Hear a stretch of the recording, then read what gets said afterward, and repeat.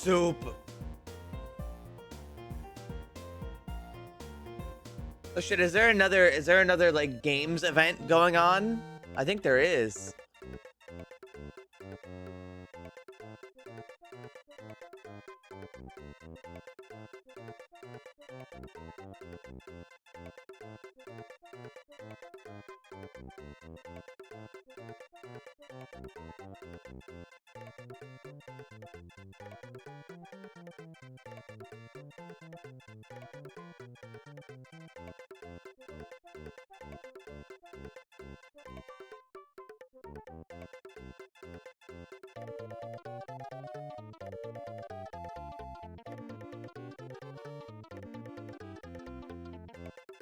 Guys, the Latin America games event is going on. Yeah, but what games are being announced?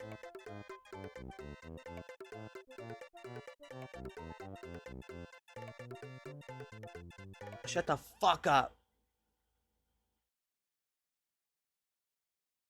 Latin America is having video games. Que tengan un buen día.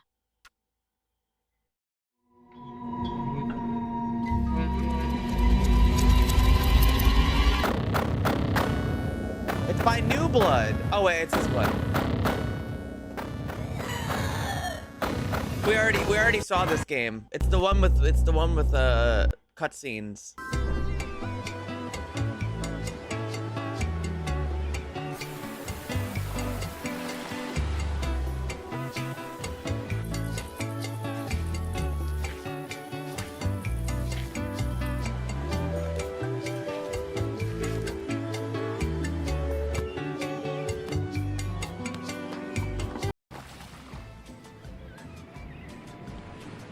Summer Gatecross Edition. I'm Steffi Varela and today we're coming to you from the beautiful beaches of Colón in Panama. Today's showcase features over 80 games from across Latin America, including world premieres, release date announcements, and major updates from some of the region's most exciting titles. Huge thanks to all of our presenting sponsors: Raw Fury, Two Wedges, Annapurna Interactive, New Blood Interactive, Halberd Studios, ID at Xbox, Goldpack Goblins, and to all of our partners for helping make this showcase possible. Throughout the show, you'll see this icon on screen that means there's a playable demo available running all one of the biggest forces in Latin American gaming, starting with the world premiere from Colombia. Hello, Colombia.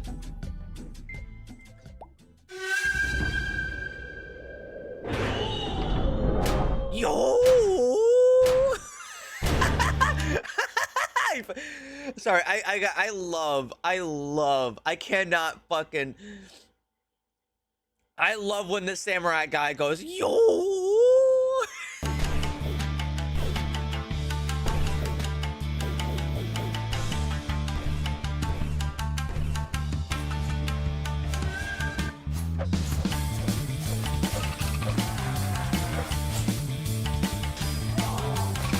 So it's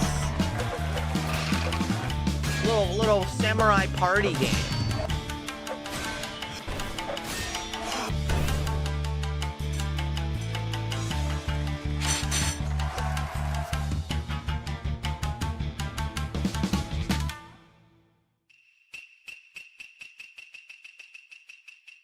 Okay, so admittedly, I see an issue with this game, and I'm not sure if they'll address it or not.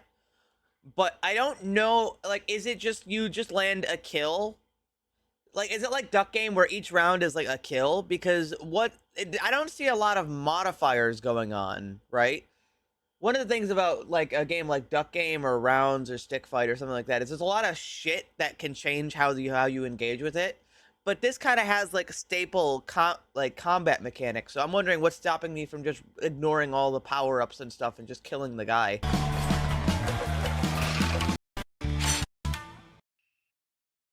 Maybe they have something for that, but...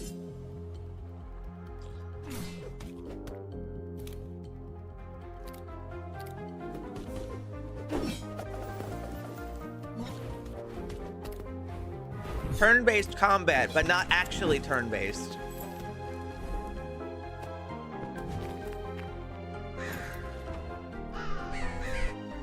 No, that's Sheldon.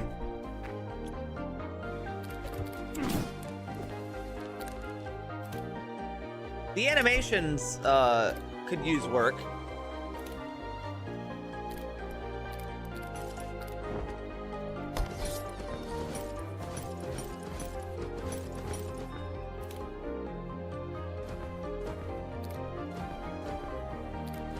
The mod I used for Furry Dungeon had a lot less pants in it.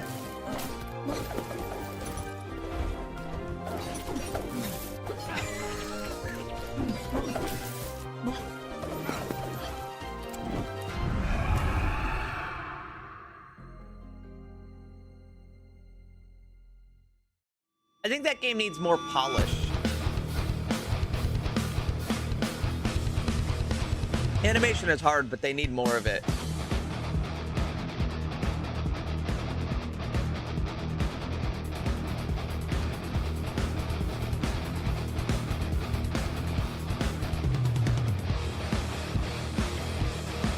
I know.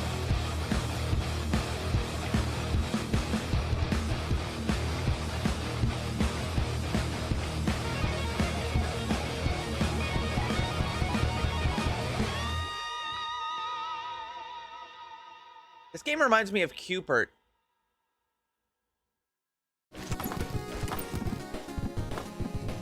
Yeah, I don't think that game was for me.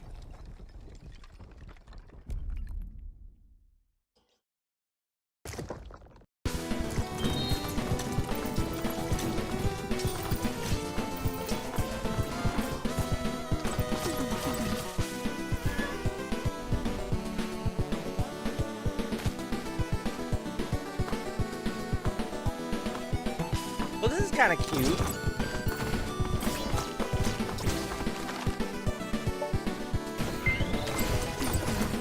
Yeah, I thought that was a movie by Studio Ghibli.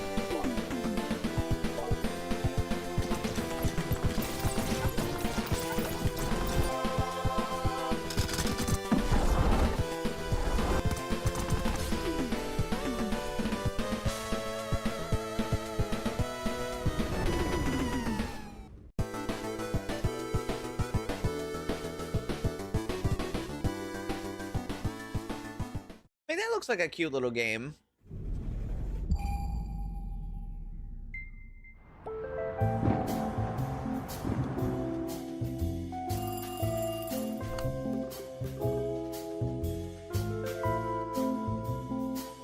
Furry investigation game.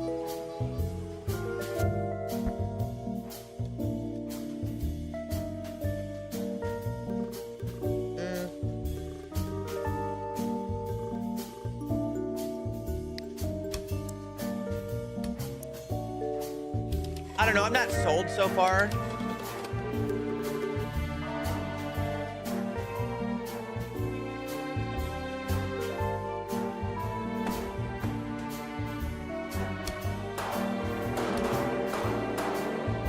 It all looks a little too slow and a little too I mean, it could be a little thing, you know. I feel like everything I'm looking at just needs a little more oomph. It could be good.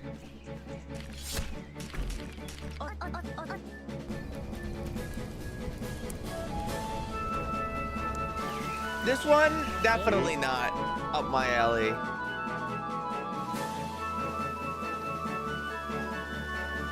Do you like RuneScape? Here's your RuneScape adjacent. Sorry, hold on. That game is called Eater Spire.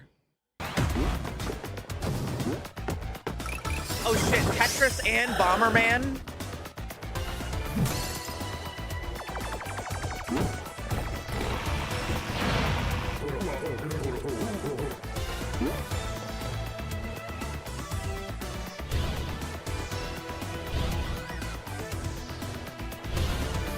What if we mixed Tetris and Bomberman?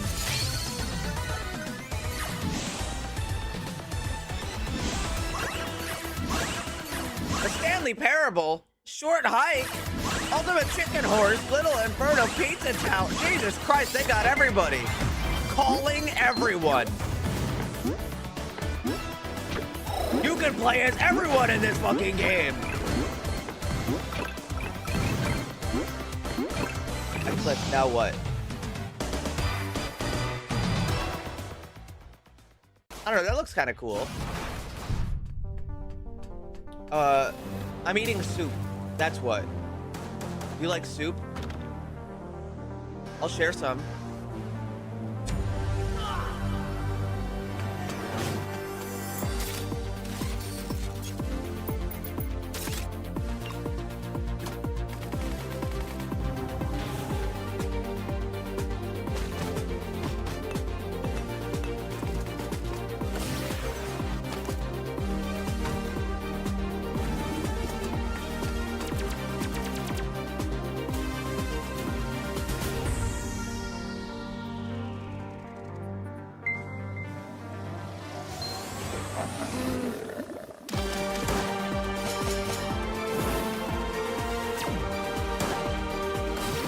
I mean, maybe this game could be good, but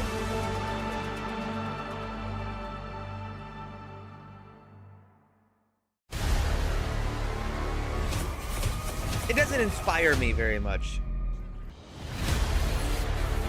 I could use some soup. All right, everybody, open up. I'm gonna put the spoon on the microphone, okay?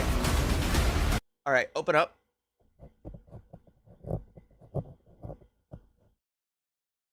Did you get?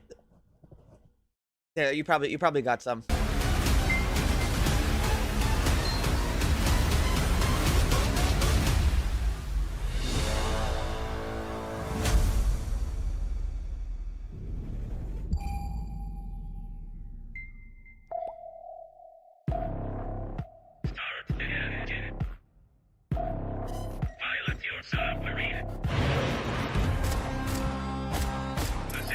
Okay.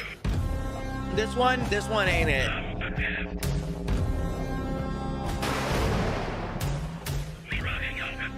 This one is not it.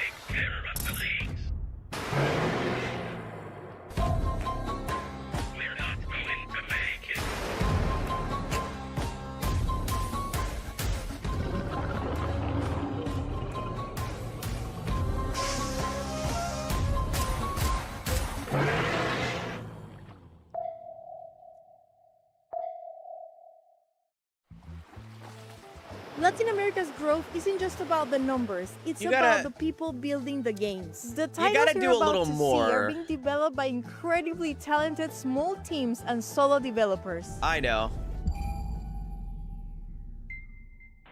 Making games is hard. Is Garna hurt? I gotta find her. I gotta try to stand up. Oh, thanks for the help.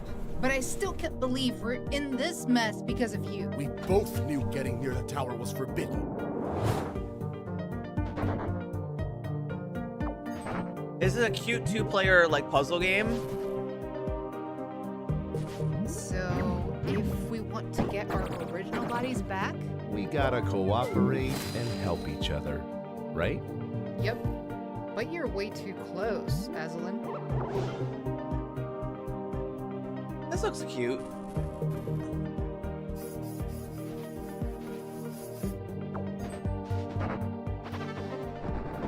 This looks like a quality video game. I can't remember what we were like. That's weird. We got turned into furries. But we have to keep moving forward. Together.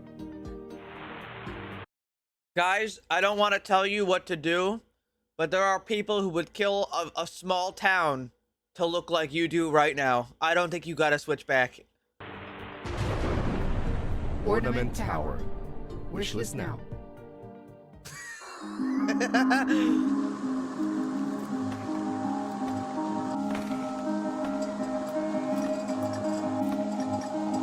What if Asteroids but Minecraft?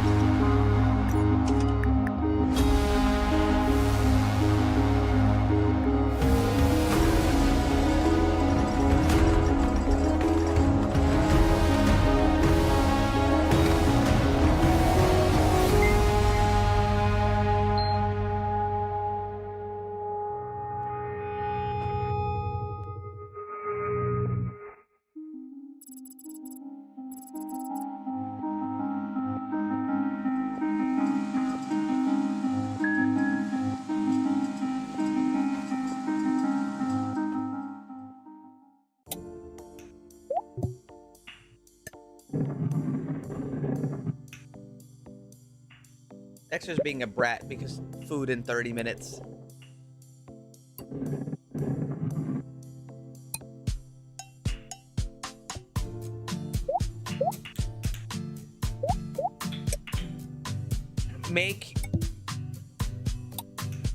Make a space that looks comfortable.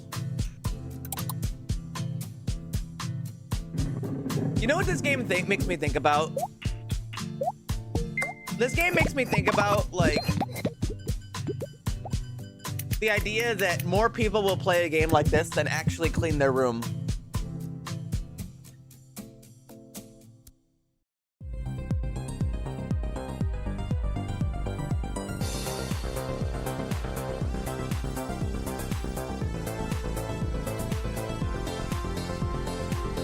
Shut up!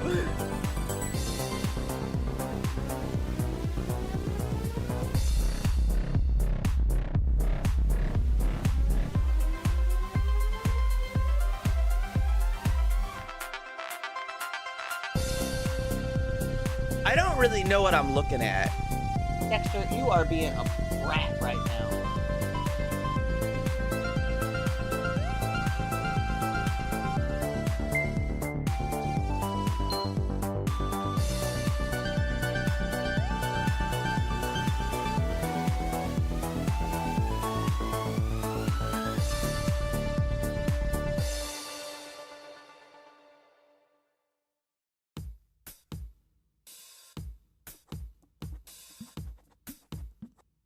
Hi, Bulbo.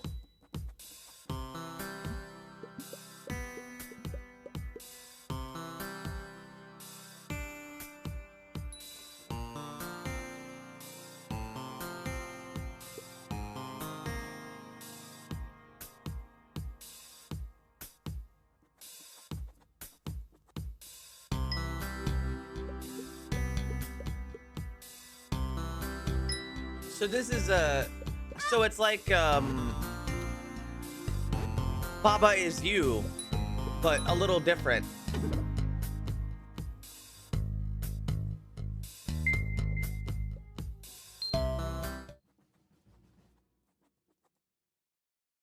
Bulbo fucking died.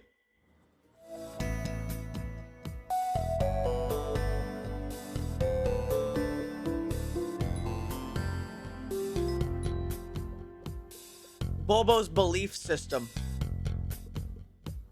That looks like a cute little puzzle game.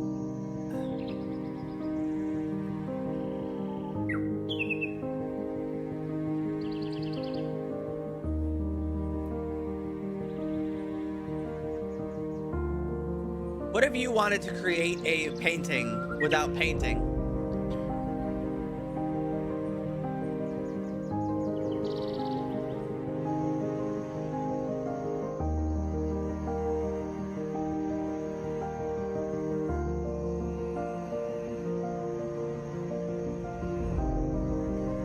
I mean, yeah, it's a game.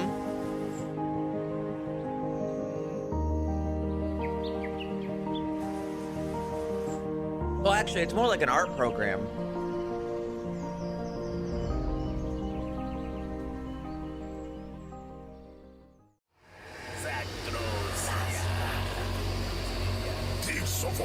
Hell is fading. Paint it anew. Shape your own hell, tile by tile. In this roguelike penance, seal pacts, bend the rules.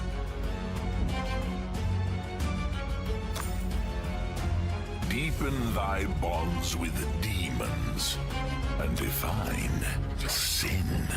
That guy looks like a fish. That guy's eating a dude. Create freely in sandbox mode. Roguelikes are nice. I know you're tired of them, but I still like roguelike. Indulgence. Canvas Infernum. Oh, all the art is Your based off of penance that, like... has only just begun. The art's based off of, like, that old type of art. where they would just draw hell and there was just like a billion things happening on screen.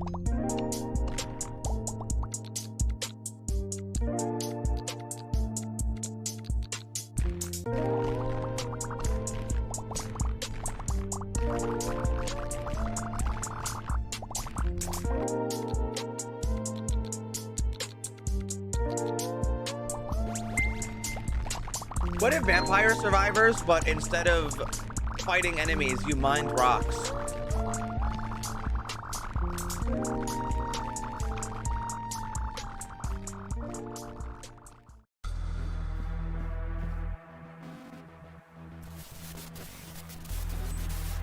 Good soup.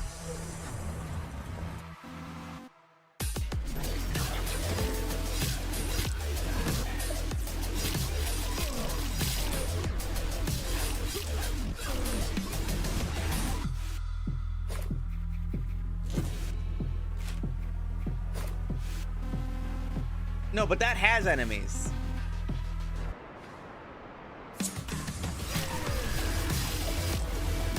What if you were a cyborg future ninja samurai?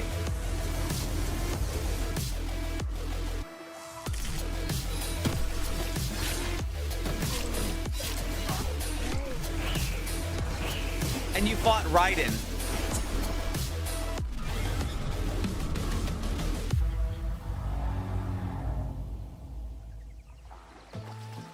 What's most exciting is not just where the region is today, but where it's heading next. A new generation of developers is emerging across Latin America with bold ideas, fresh voices, and ambitious new projects like this.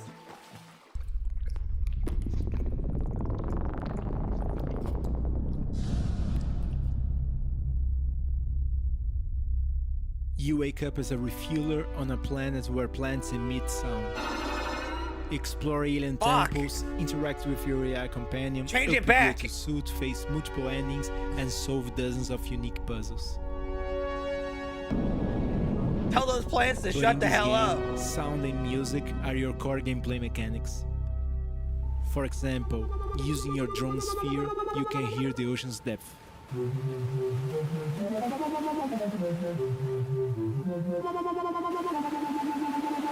No, this is pretty cool.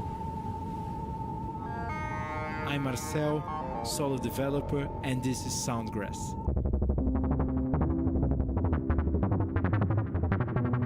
Okay.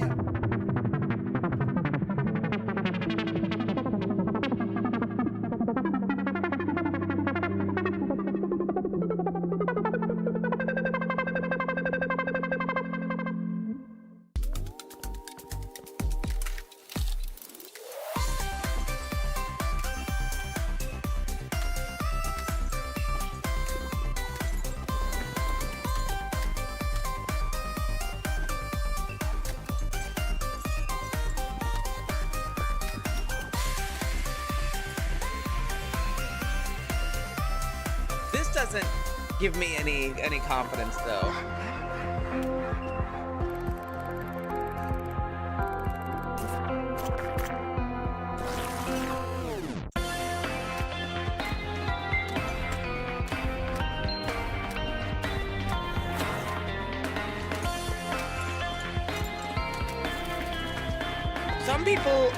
Some people enjoy games like this, but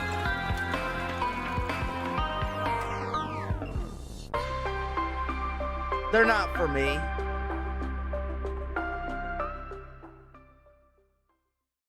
Yeah, happy for them.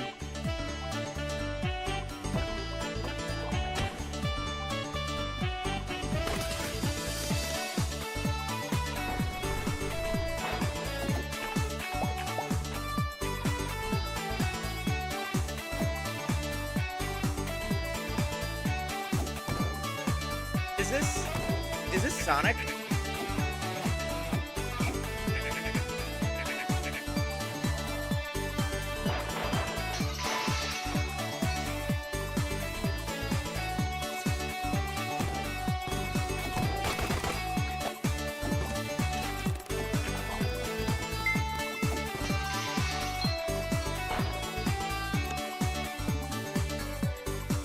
I can't really tell what's happening, but it looks like a really fast platformer. And probably hand-drawn.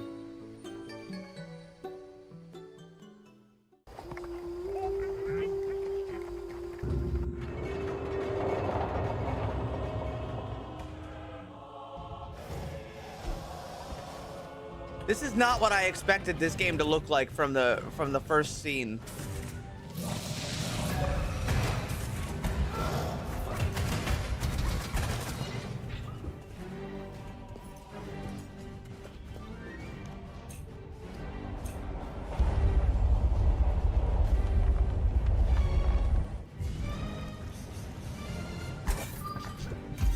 So you're Dr. Octopus from Spider-Man.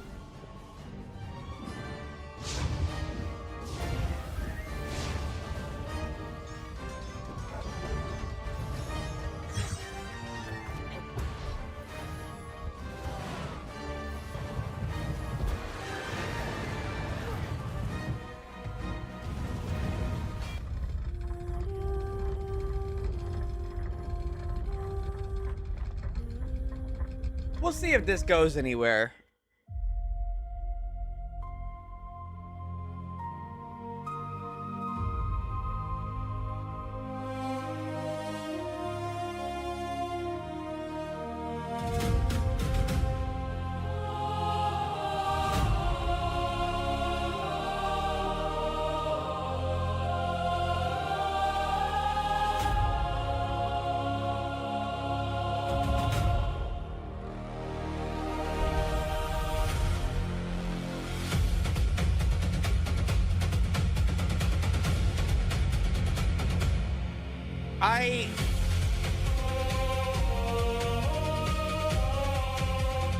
I like the music, but I don't think I could give even a quarter of a shit about this one.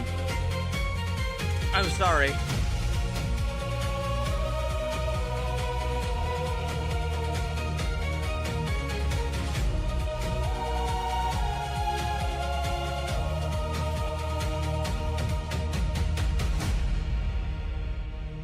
I'm sorry. Oh, but another world premiere. Doom! Your health bar's a cigarette. Hold on, I'm actually into this. This job is heaps of fun, lad. Okay, hold on. This game's kind of cooking.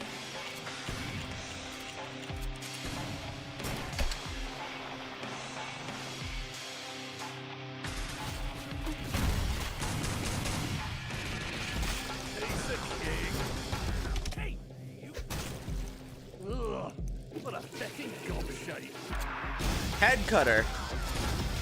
Your time is done. Now it's time to bleed. To my wish list you go.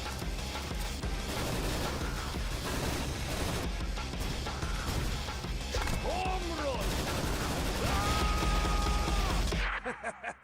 I think I got some red on me. You play as a British slash Australian. Can't tell.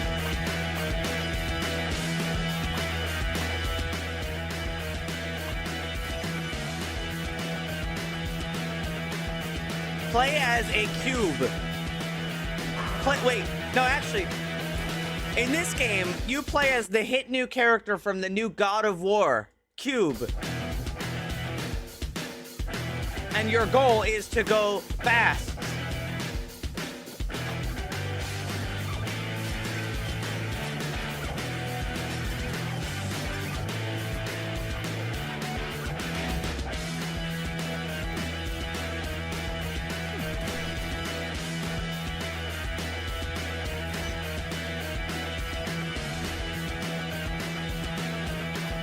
I mean, I bet this game is fun, but it's not engaging, right? Like I'm sure this game is fun, but I'm looking at it and I'm just like, do I want to even start playing this game, even if it's fun? There's no like art that's really inspiring me, you know?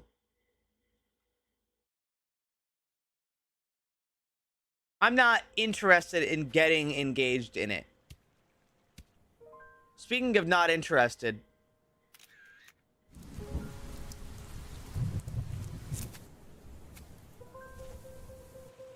And it's not because this game is calm.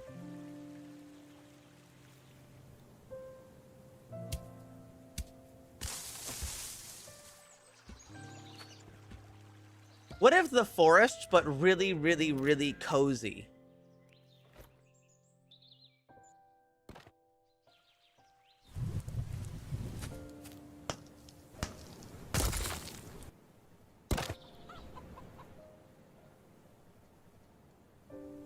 Play the game, the hit game The Forest, but now you, but now you take pictures of cocks. Sorry, chickens.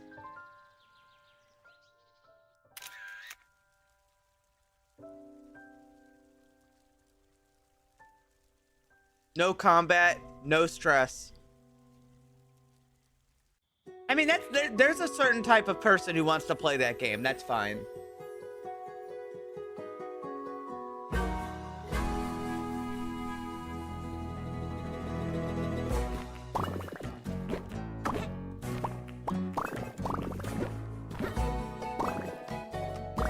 Is this a color platformer puzzle game?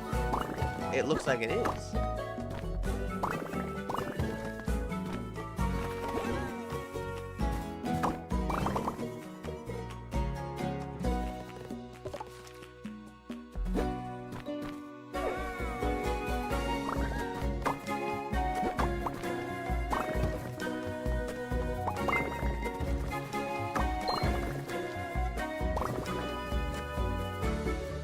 I mean, it's cool.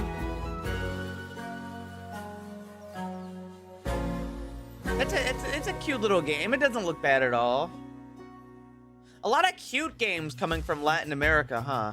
Talking about the next generation, earlier this year we hosted the second edition of the LAX Game Jam, bringing together hundreds of developers from across Latin America to create games inspired by the theme Jack of all trades, master of none. What followed was an incredible variety of interpretations, from deeply personal narratives and experimental mechanics to competitive multiplayer experiences and beautifully unique visual styles. And while many of these games are still on the horizon, let's look at some games you can play right now. Dive into a haunting underwater world in A Tale of Silent Depths, a tactical RPG where you command a submarine, battle terrifying creatures, and survive the mysteries hidden beneath the ocean floor. Beat the Champions throws legendary players into explosive arcade matches packed with insane abilities. That fast art looked plays, AI, and even if it's chaos. not AI. No breaks, no mercy, just goals. Jump into the action today. Oh! Start your engines and leave chaos behind in Road Out, a post-apocalyptic action RPG where high-speed racing collides with deadly dungeon exploration. Take on dangerous contracts, sabotage rival gangs, and fight your way through the dead zone as Mercenary Claire. Step into a decaying nightmare in Comatose, a retro-inspired survival horror FPS where you explore twisted environments, solve disturbing puzzles, and survive the horrors lurking inside your own mind. Launching today in early access. Oh, I played the demo for this, and my interpretation of the demo was it's good, but it needs more oomph. So I wonder if they've done that. It's actually on my wish list. Yeah, it just launched today, but it's in early access. So I think if it's in early access, I might actually just wait until it comes out fully, rather than play another like game that needs more updates. One of Latin America's standout action platformer is finally making the leap to mobile this summer. Explore a fallen kingdom, master fluid movement. I don't care. Smash, dash, and blast your way through deadly machines in Core Breaker, a fast-paced action platformer with roguelike chaos at its core. Unlock powerful upgrades, discover new weapons, and uncover your purpose in a world ruled by robots. Available now in early access. Latin American games are reaching players all around the world thanks to the support of global publishers, but also through experience. I'm gonna instead say Steam, but I'm a little biased. Local teams with bigger ambitions than ever before. So let's begin this segment with the world premiere of one of Argentina's most ambitious games to date. Okay, Argentina, what do you got?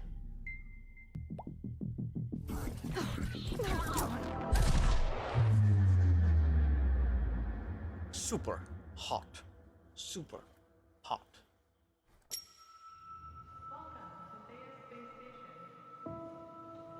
Is anyone here?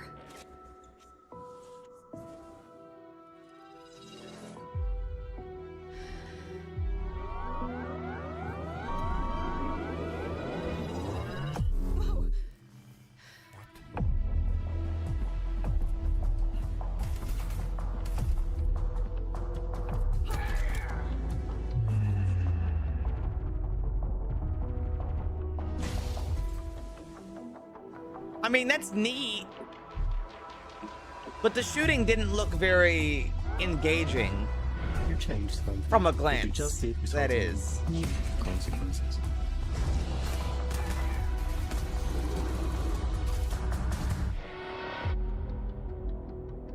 From a glance, it didn't look very engaging.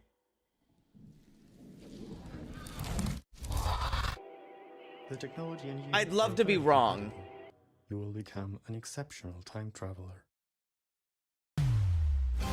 Yeah, the enemies just sort of stood there and got shot. Yeah, I would love to be wrong about when I say a game looks like shit. I would love for a game that I think that looks like shit to be awesome. Seriously, I mean it. Prove me wrong.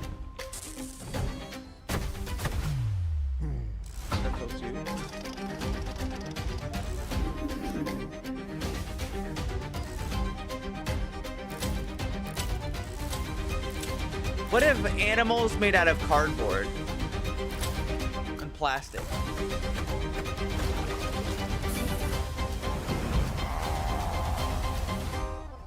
What if the guy who goes ah and just like sucks you into his mouth?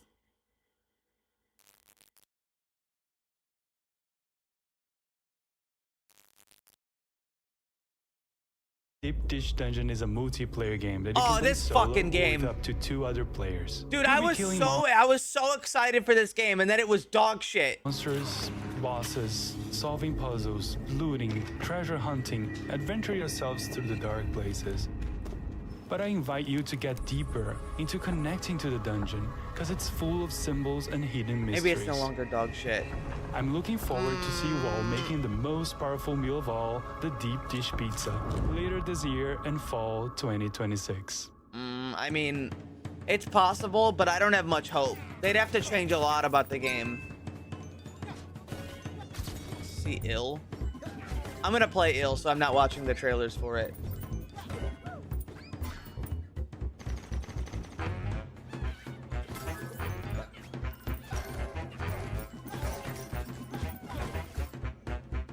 Pick between my 3 upgrades, traveler.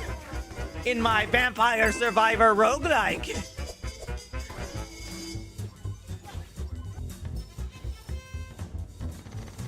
That's right, you want to pick between my 3 upgrades.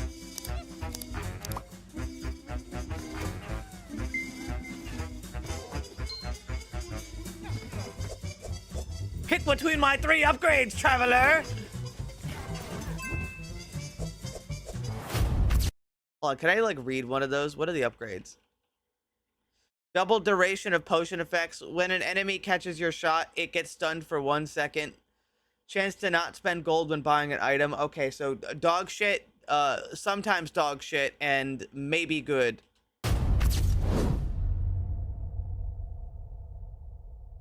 You check out the new Blood West extraction mode. Dude, I will never play Blood West again. Listen, Blood West, I played Blood West. Chapter 2 came out. I played Chapter 2, okay? I started playing Blood West when there was 2 chapters out. I played Chapter 1. I went to chapter 2. I got all the way through chapter 2. I died to the last boss as like the boss at the end of chapter 2. And it sent me back to the hub area because it was actually the first death I've ever had in that entire game.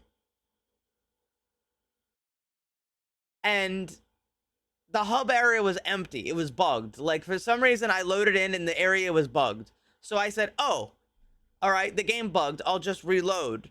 And I reloaded, and it had not saved even a single time in all of my time playing. And I said, nope, because that was 6 hours down the drain.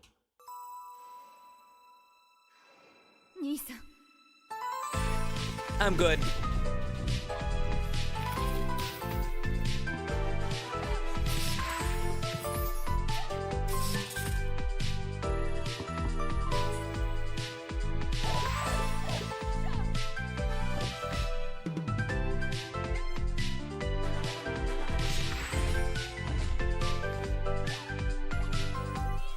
The game also wasn't good enough for me to feel the urge to play it again.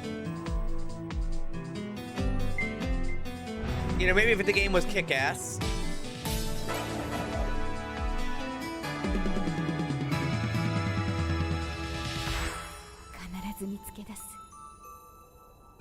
Magical Blush. That sounds like a porn game title. I know it's not, but it sure sounds like it.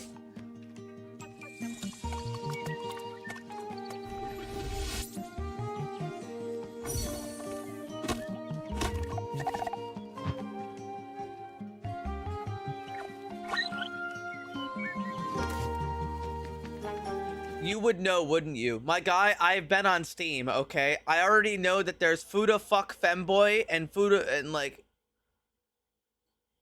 Femboy Fuda House. Alright? I know they're on there.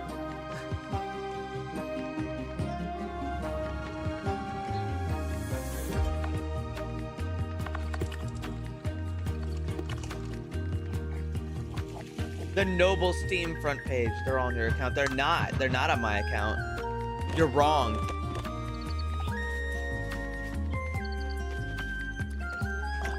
Hold on 1 second.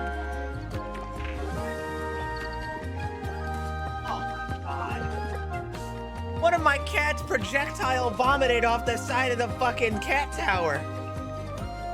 Jesus Christ. Hi, this is Mark, Game Director on Hellclock. Our first expansion, Cursed War, Here, tell me if there's anything good. I'll be right back. With it, we're releasing 6 new skills for you to make You gotta broken be builds kidding with. me. Holy Fire is a classic fireball, which burns everything to a crisp. Jaguar Spear can pierce multiple enemies with a long-range melee attack. Tupan's Wrath sends sparks of electricity flying all over the place. Lad's Sermon shoots bouncing lightning shots, but needs to be reloaded. Cilada is a trap skill, holding enemies in place and debuffing them. And with Carcara Dive, you can leap slam into enemies with the strength of the Carcara. We're also adding over 80 new unique items, which can drastically change how all of these skills work. Don't miss Cursed War, coming to PC, Xbox Series, and PlayStation 5 on July 14th. What you're about to see is probably the greatest indie game to come out in all of 2026. Oh, hi. Yeah, nice tags, bro. So good, it's very beautiful, has vibrant music. Toilet, literally.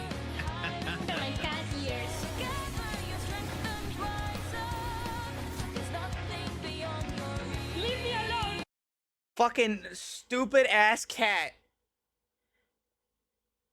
Can't eat and like chew his fucking food and just throws up all over the place. Try eating. Try like slowing down. Where did you come from? Don't leave me.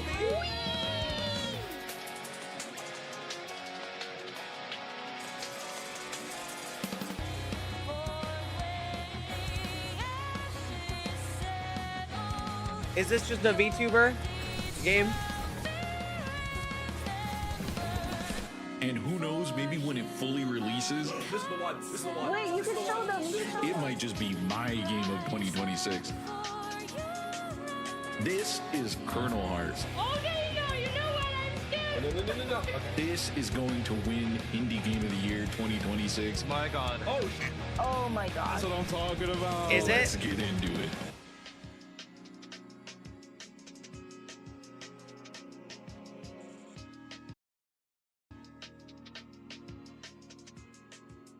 I mean, the art's good. Isn't your friend in here? I think so.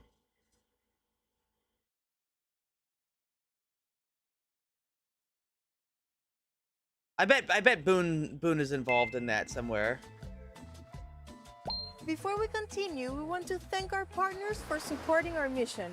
Our presenting sponsors, Raw Fury, Two Wedges, Annapurna Interactive, New Blood Interactive, Halbert Studios, ID at Xbox, who is highlighting an amazing Okay, you know, I'm here. Sorry to skip that.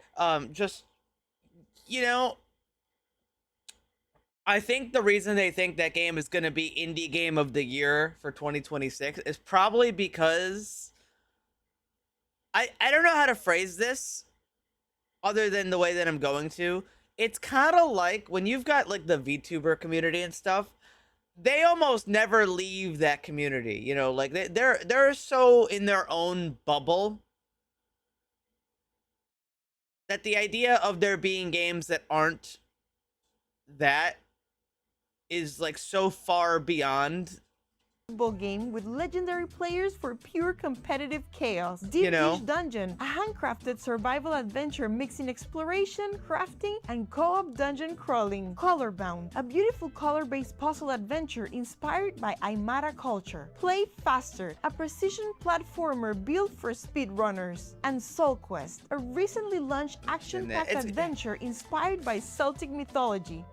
And Gold-Packed Goblins. I don't to know, support they're just- Inspire, a new segment we call Dev Exchange Program, where we spotlight games from other underrepresented regions around the world. They're all in their little Today, bubble. They're under with their own special little guest rock. Dev team from Indonesia. Oh, hello. And this is our first action roguelike game, Grim Trials. Grim Trial is a heavy metal action roguelite where you act as the Grim Reaper trainee. In this game, you use Grim Trial is a heavy Okay, I know that's like a cloth. Guys, I know that's cloth. Okay. But my brain saw this, right? And if you look really closely, there's a part where the cloth folds. Like right about there, like right where the cursor is. And I thought that was his lips. I thought that was his lips, and I thought like underneath the mask there's just like some guy like "Ugh."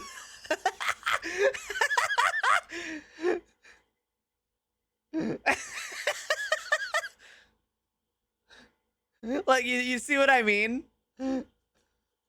metal action roguelite. And he's just where kind you of act standing as the there Grim like Reaper trainee. In this game, you use both melee and ranged weapons, craft various gears, and customize skill tree to make your own build. As a unique point, we use banger music in Grim Trials. a He's heavy so metal droopy. We collaborate with Sigmund, Indonesian metal band, so you can slay 7 simple bosses like a badass. Wishlist Grim Trials on Steam now. Roll out the trailer. Oh, they're dorks. This is the story of the day after I died, and my chance to return to the world. She's blue for an amazing reason. He called himself the Grim Reaper.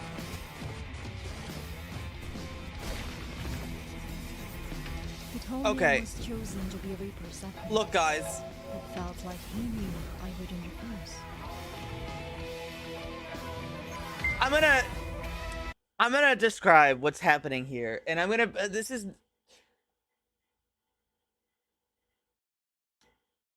When you're inspired by something you think is the best shit ever, you end up making an exact copy of what you thought was the best shit ever. They probably thought Hades was the coolest game ever. And a lot of people thought Hades was the coolest game ever. Right? A lot of people thought Hades was so awesome. And that's good. But the problem is they're so inspired by Hades that they just made Hades.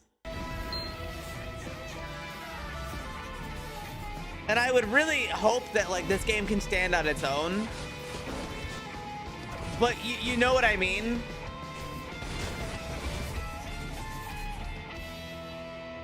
They kind of just made Hades.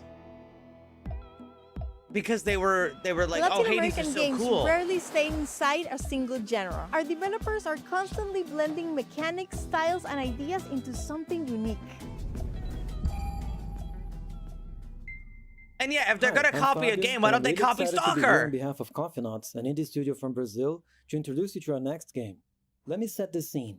You are stranded and outnumbered in a post-apocalyptic world ruled by AI. Your only chance of survival is to find and recruit locals to build a guerrilla resistance, then lead an uprising against the machines. The catch is that the machines are among you, and it's up to you to figure out who you can trust. This is Ghostless. Project Silverfishes? I need more than just Project Silverfish. Wait, hold on, this looks good.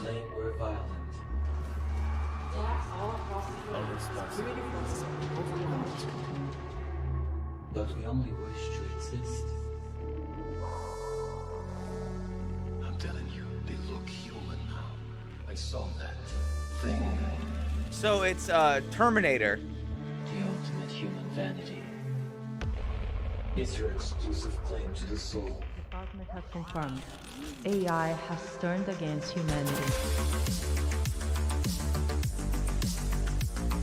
Yeah, I'm into this game. Add it to my wish list. Doink, wish list.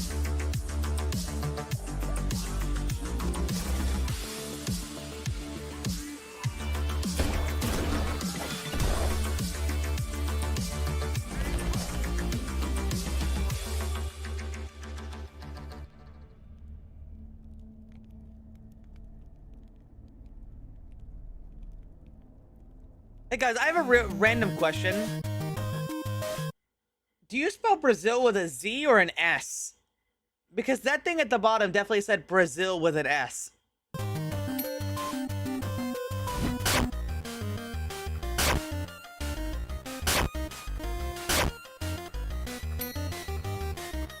There's gotta be some reason that they use different ones.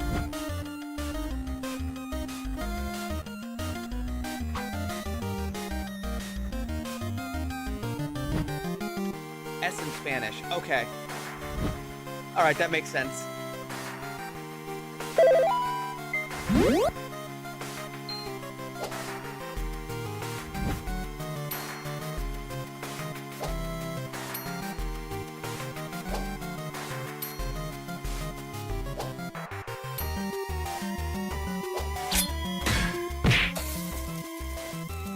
Cooking dungeon game.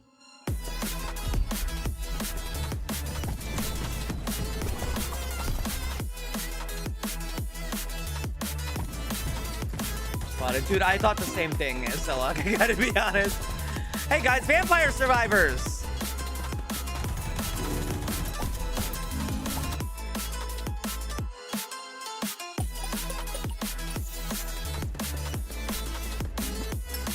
The art's cool.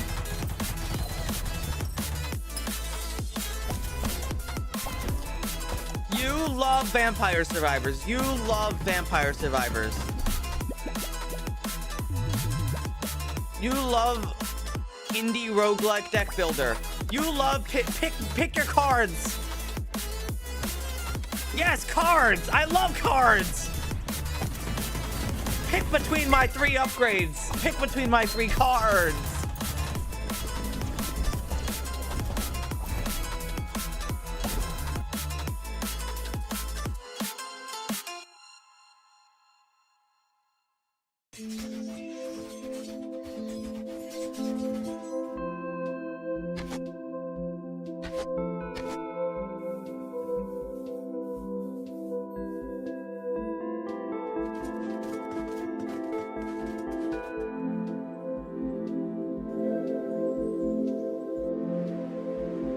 like the visuals a lot.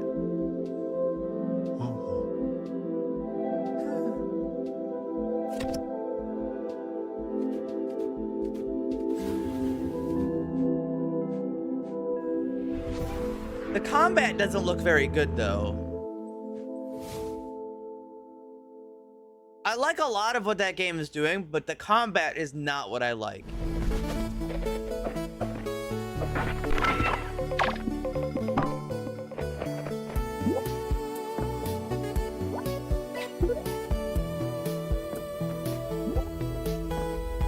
I'm selling muffins.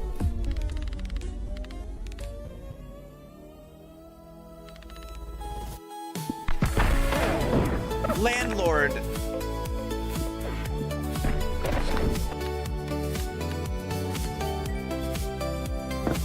So wait, is this a game where you kill living snacks and then sell them to people to eat? Kind of morbid in a weird way, isn't it?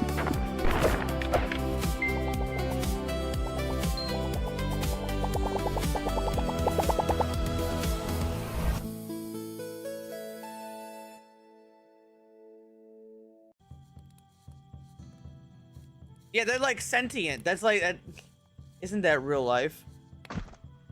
I don't know. I've never seen wild animals wearing clothes. Take it anymore. That's it for me. I'm going on vacation. That's final. But sir, who will rule if you leave? Oh. Eat you.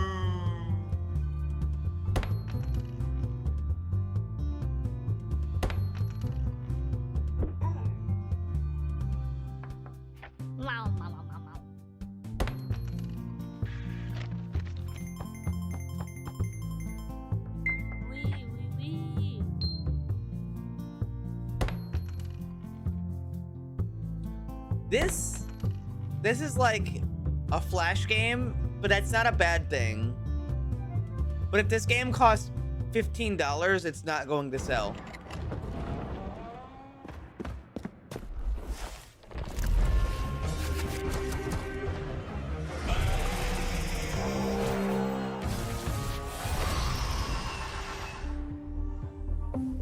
So Litany is a roguelike deck builder about making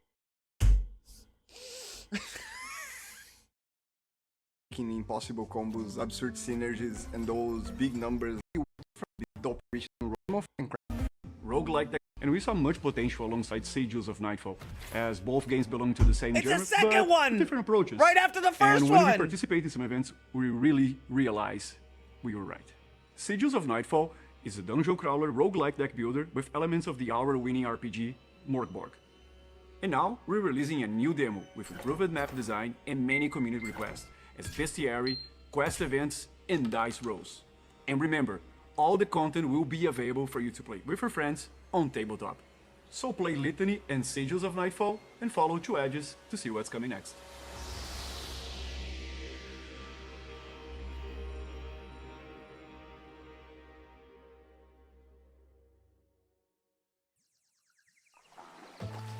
Since the beginning of LAGS, horror has been one of the defining genres of our showcases. And Latin American developers continue to create some of the most unique horror experiences in games today.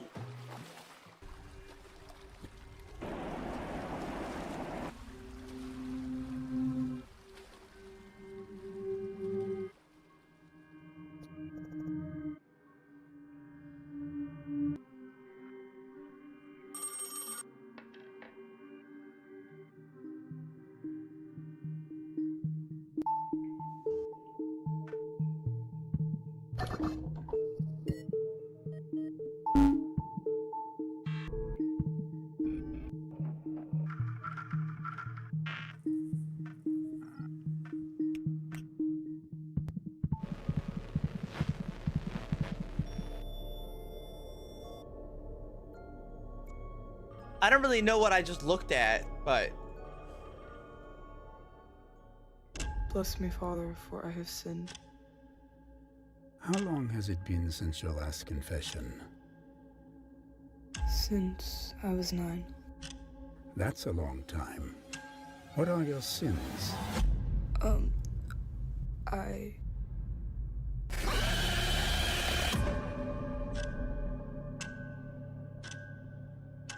It's 3 a.m. How did you even think to do that? I saw it on TV, then in a dream, and I wanted to know what it felt like. Do your parents know you did this? No. Does anyone? No. Am I gonna go to hell? Maybe. If you don't grow out of it.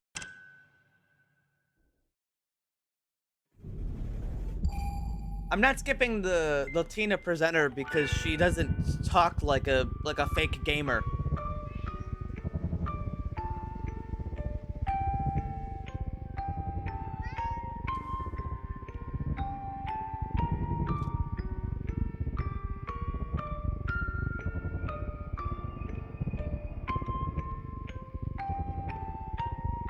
She doesn't start up every conversation in the presentation like, wow, gamers, did that look epic in Pog or what?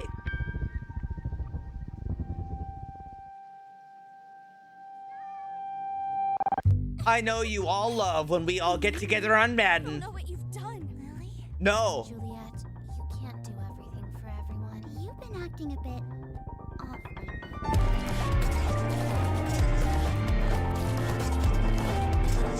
Hit my sick clips.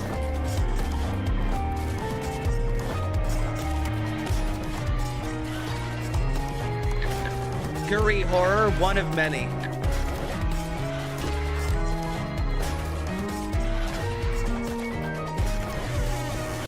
Wait, hold on. Mild inconvenience. Mild inconvenience. She's just walking away. Oh,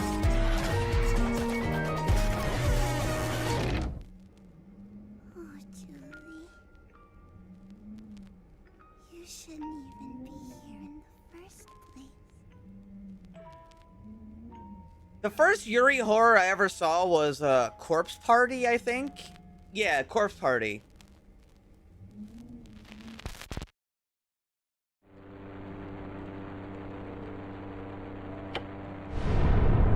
Do you prefer to run or hide? Fight.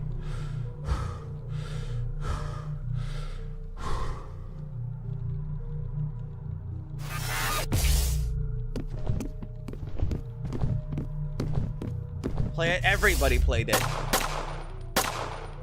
Sorry, all the YouTubers played it at the time. That was like 2011, I think.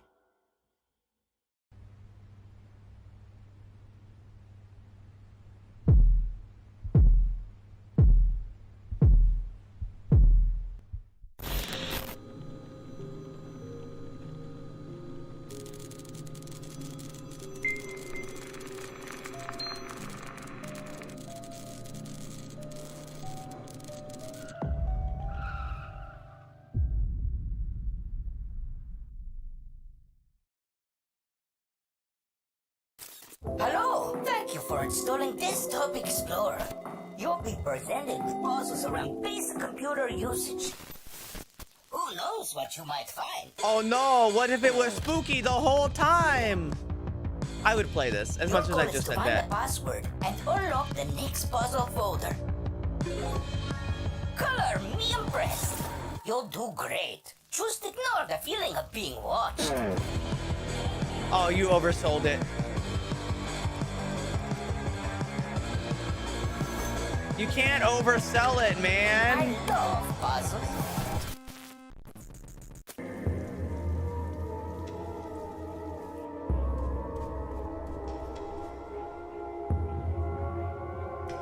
What if the computer, but scary?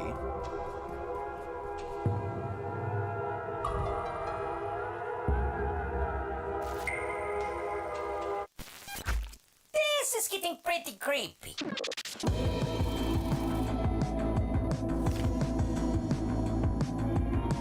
That's the scariest thing of all.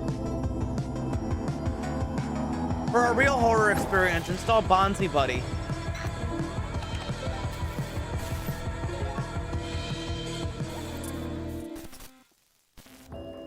Thanks for using Desktop Explorer.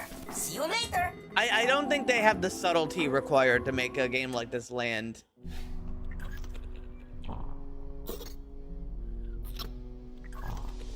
Owen. She was right.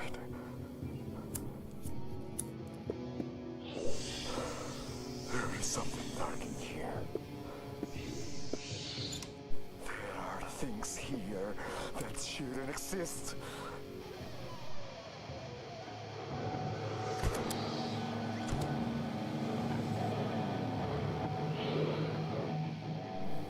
This job never gets easier, you know? Sometimes you just get pushed to the brink. Emotionally, physically. Are you sure this is the path you want This game to doesn't seem follow? polished enough. We need to get out of here. Now! It's okay. I know you can do it. I kind of like it, but also... Richard, what have you done?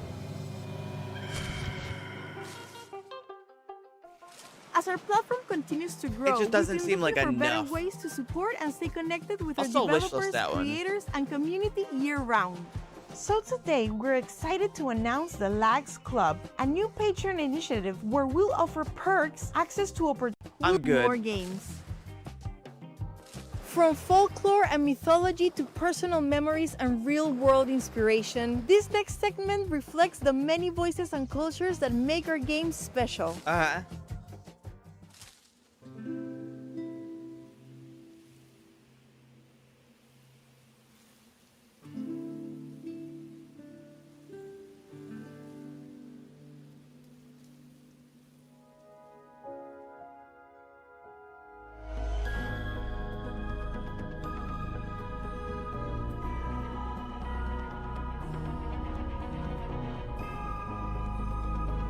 Be a cat. Knock over bottles.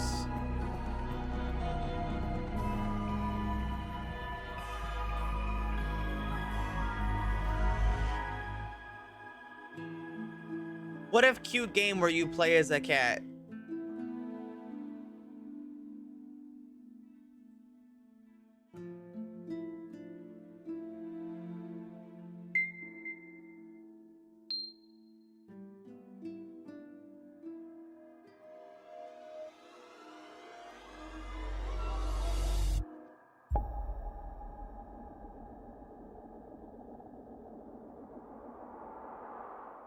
I'm pretty sure that game is about your owner dying.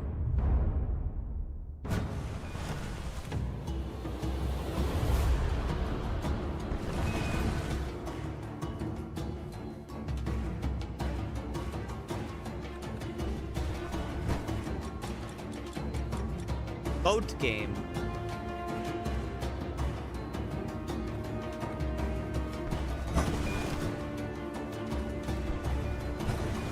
The edge. What? What edge? What edge? The dialogues. Oh.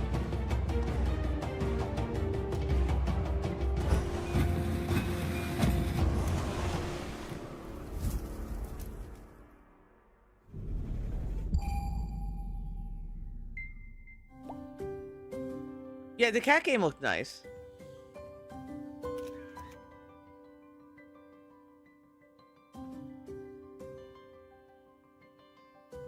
What if two cyclists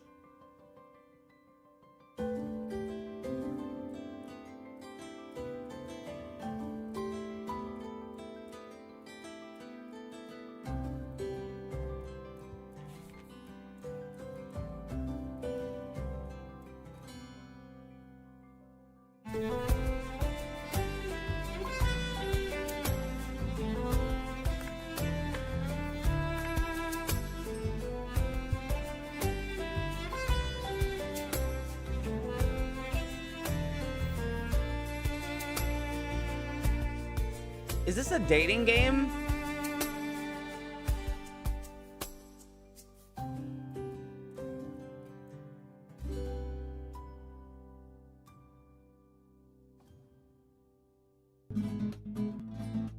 Monkey.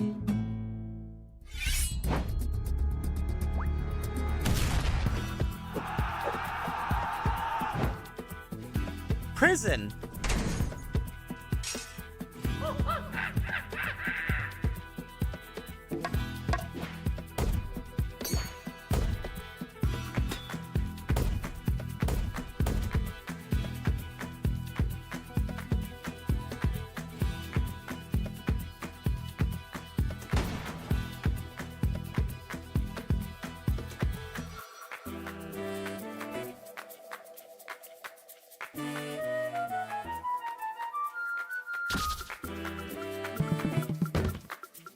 It's a turn-based RPG with really good art.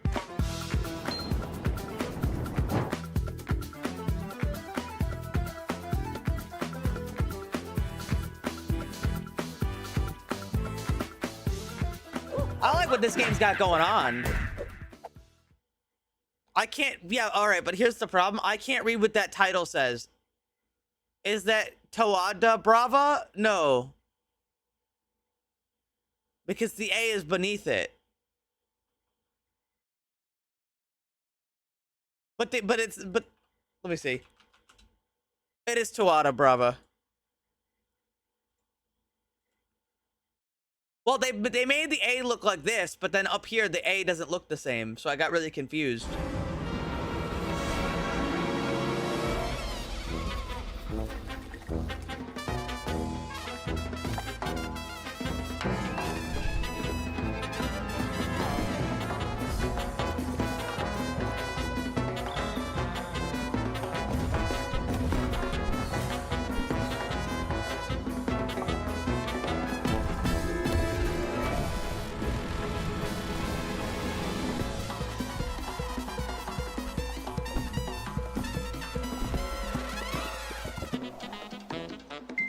Monkey game.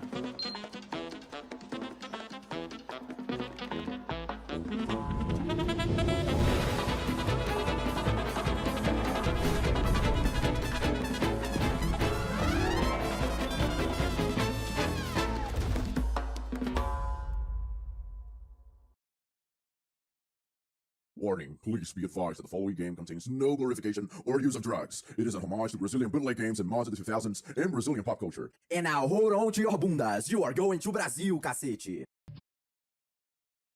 They threw us to fucking Brazil. You threw a party in heaven after saving the favela from hell. Wait, is this a sequel to that one? Is that Joel? Well, now. Welcome back to Rio. Take a trip to Salvador also. Bunch of crazy new guns going from Shimao flamethrower. It's that fucking Brazil game again.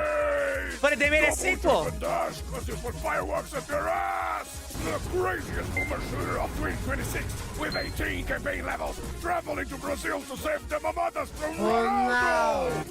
Play go off with 255 players. What? Overstay with one shot to park. Oh my god! This level demo available now. You can lose it. For release September 16, 2026 on Steam. Well, now.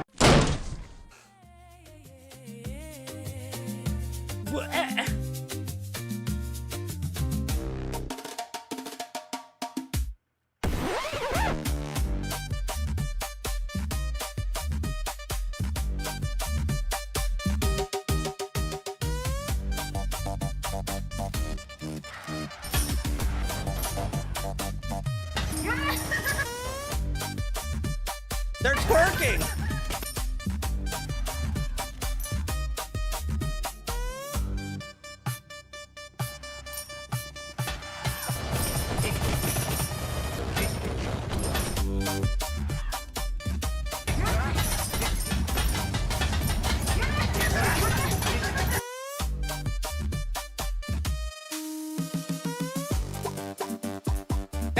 evil Brazilian Miku. What the fuck?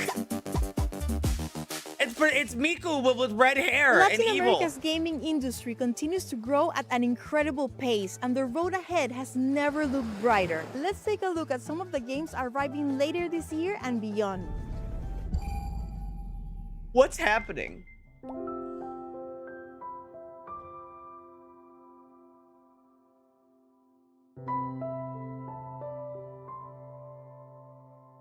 I'm getting whiplash.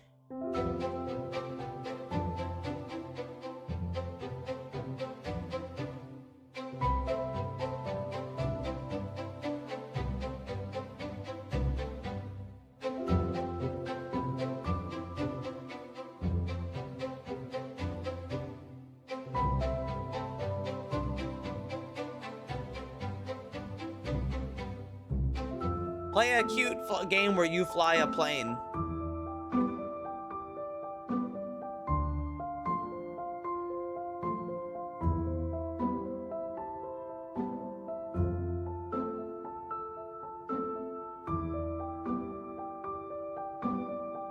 For a second, I thought he was bombing that house. Boy, I sure hope we can.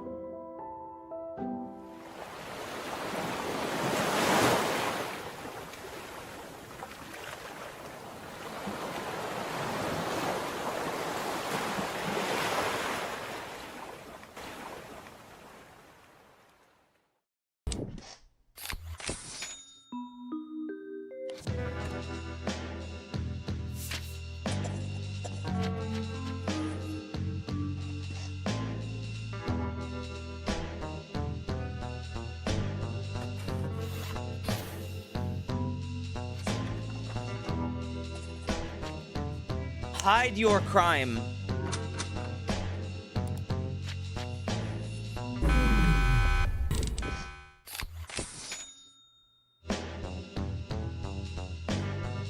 So instead of being a game where you... Okay. So it's not a game about discovering the truth, it's about deleting it and not getting caught. Yeah, CIA damage control.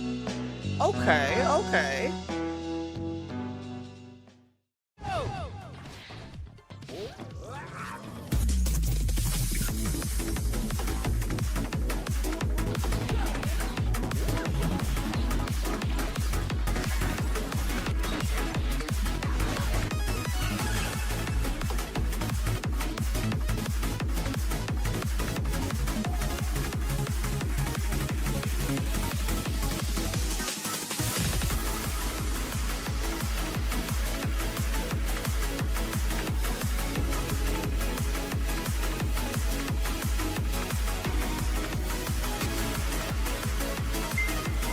They've got rollback.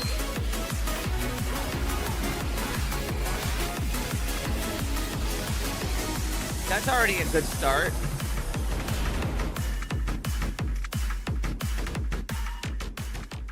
I don't have any opinions on that game, though. Oh boy, we got the first... Wait, go back. I've seen this mansion before. Friend Slop? A mansion I've seen before. We're in it.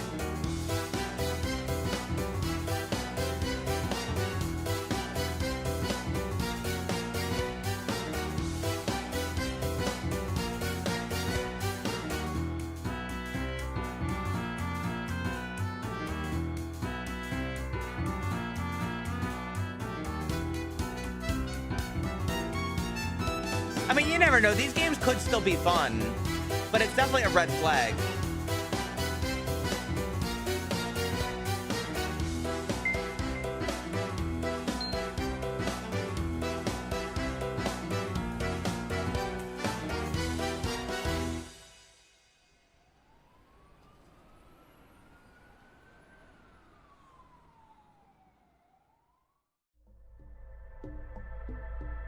I didn't like Surround Dead.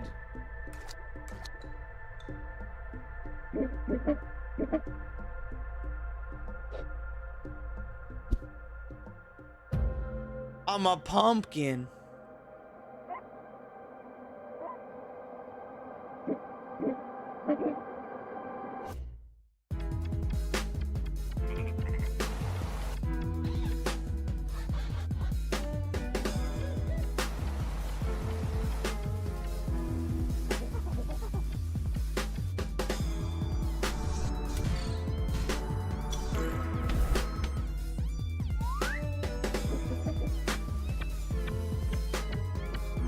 I don't know what or how to feel.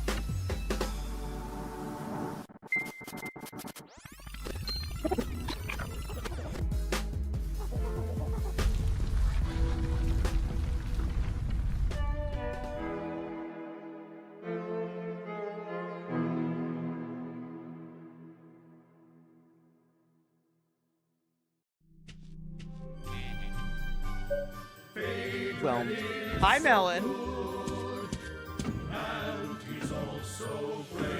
Thank you, Melon.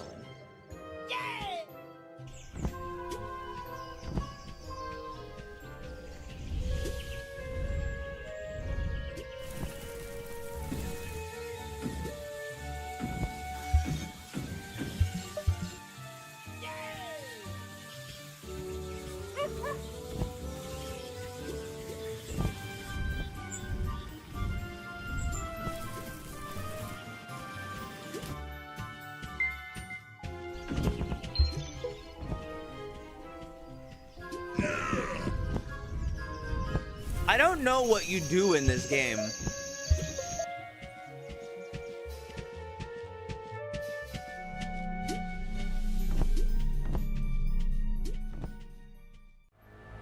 Like, I could guess, but I don't know what you actually do.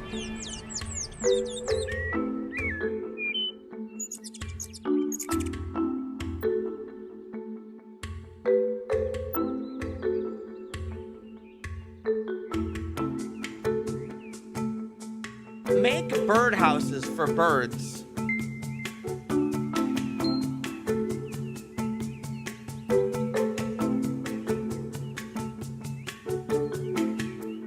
Okay.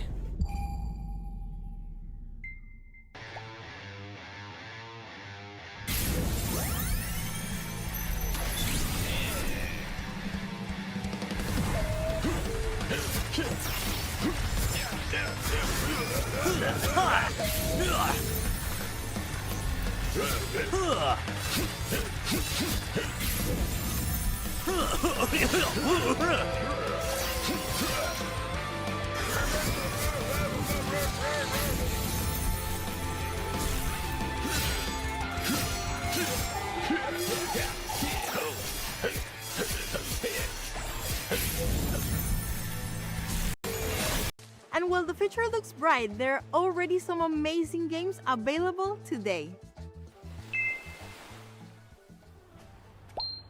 Welcome to the worst shift imaginable.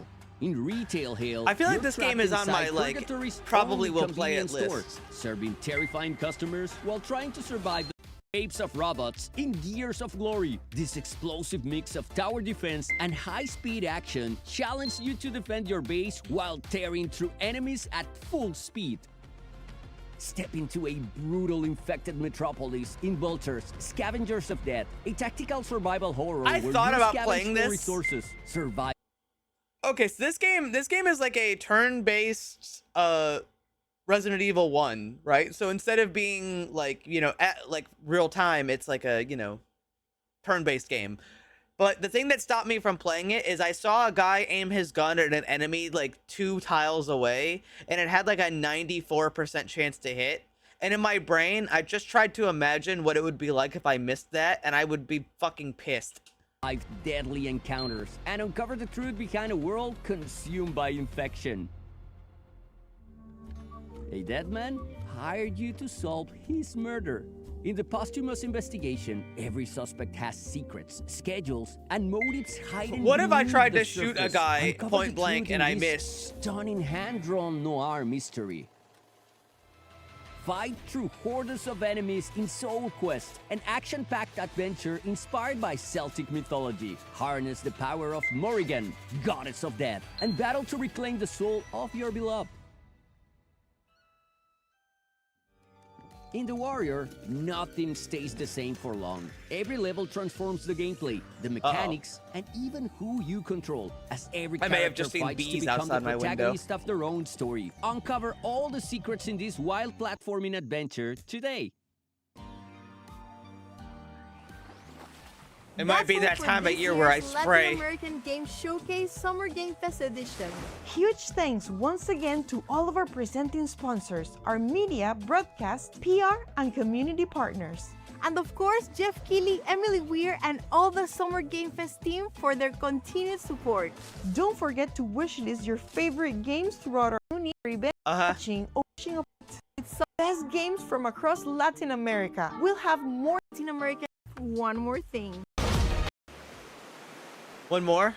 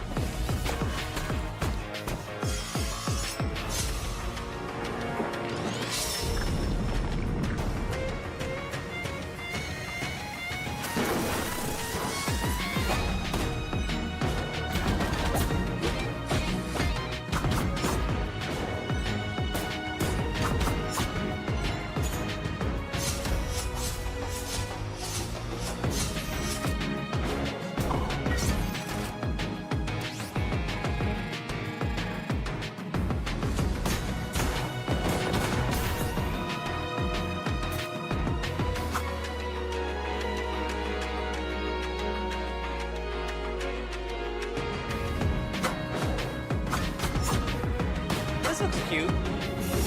The art's well done.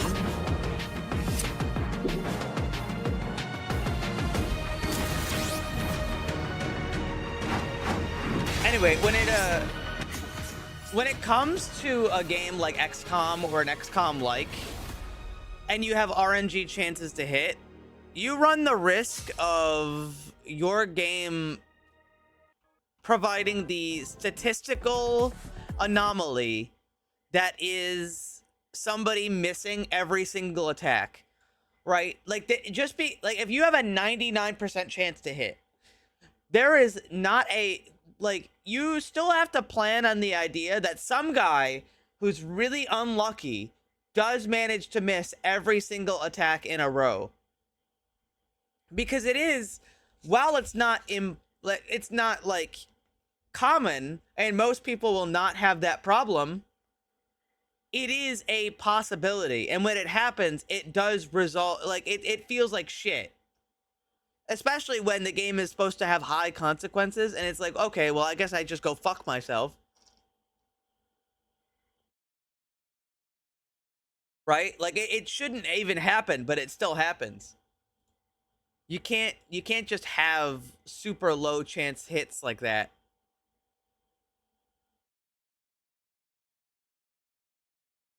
I mean, at that point, you know, Darkest Dungeon 2 really did it well. Where in Darkest Dungeon 2, I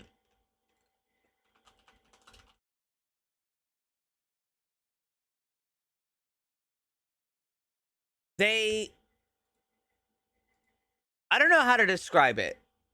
In Darkest Dungeon 2, your attacks have a 100% hit chance.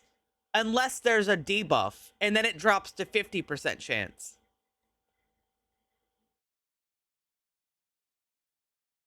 And then if there's a buff that it buffs the accuracy of the person, like, attacking, along with the debuff, then it goes to 75% chance. And if there's two debuffs, then it goes down to 25% chance. Right?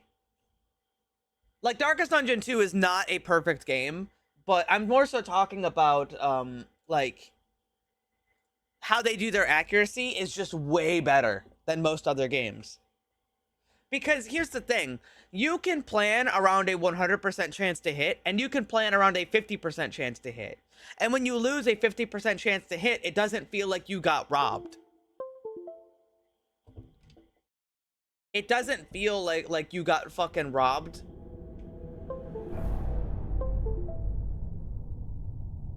Leper, but that's the thing, when you're playing Leper, you know... Sorry, you know that you have that chance to hit. Right? Like, it's fine. It's normal. Moderator, set the game to Dark Souls 2 Scholar the first sin. I can't stream all night tonight, so that's why I'm going to be playing more Dark Souls 2. But tomorrow I do have other games I'm going to play.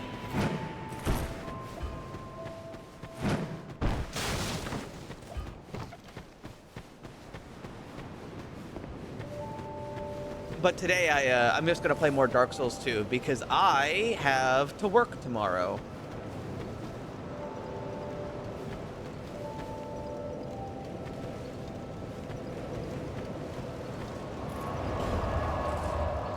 And where we last left off was, we went to the Dragon Aerie, which is everybody's favorite area.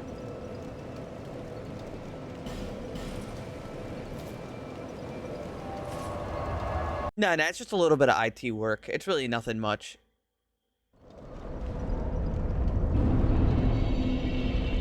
When we last left off, I got the Moonlight Greatsword DLC. I don't know if the DLC has changed. If the DLC has changed, I was planning on doing it, but if not, I wasn't planning on doing it.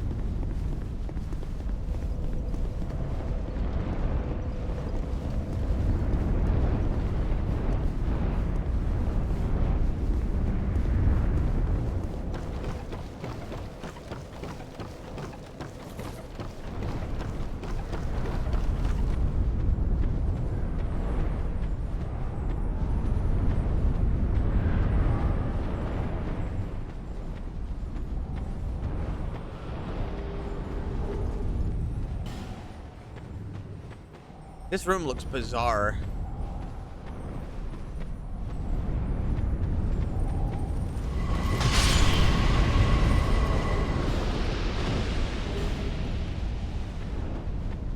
Benjamin, did you ever figure out if they changed the DLC?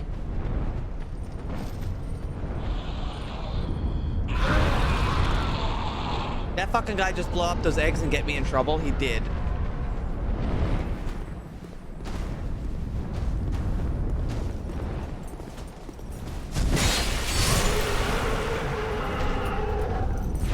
I could venture into the DLC a little bit. I mean, they give you the DLC items at different times.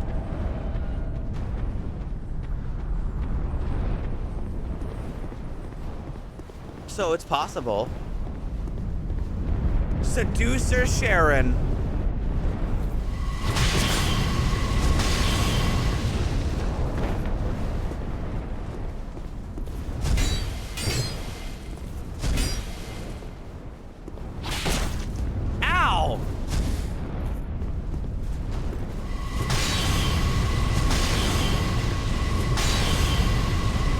What if I just nuke her with... Ow.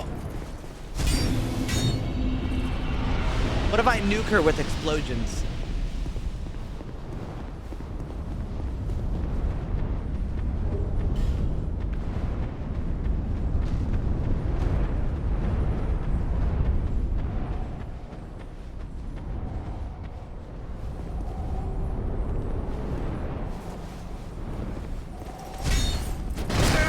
Ow.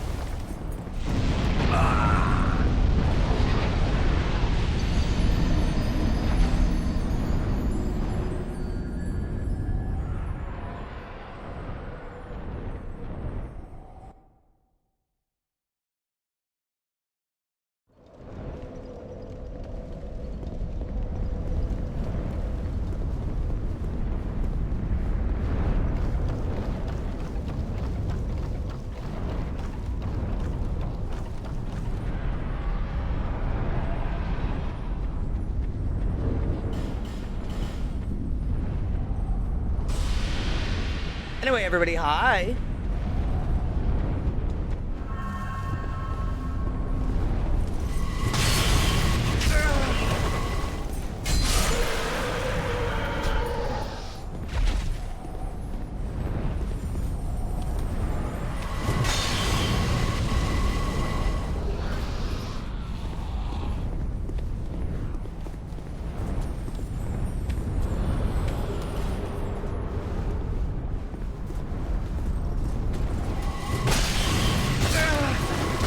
Wow, that's a lot of damage.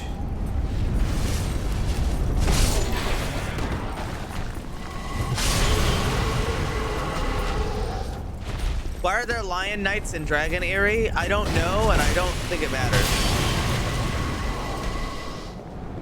Dude, the Moonlight Greatsword R2 is kind of fucking crazy in this game. I wonder if there's any other R2s in this game that are nuclear.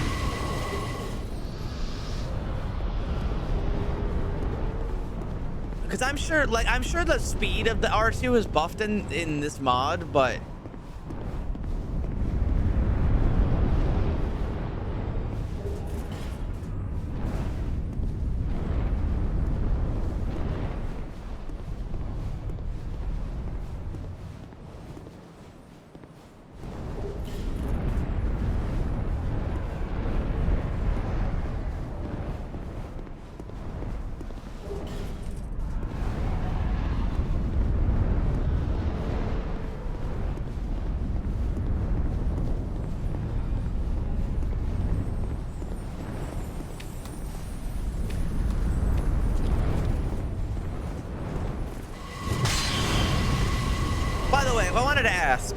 have you guys been feeling like you want to see the Vintage Story server that Boon has?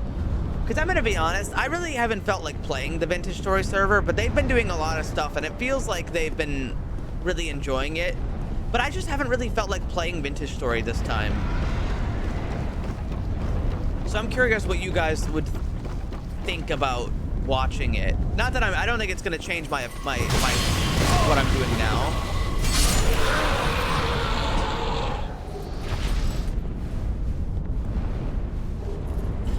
But I am still curious. I've been watching it a ton. What do you think?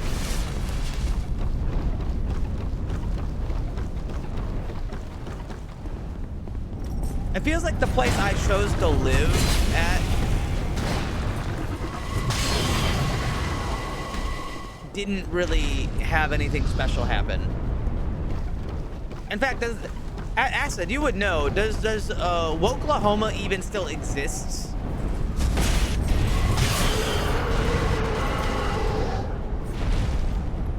Because it was Boone was supposed to be there, and he kind of just like didn't show up, which is fine. I know he's got some stuff going on, and he also runs the thing.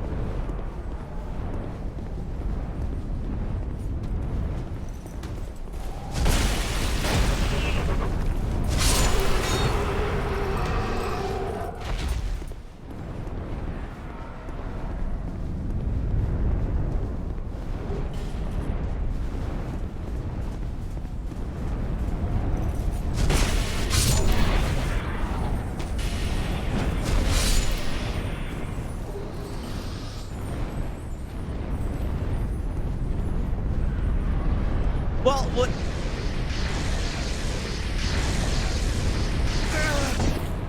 Ow. I bring it up because when I was there, it was VoiceBox, Octo, and Chansey, and like a couple other people who show up every once in a while.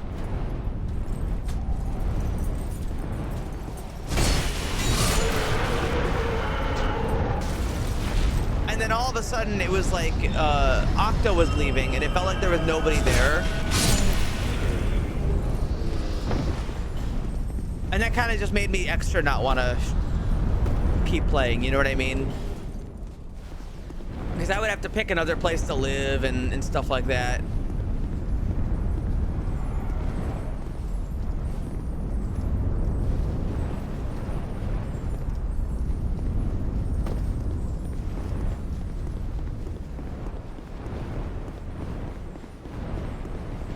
I'm not like against it or anything.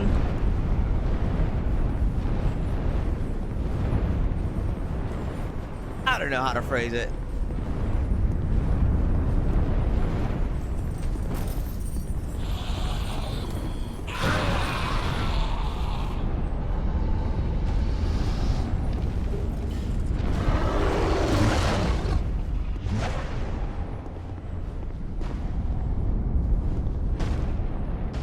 It's a shame he hasn't been able to stream it. A little bit, yeah.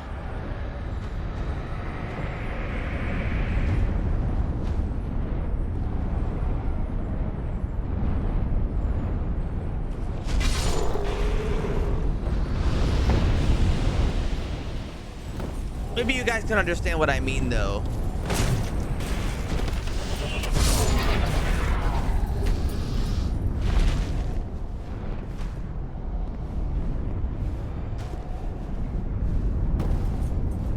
It's like I like doing all the community stuff, but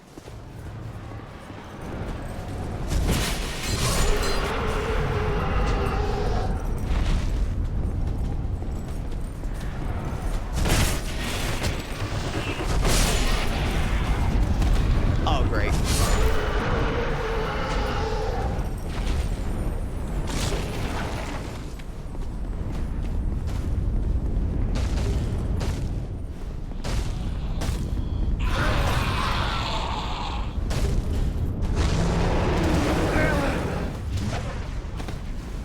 No, it wasn't even the joining late. I made sure to get in early. It just like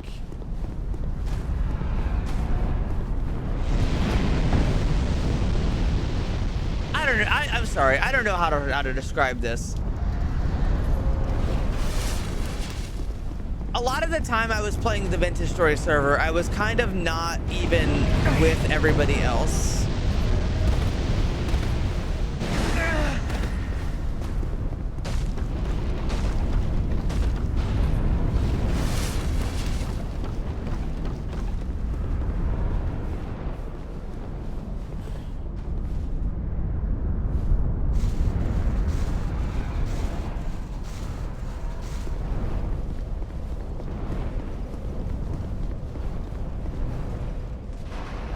Moment, a little bit, and whether by dumb luck or whatever, I just happened to pick a community that doesn't have a whole lot going on.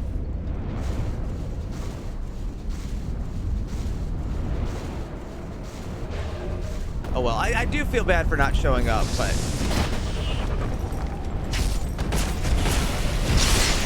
they might do a Zomboid thing soon. Boone's been wanting to do Zomboid. I can definitely get in on that.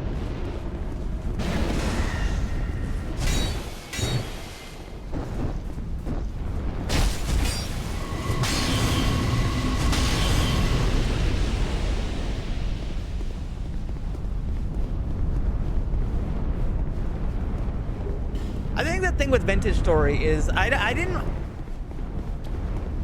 also wasn't a huge fan of the mods that Boone chose. There's a lot of scuffed moments with the mods. And that also contributes a little bit to the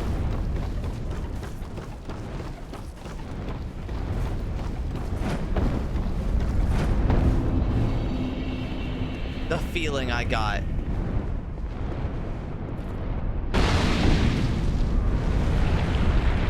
Either way, as long as you guys aren't too upset that I'm not really participating, then it's okay.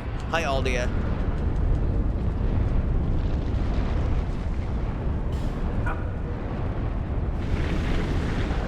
Block game. Well, I mean,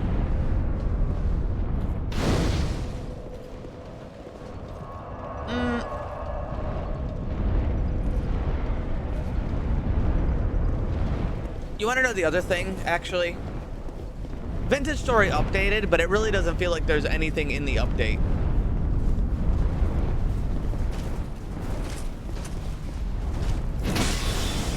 Does that one make sense, too?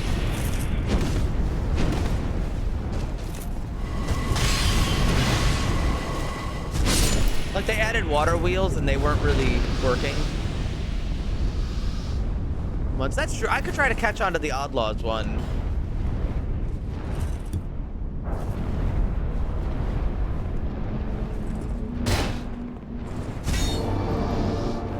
I just feel bad because I like doing community stuff, but then when the community stuff happens, I tend to miss it for one reason or another.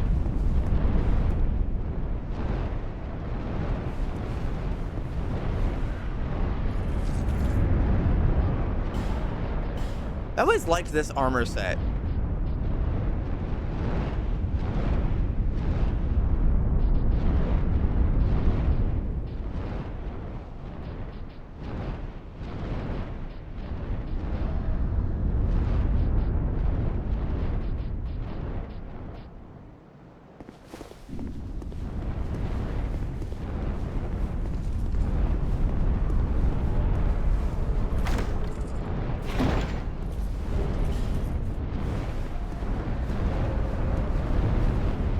Yeah, maybe. I do know that Vintage Story is very divisive. I've actually had multiple people come forward and tell me that they actually hate watching Vintage Story.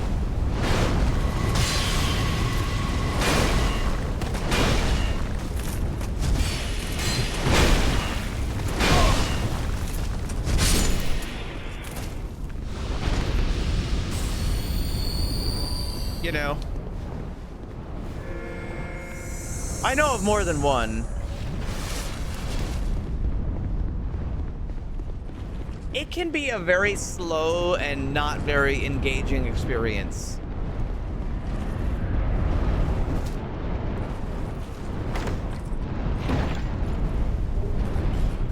Which sometimes might be okay, and sometimes maybe not okay.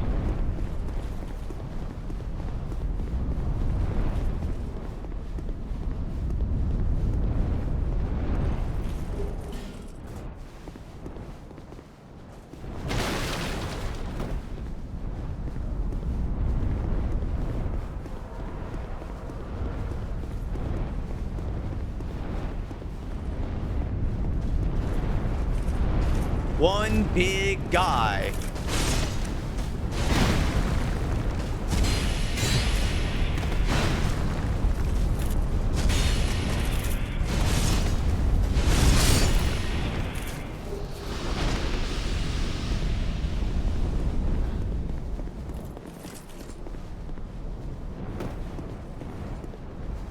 Anyway, I don't mean to just complain.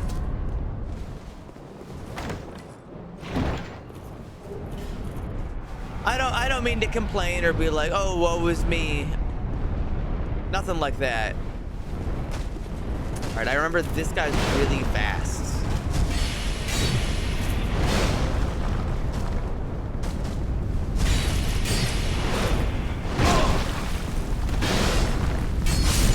I've been feeling conflicted about that one specifically, you know?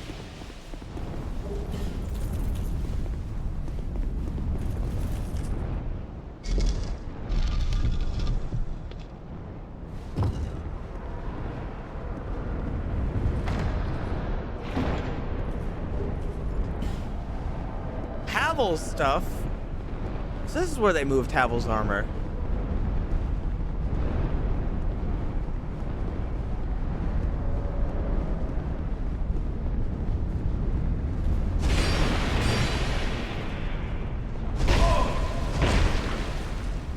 Youch.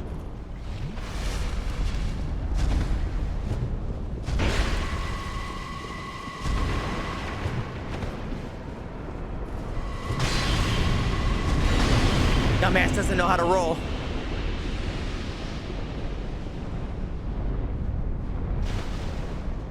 Yoink.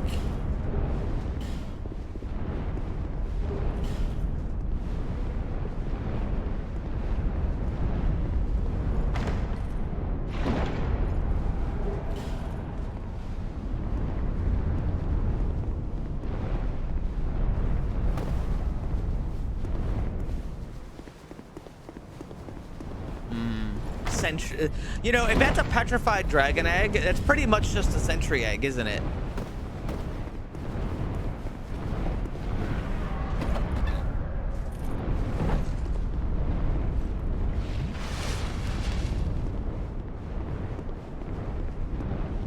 Allow the light to fill this chamber.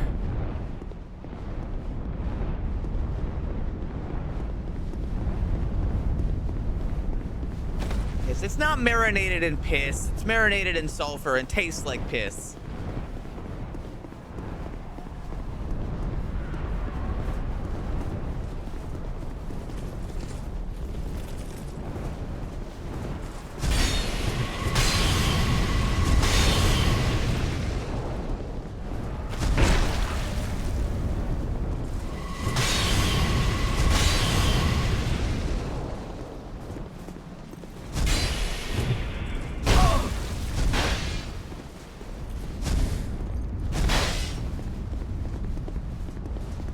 Yeah, they did a cool thing in this area with Scholar the First in.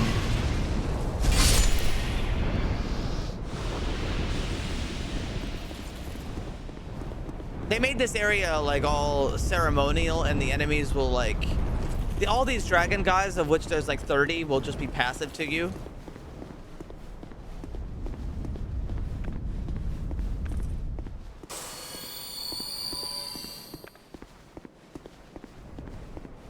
Do I fight this stupid fucking boss?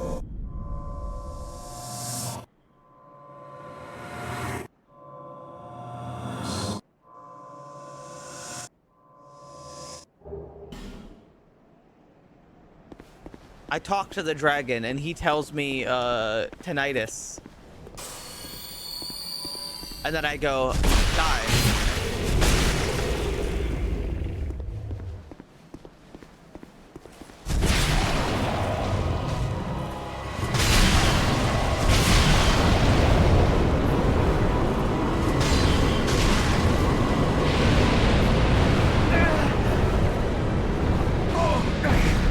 That's right. Sometimes you get hit twice. Oh, that's the wrong button.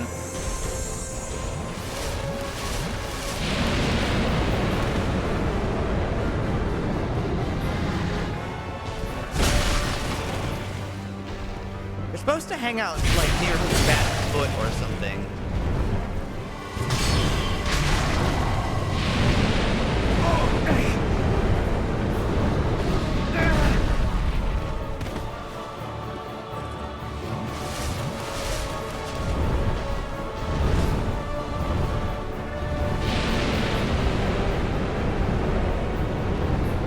That attack is relatively evil.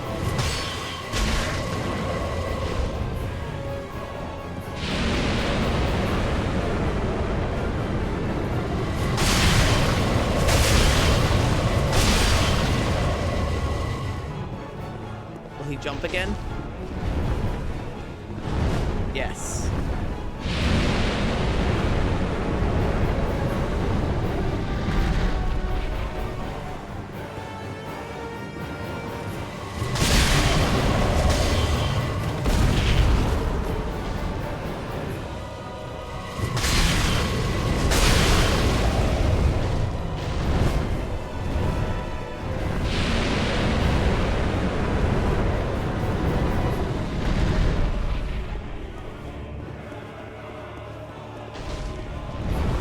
He's gonna do it again. It was a bait.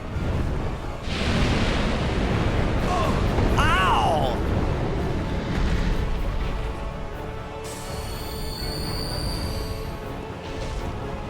He's gonna do it a fourth time, actually.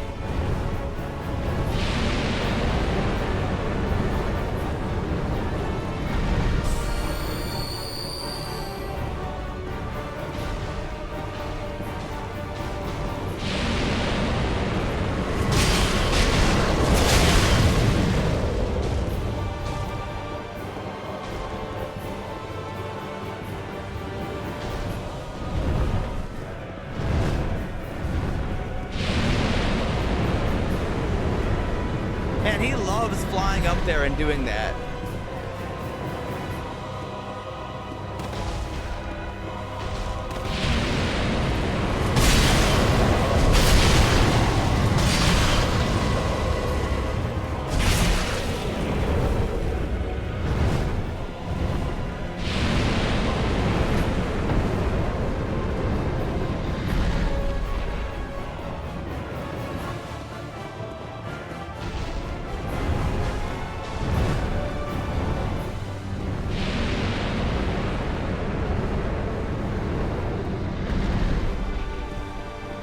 If he keeps going, he's gonna fall off the map.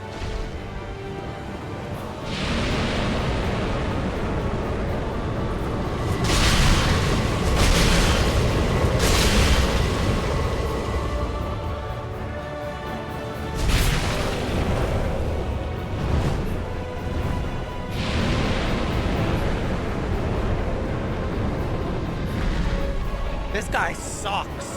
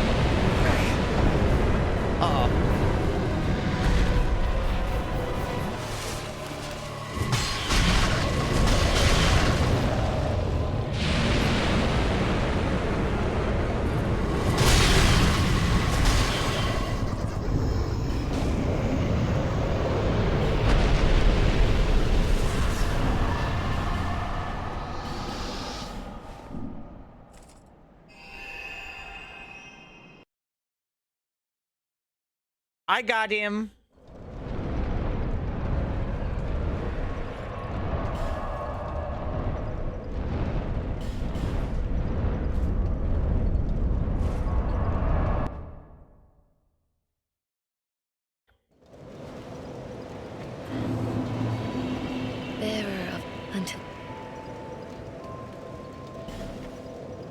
Yeah, Elden Ring dragons are... I think the worst part about Elden Ring dragons is how there's just so many.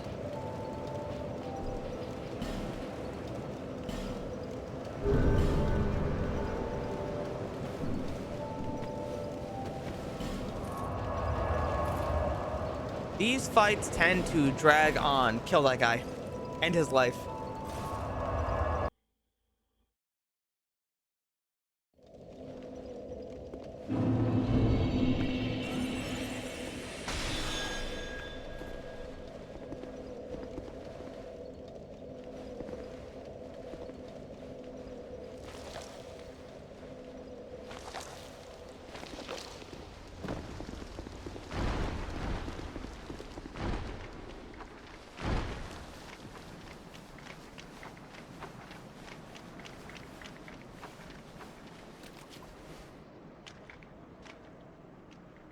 Me when I walk into the crystal.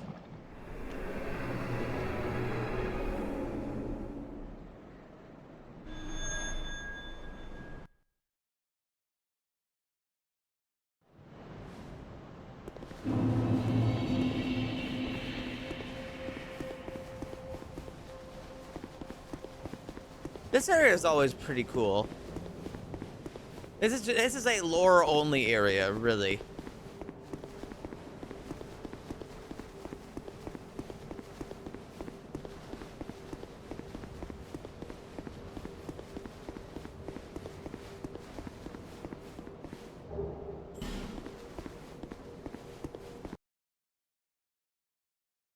It's the part of the story where it's like the thing they talk about in Dark Souls 1 where there's like everything's gray and there's like giant trees and dragons that don't die.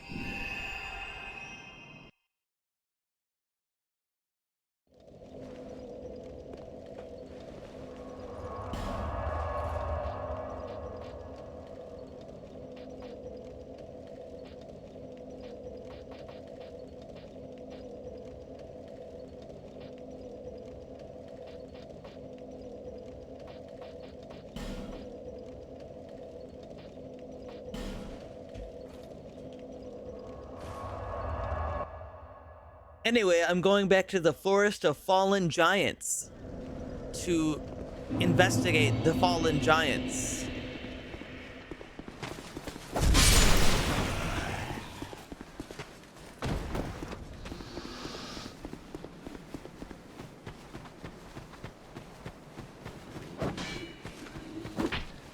Excuse me. Meow.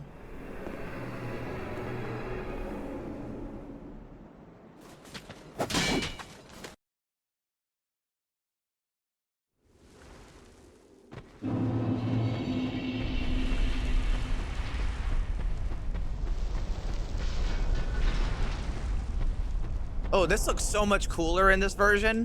What are you doing here? Does anyone remember what this looks like normally? You are not one of our soldiers, and I don't take you for a mercenary. Whoever you are, this is no battle to involve yourself in. Whether you are guided by bravery or brashness,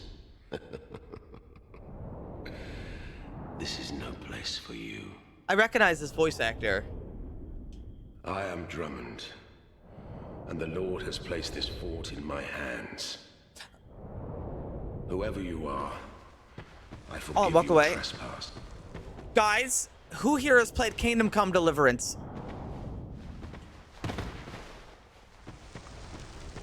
Do you guys know the Miller?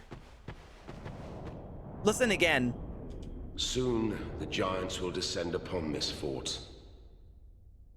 It is revenge for the kingdom's misguided barbarism. The venerable lord built this kingdom to bring prosperity to his subjects.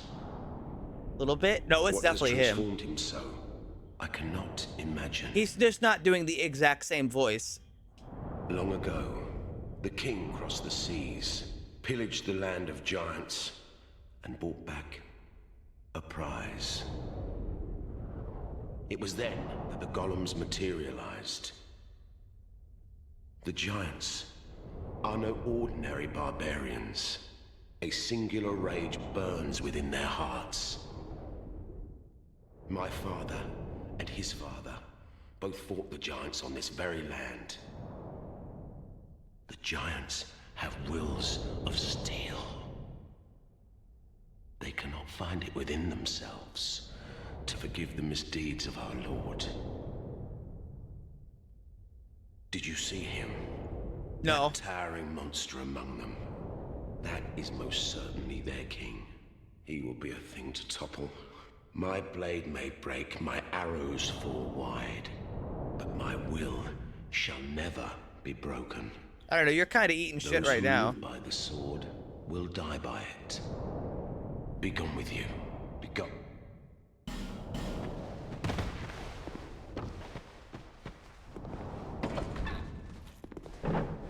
This looks like a job for Castlight.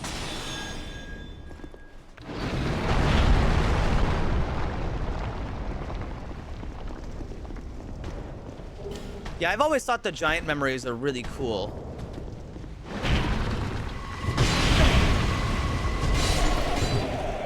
They also, they never skipped a day at the gym.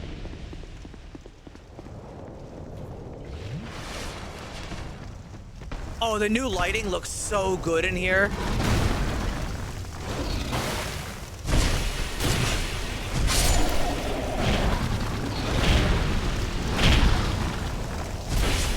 Not him. Are you sure?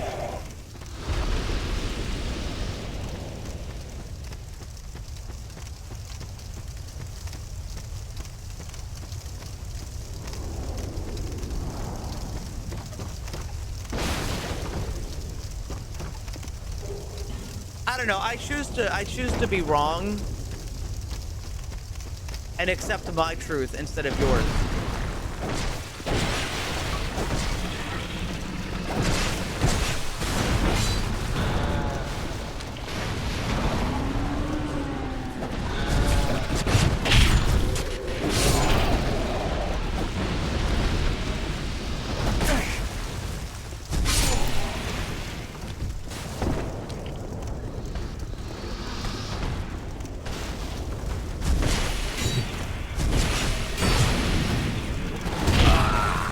Wow, my health!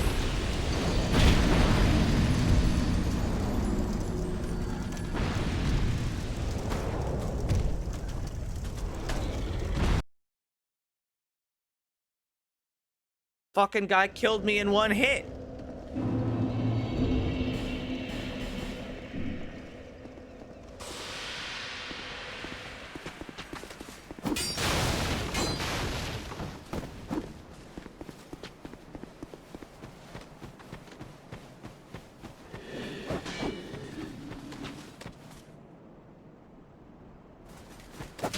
Hey, you know, Toxic, even if you're right, I'm right because I'm the streamer.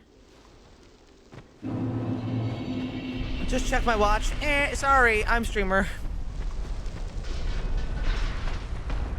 That's how it works.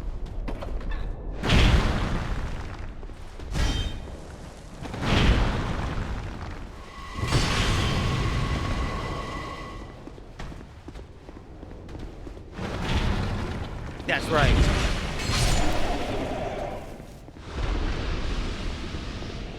What's that? You presented me with a correction? Moderator, that guy corrected me. Time him out.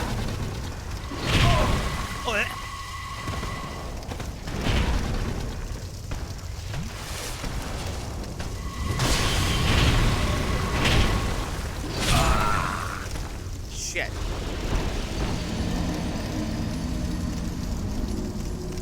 Moderator, kill that guy.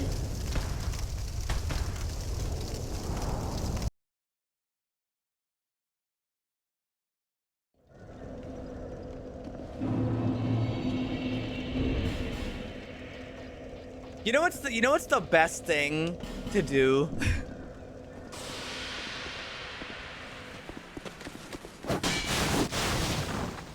You know the best way to be like an evil dictator? Somebody corrects you and you not only accept what they said as the truth, but then still punish them for correcting you.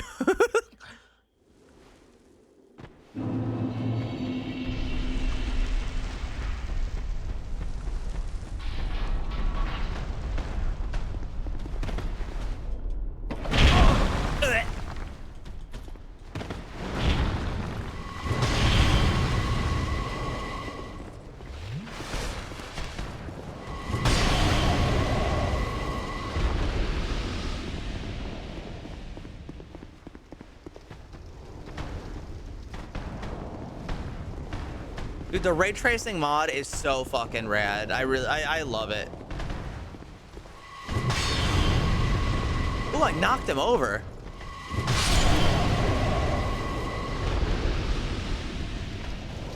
This looks 10 times better than the giant memory does normally. Oh, fuck.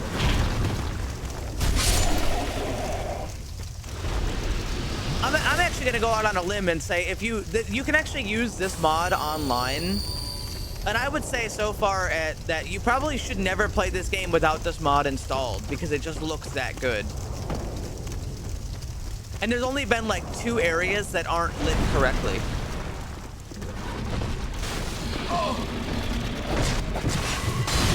So if I was gonna play online, I would probably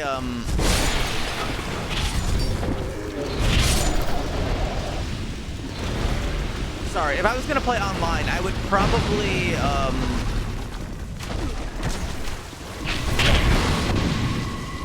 oh, what's it called?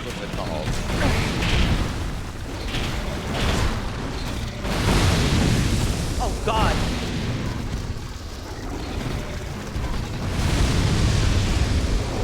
I'd probably brighten my character's lights so I can see better.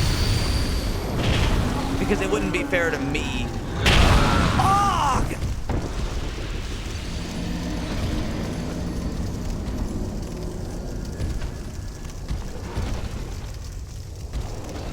That Pyromancer fucking killed me hard.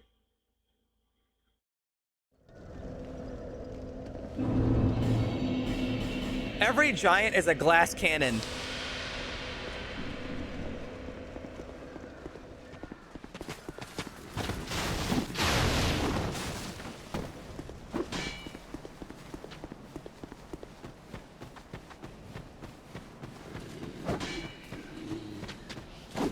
Ow!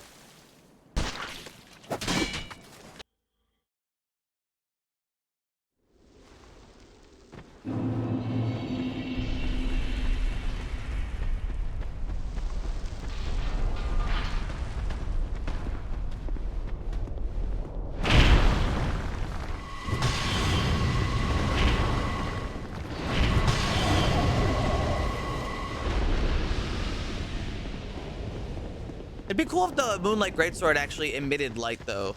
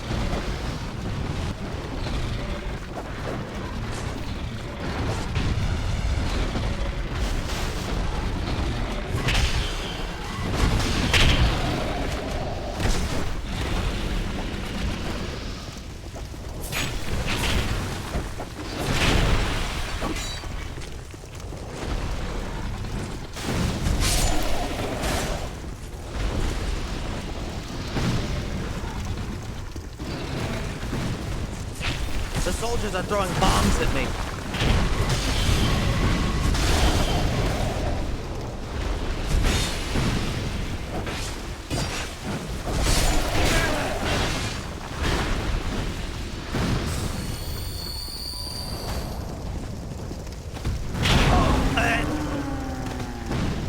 one-shot that guy.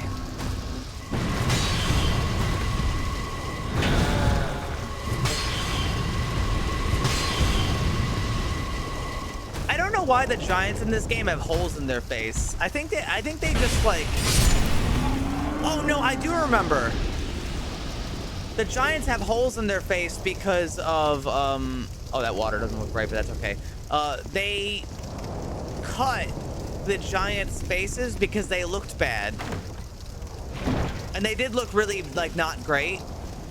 But they probably didn't have time to replace it, so they just kind of like, all right, well,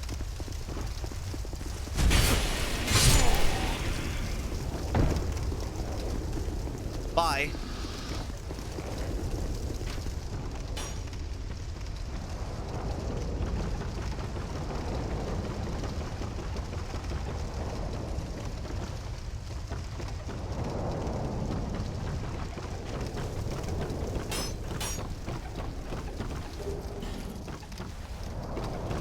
Ooh, they did it with a spoon.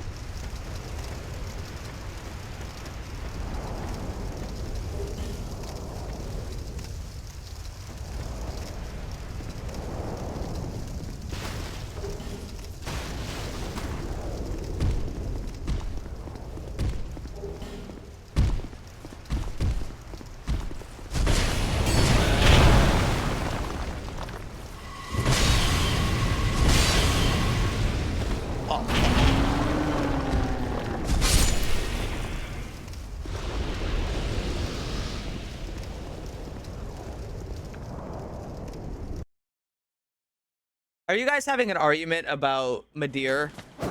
Like a bunch of fucking nerds.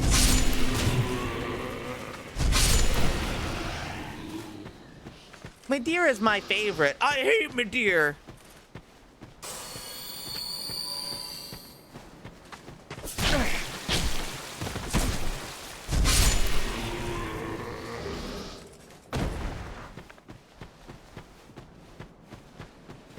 Nerd calling other people nerds. What is it, that thing you call me all the time? What is that thing you call me all the time, Drywall? I forgot. It was something.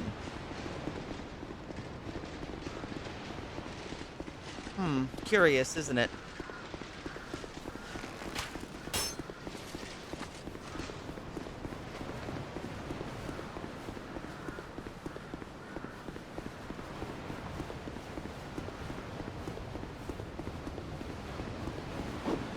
Hey, man. Well, we meet again. Who'd have thought we'd meet in a place like this? Fate just won't let us be apart, will she?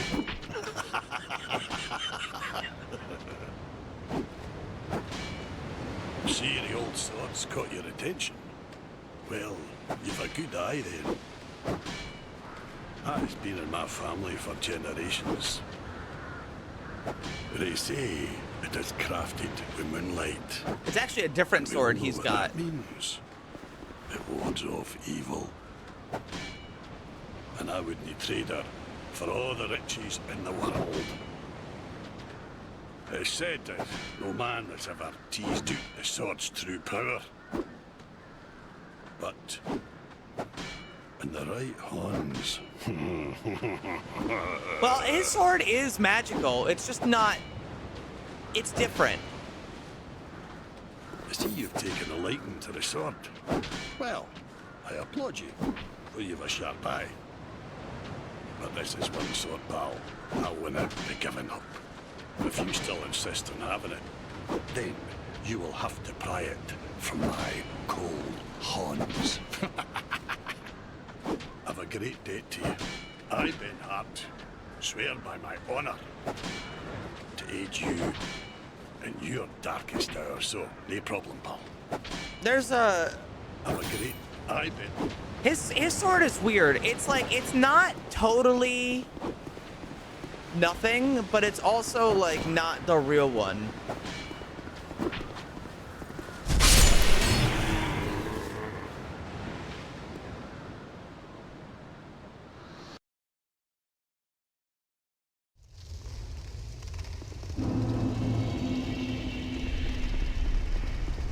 you doing in here? Oh, look at you, old friend. I see your travels way upon you yet. Just remember, I'm always ready to help. How'd you get in here? My homeland is in the Far East, a kingdom of honorable fighting men. When this sword yet awaits a true man to wield it, I know how swords think, you see. My homeland, and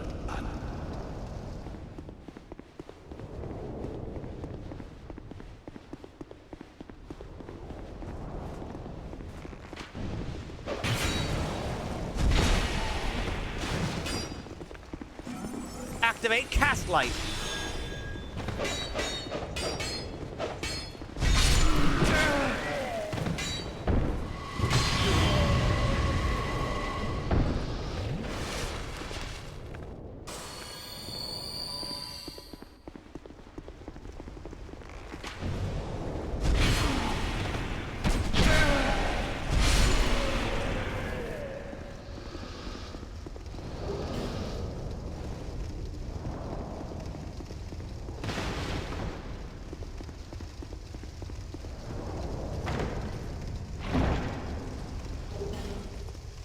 Steel armor +5.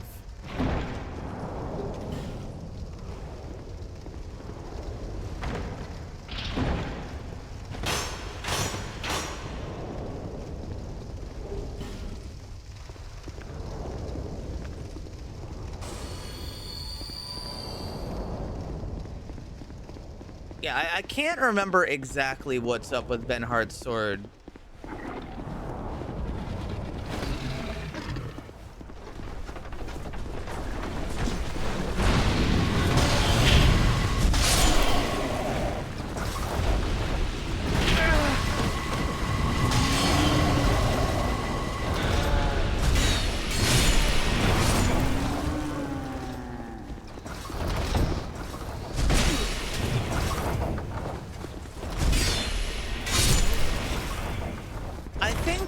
Enchant it in a certain way that it becomes a really like strong magic weapon with one of the infusions. But I'm pretty sure it's still a physical weapon.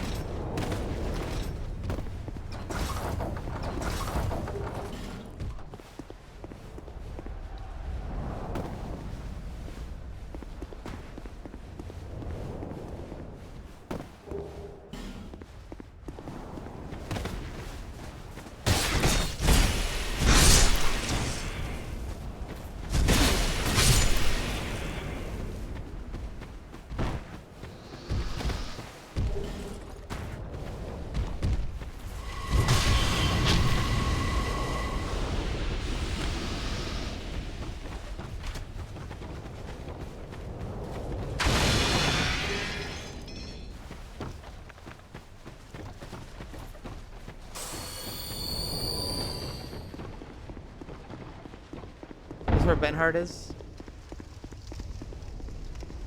Yeah, so wait, where's the Pharaoh's Lockstone? Maybe they moved it. I gotta go back up anyway.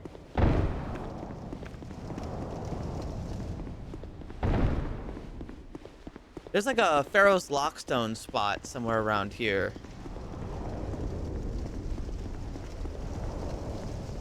But I don't see it.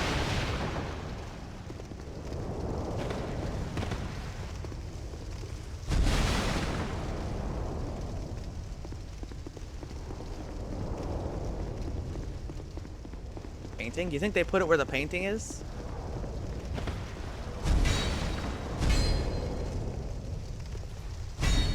Not quite. Oh well.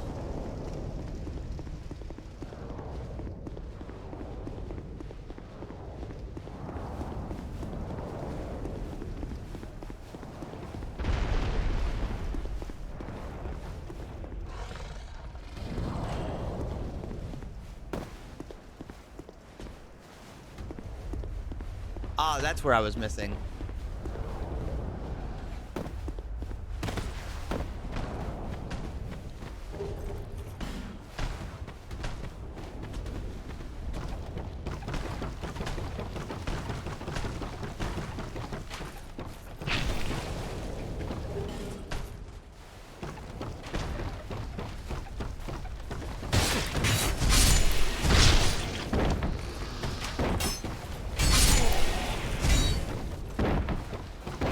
must suck to be one of these guys.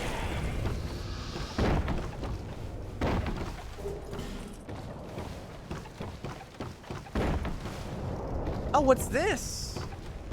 I don't recognize that. Nor how to get in there. I must have to get in from down here. Is what I would have thought.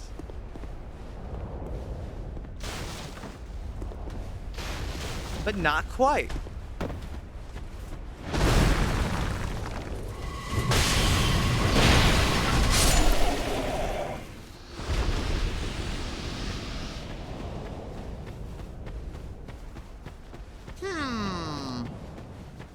Now that one's a mystery to me.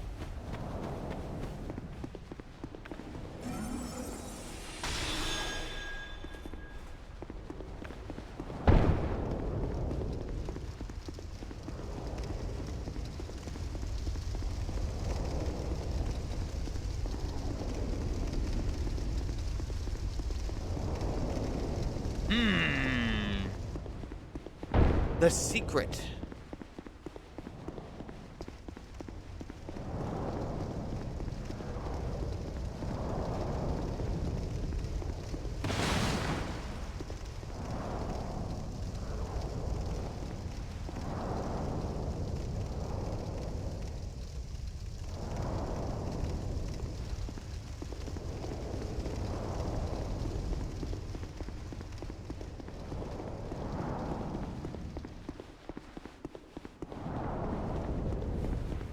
You use the ballista to make a hole?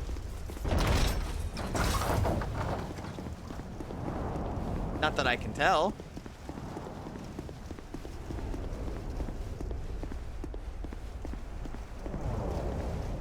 In fact, these two ballistas just shoot at each other.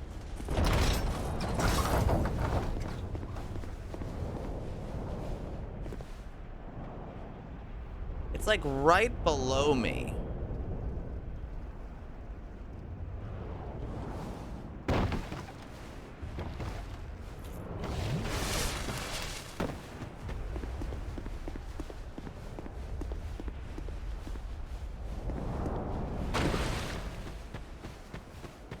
I've never been in that room before.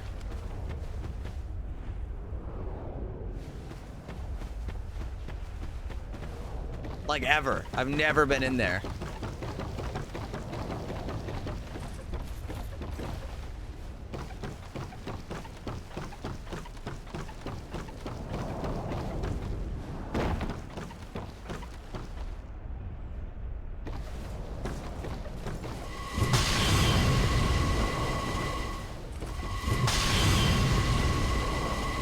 Can't do that.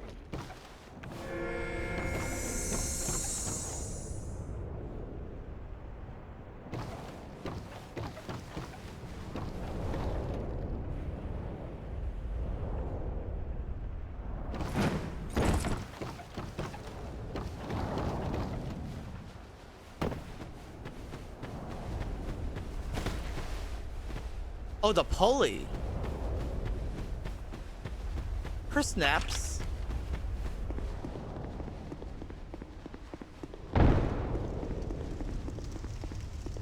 Her snaps, perhaps.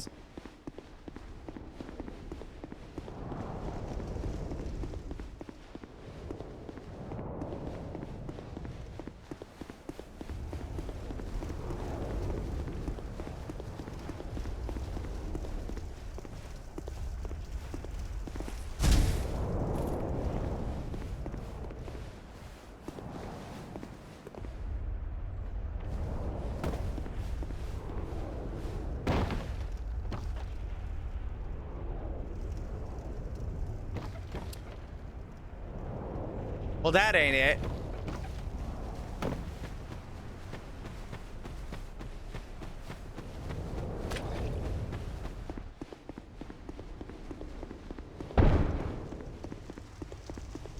Wrong one. Oh, of course.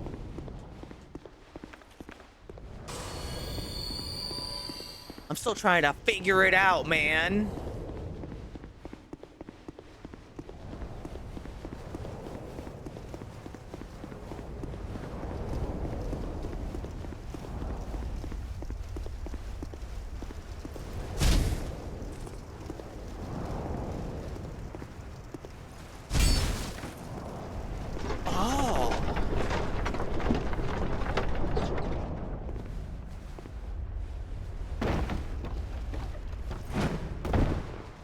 Oh.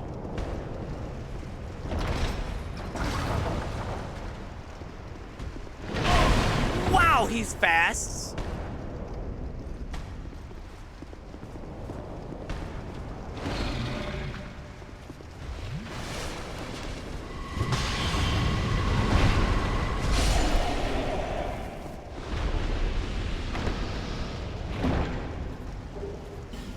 That's it?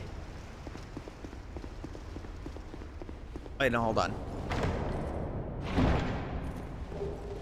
3 bonfire aesthetics. Not worth it, but I've never been in there, so that's new to me.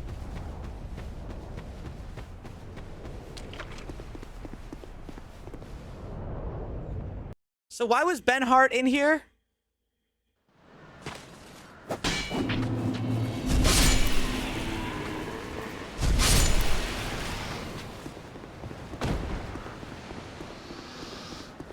How the fuck did he even get in there?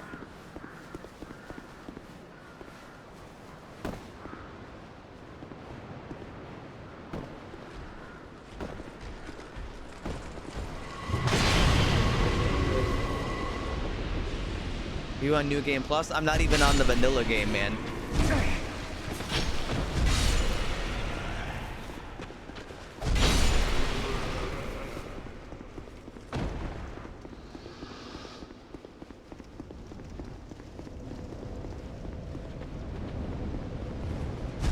Shit.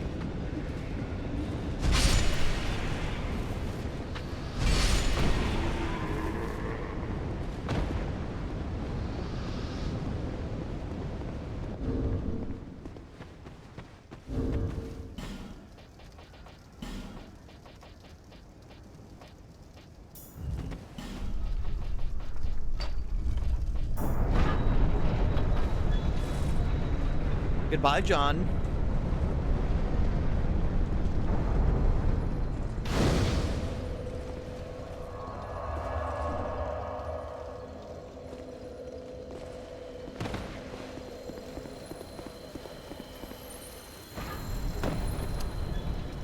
Shit. What a fool I am.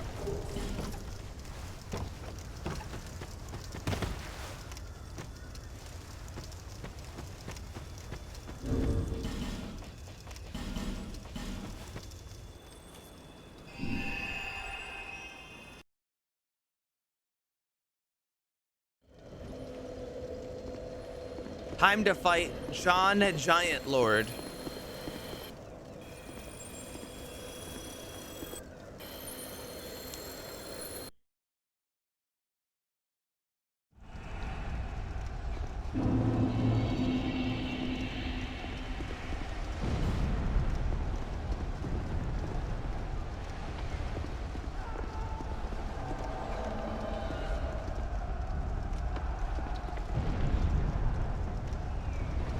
Hello, Ben Hart.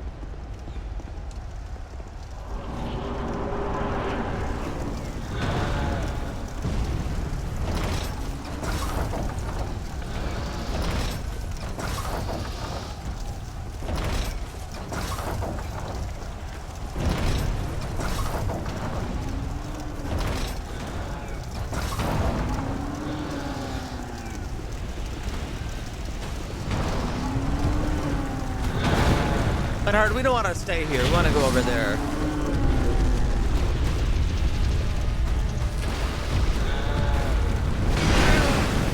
Epic.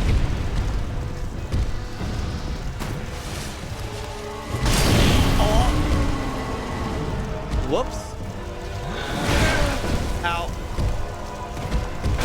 Neo? Yeah, I don't like Neo. Ow.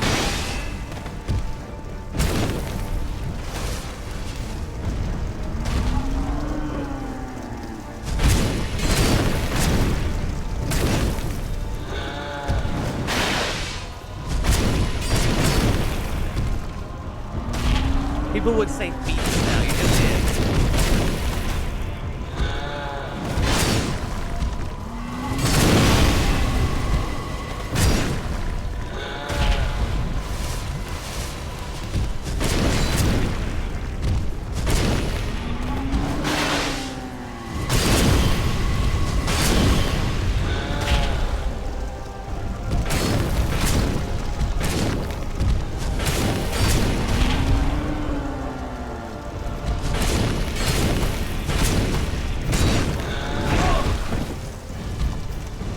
But I need you to step it up.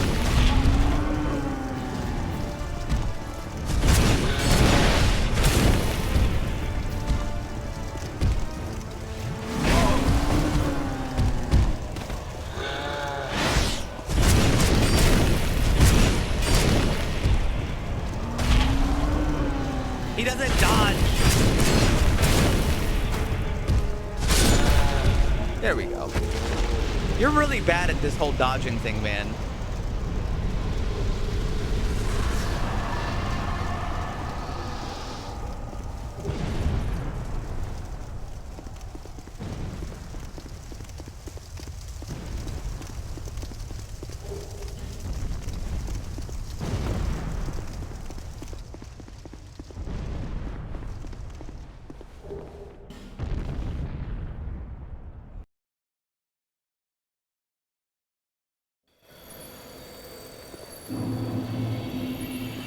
Now? Yeah, I already did. Oh my god, Royal Sorcerer Novlon.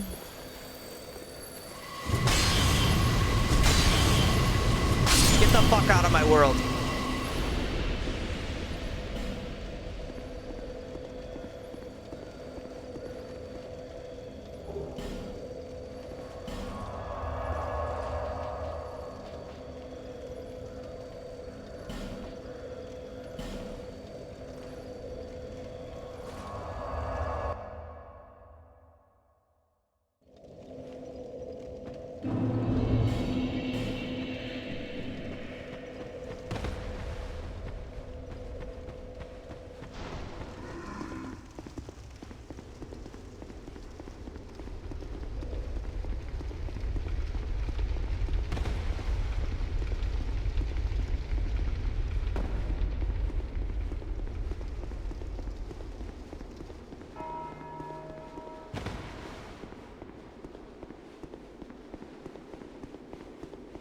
It is so fucking dark.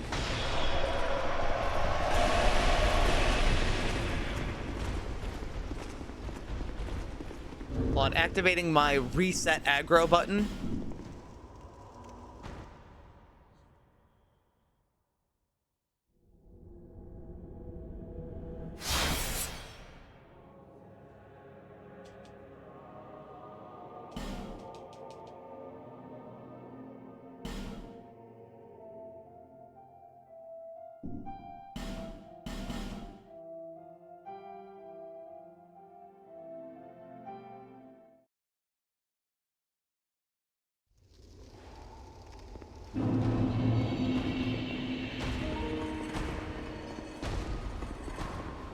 Hello, Vendrick.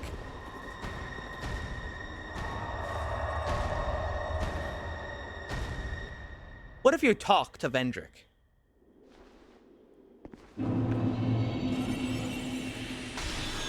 Memory of the King. Bro, it's fucking dark in here.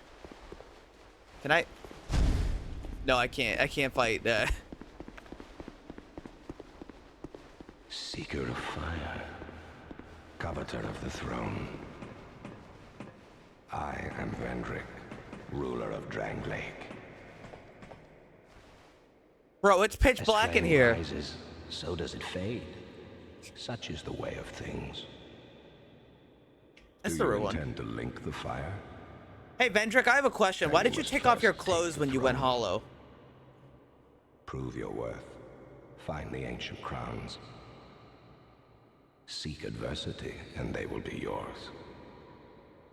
And your wishes granted. And your... Foolish.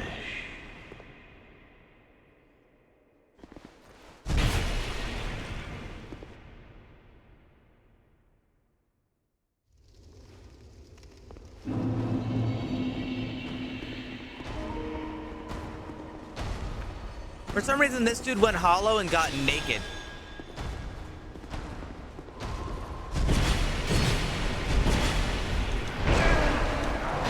Okay, he still fucking hits like a truck.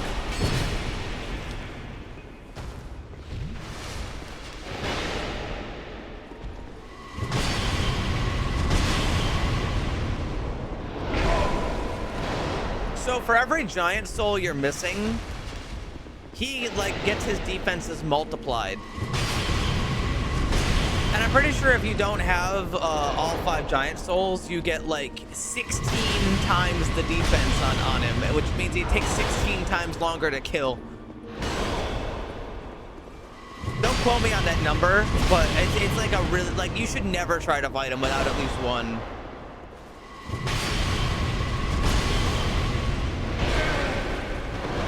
Oh my god, my fucking health.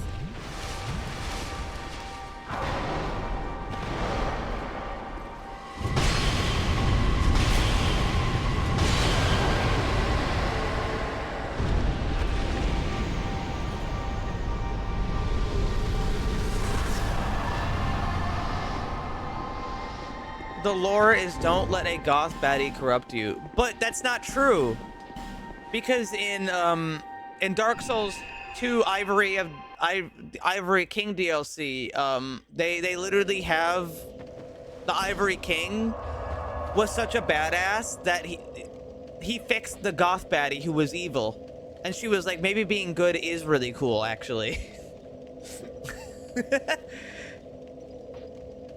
You can fix her.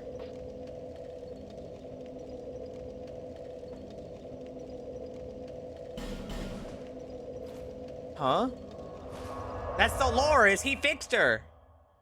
Vendrick was too weak to fix Nishandra, but Ivory King was strong enough to fix,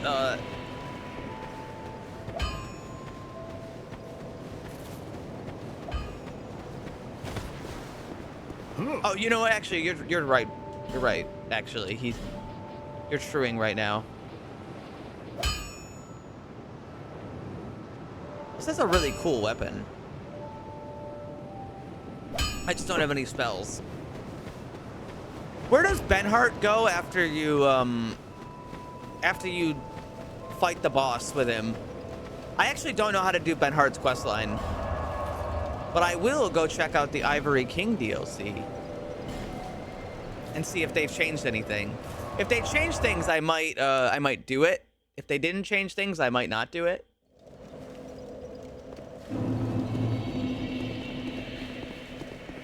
Where it goes, go to the wiki.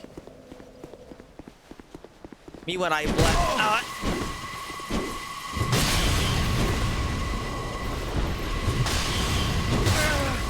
Dude, they got some good poise damage. I forget what their sword does. Falconer sword is a weapon you basically never see ever.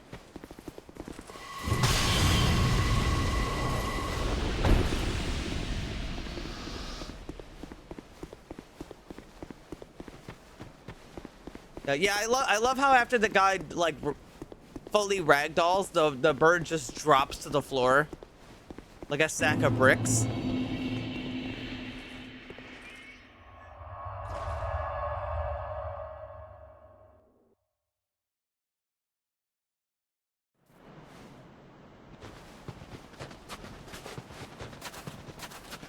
Do you guys know what these are for? I actually know what these are for, but I would be curious if you guys knew, because it's something that I'm sure a lot of people don't know.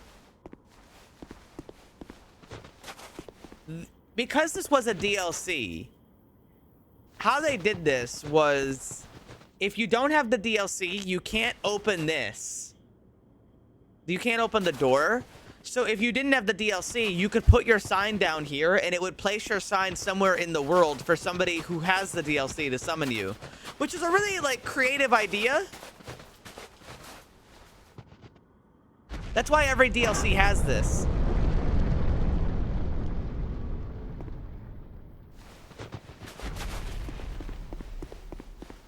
The only thing the DLC buying gave you was the key.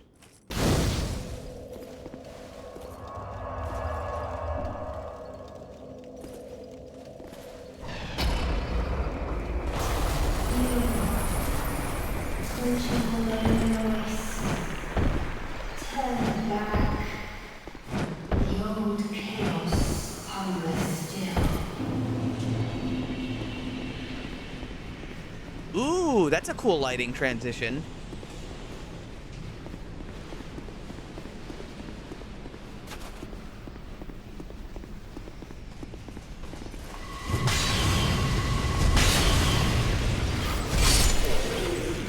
This guy doesn't give a shit about my Moonlight Greatsword.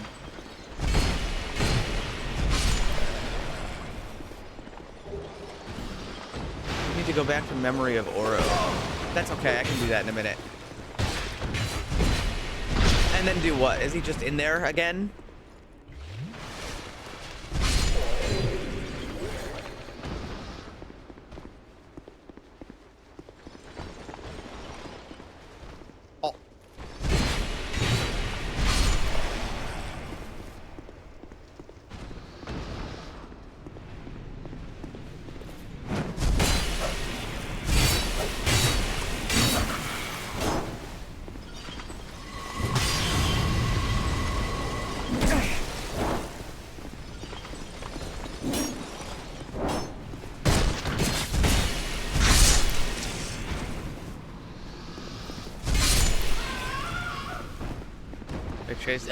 That might be a thing I give feedback to for the lighting mod, because you know they probably have to assign all this stuff separately. It would be really cool if the Moonlight Greatsword gave off light.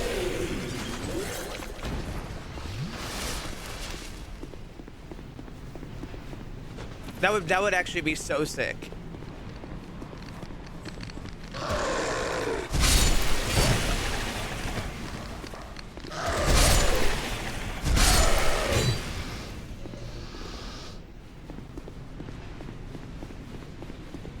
As it doesn't. Well, they made it glow. It just doesn't cast any light. However, once I use the beam, this little magic effect on it does cast light until it like despawns, whatever that blue beam is.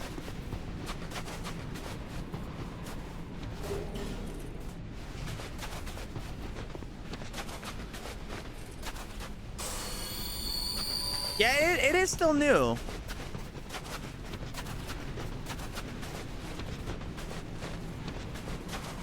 Glow. Well, like, yeah, the sword glows. It just doesn't cast light.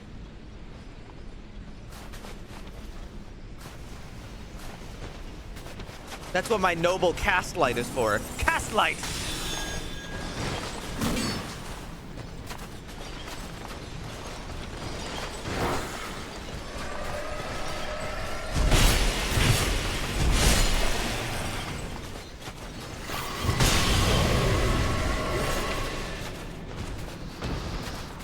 Yeah, you know what would be cooler? And this is something I raged about last time.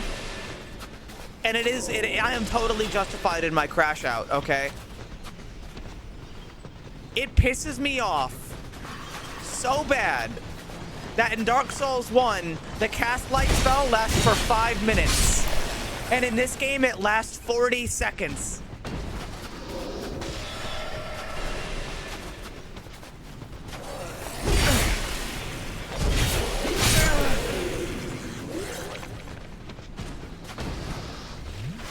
Bullshit.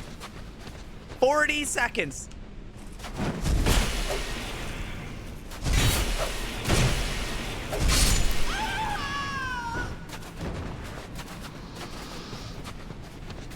Because I do actually really like the cast light. It's cool.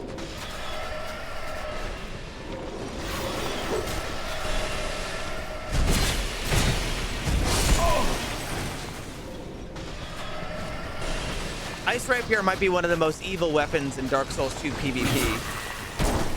It's not the most evil, but it's up there. Wow, he just gained poise and said, fuck you.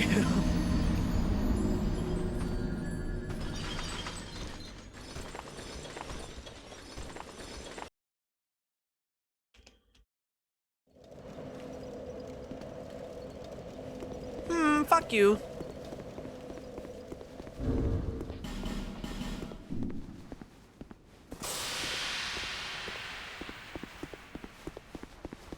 I have a question. Why is ice blue?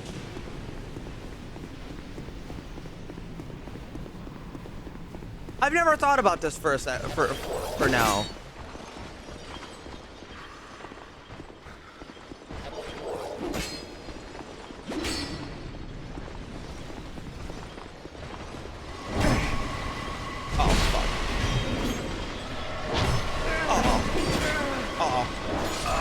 Goodbye, 200,000 souls.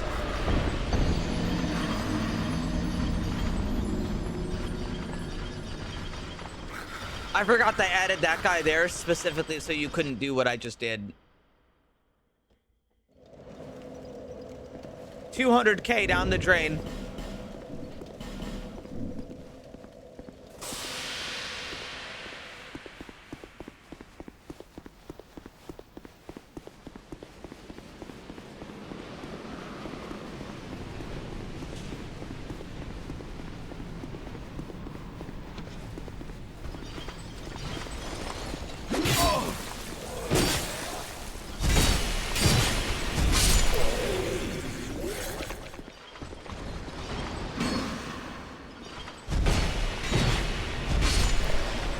These ice guys are designed all evil.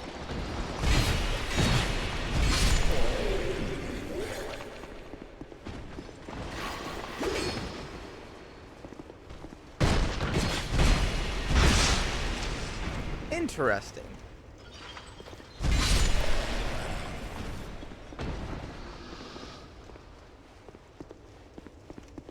Anyway, it doesn't actually look like the DLC has changed at all.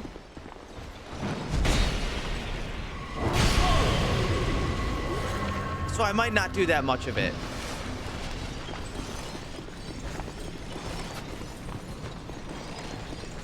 Mainly because if it's not different, I don't really want to venture into it, if that makes sense.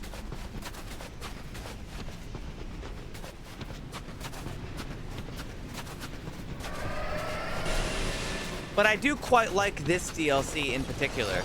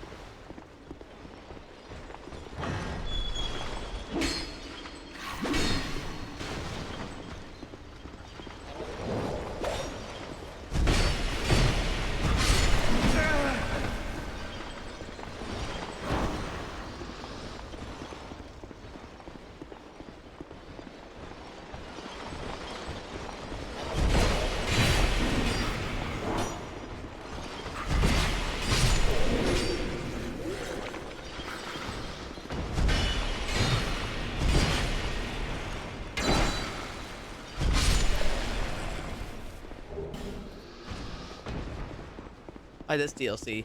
I just like the vibe.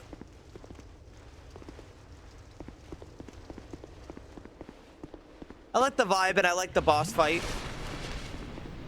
Actually, boss fights.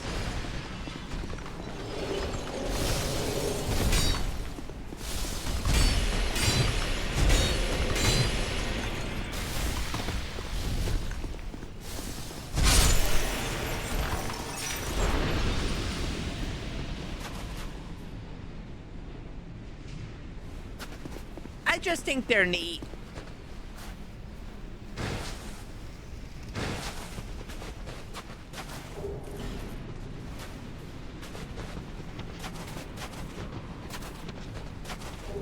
Maybe it's because that Dark Souls hasn't really done a snow area ever.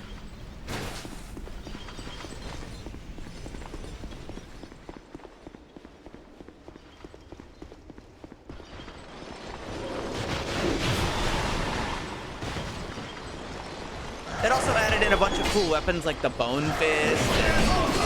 Fuck!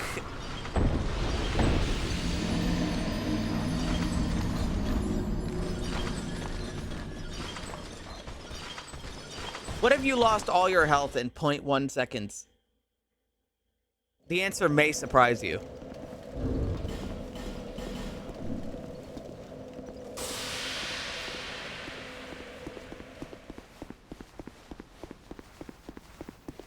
Do not run past my enemies, says Tanimura.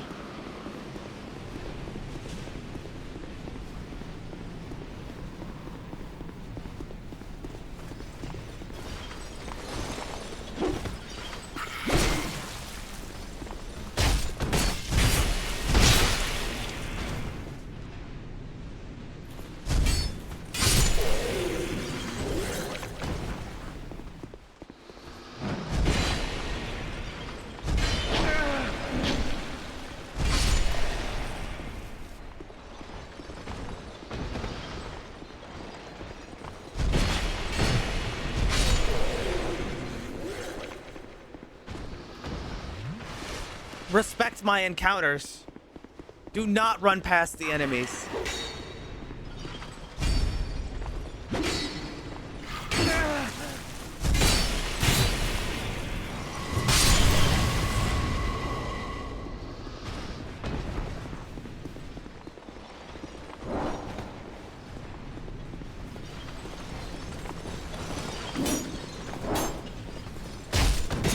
What else I really like about the Ivory King DLC? The Loist Knights are fucking cool.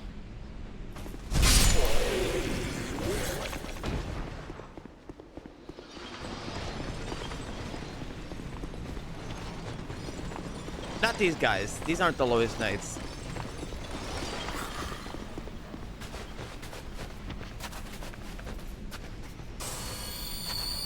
Oh, that reminds me. I'm pretty sure the Loist Knight armor is better if you're female than if you're male. I don't remember why, but I remember that being a thing.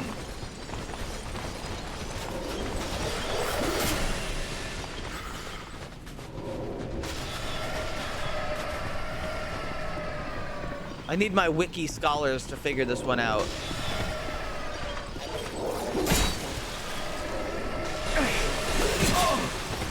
Oh my fucking god, I hate this game.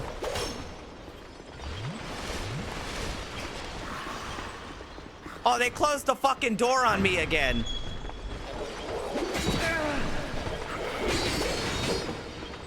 You will not run past my enemies, says Tanimura.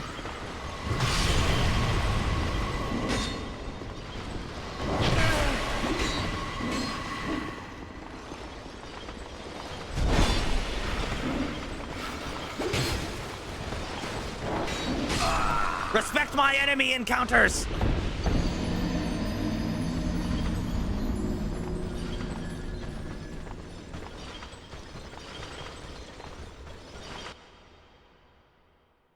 Alright, fine. I'll do it the normal way.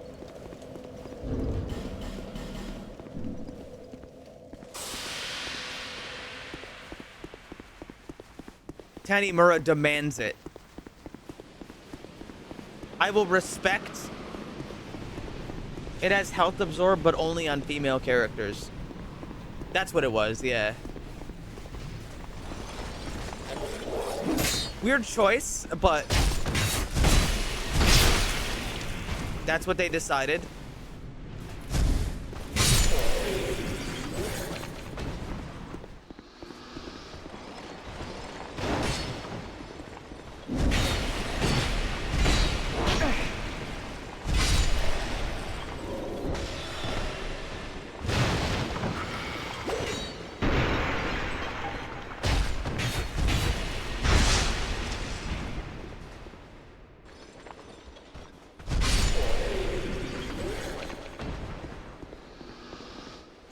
Compensate the gender pay gap. They're so progressive over there at FromSoft B Team.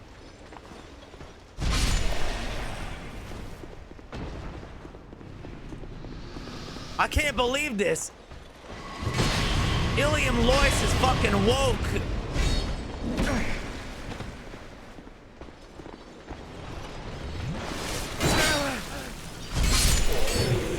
What's the block on this? 60% physical.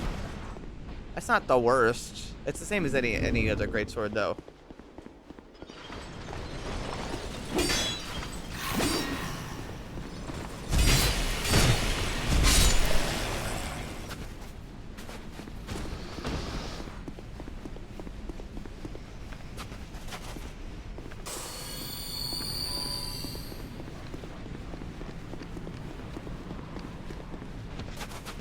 Alright, time to respect the enemy encounter, lest I get punished once more.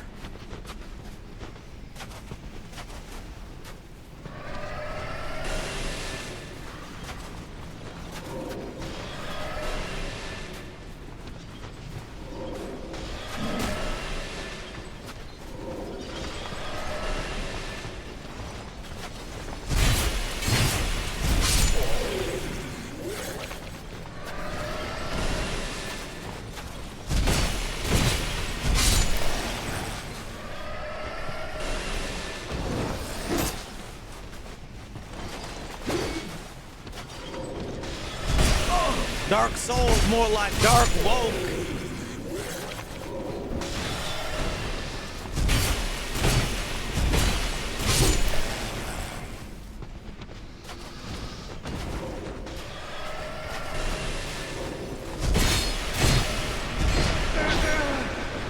Dude, my health in one hit.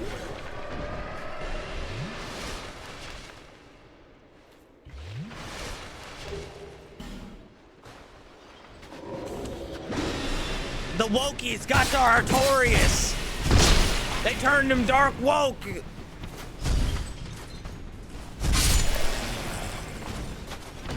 I can't believe this shit. I went to Artorias and he identified as they, them. Unbelievable.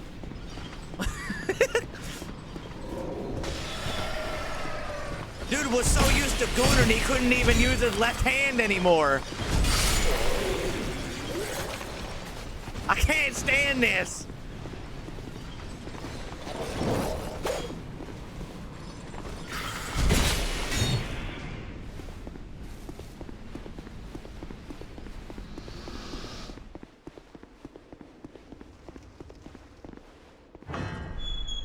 It's freaking unbelievable.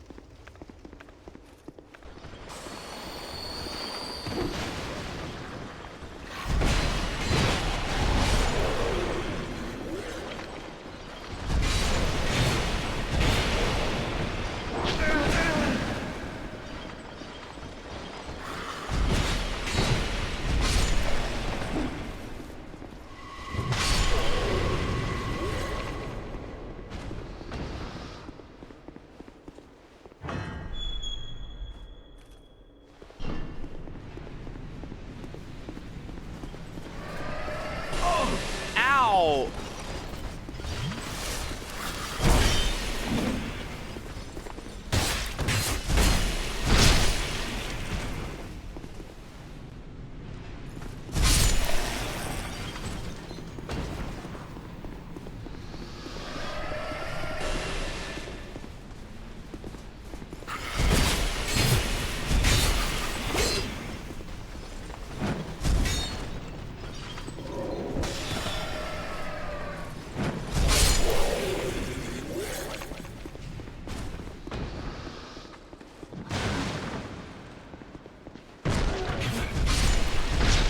I am not a chud.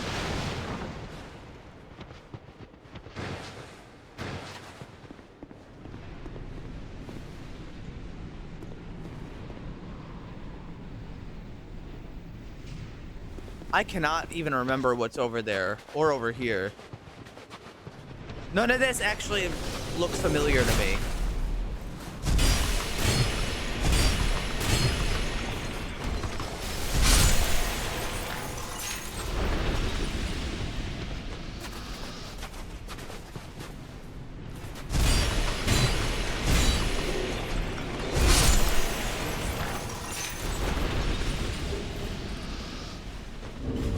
Bell. The bell? Oh yeah, the bell. It protects you against headshots. And it rings if you get headshot.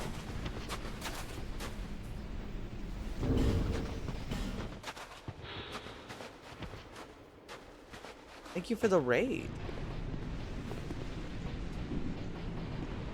Appreciate it.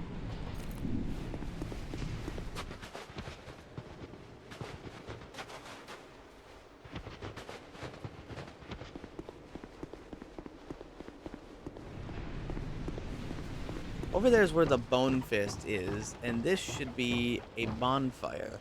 And it looks like they added a ladder here. There is usually not a ladder here.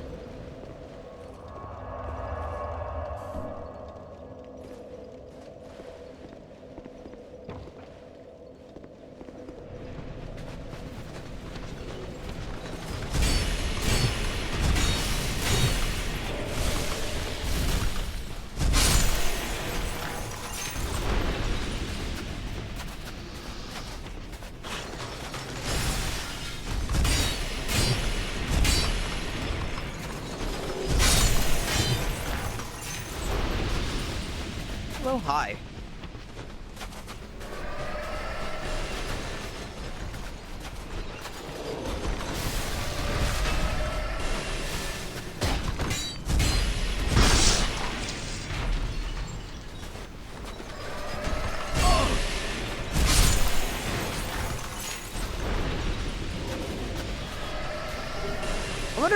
I wonder if more weapons have like a sweet spot mechanic. I feel like there is, because sometimes when I was using the S-Stock, I noticed that I was doing more damage up close than far away.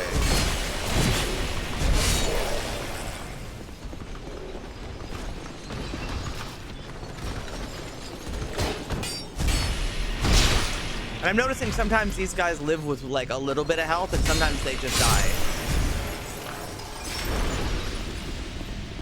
Spears. No, with the S-Stock, I do more damage up close than at the tip.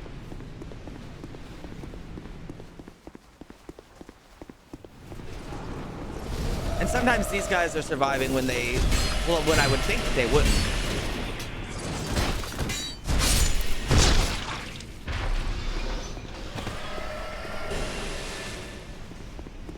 How curious.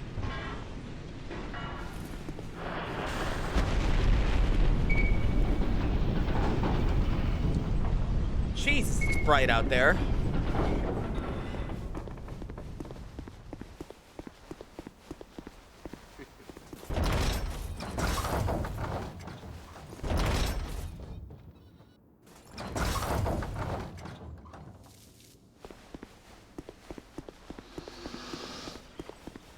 Damage. What I'm talking about is not counter bonus damage, but I am aware that it exists.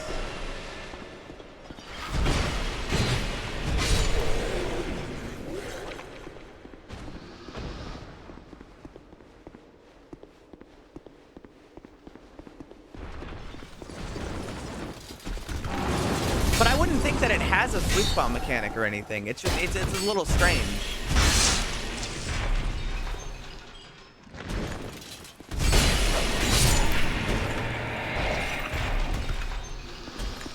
I can't explain it. All right, and there's like 10 billion invisible guys over here, so I'm not going to bother. Instead, I'm just going to leave.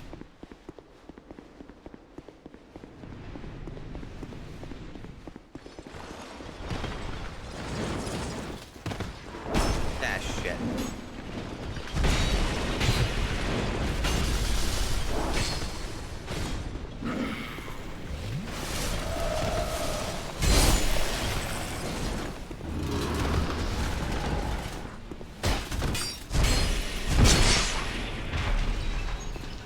These guys drop their armor. It's kind of like you're wearing a fridge.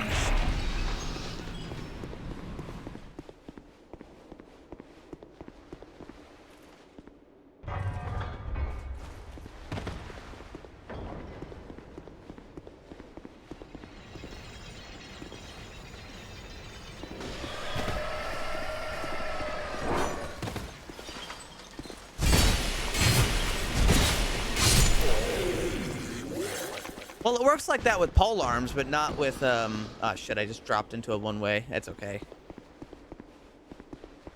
Turn away and never look back.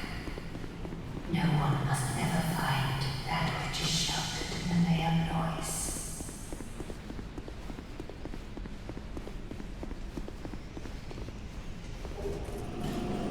Magical eyeball acquired. Invisible people no longer.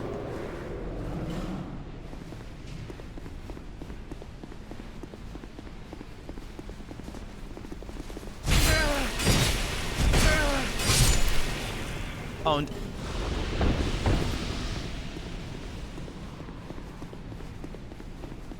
I mean, I don't. It's weird because they never talk about it, and I've never heard anybody talk about dealing more damage up close than far away. But I definitely know it's a thing. It happened to me on both Dark Souls playthroughs. Sorry, both Dark Souls 2 playthroughs.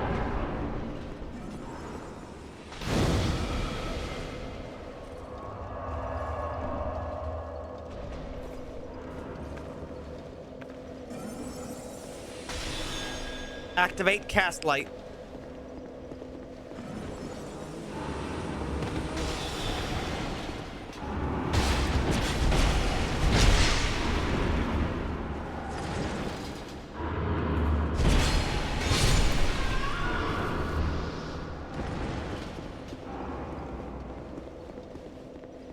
Me with my Exanima lighting.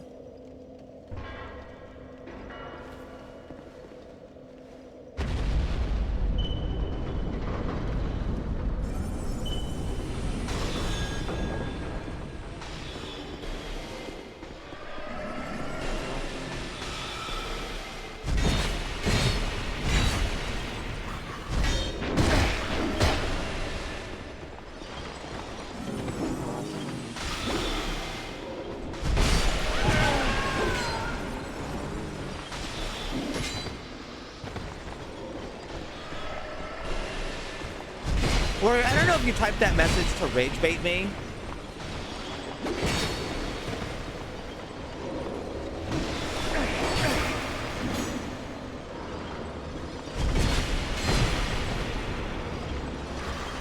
Or if you're just not paying any attention.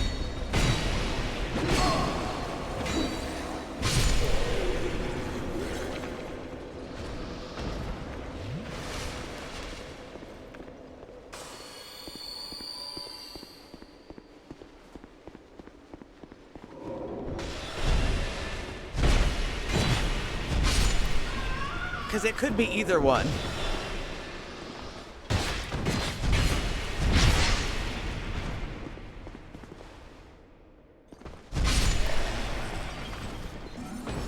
Activate cast light. I don't know what you're talking about, so I'm gonna take that as a yes. This guy has been rage baiting me for years.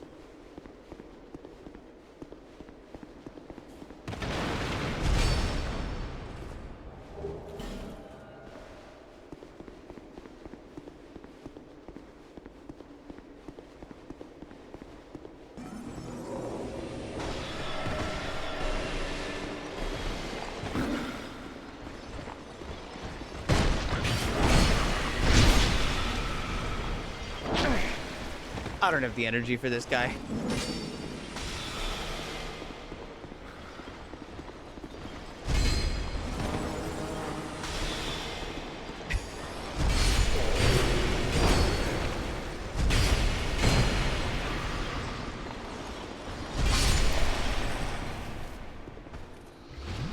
I don't know how you do it, warrior.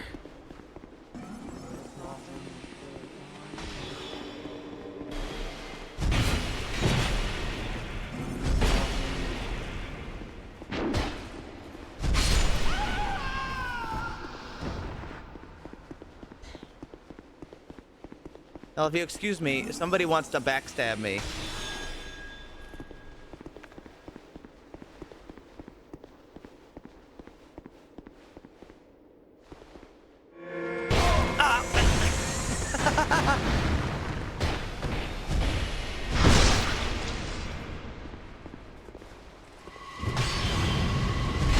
He gave up.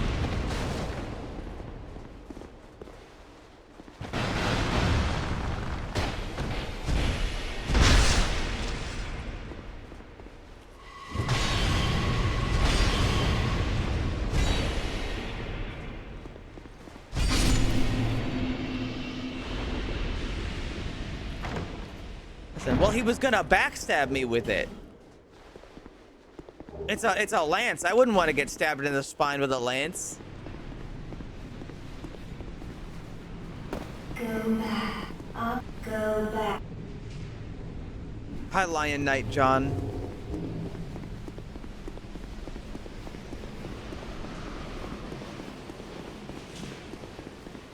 And who's this?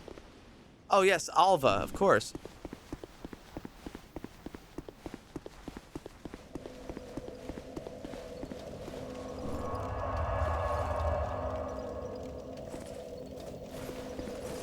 I can never tell if Warrior is like rage baiting me on purpose or not. What's Alva's lore? Are you actually asking?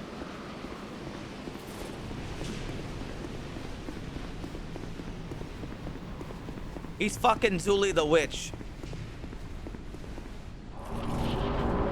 That's me summarizing it into one sentence. This dead city has nothing to offer.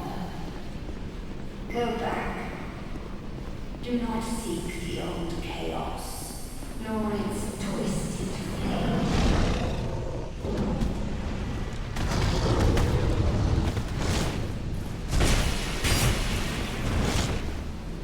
I fought this boss a lot.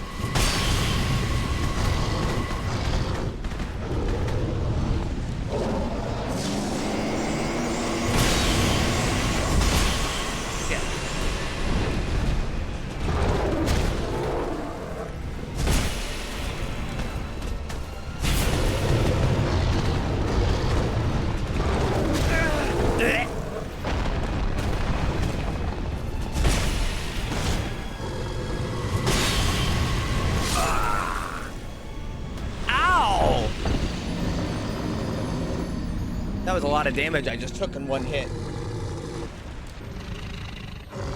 That was like 60% of my health.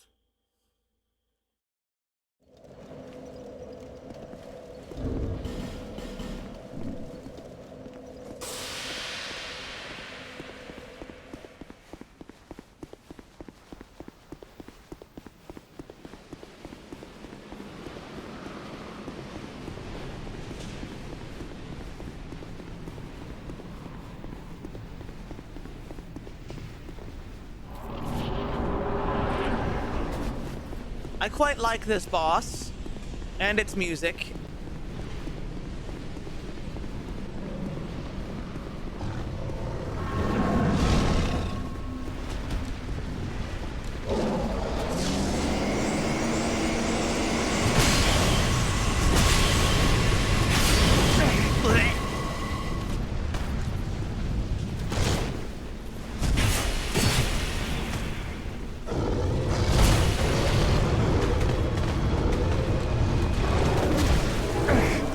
Damn!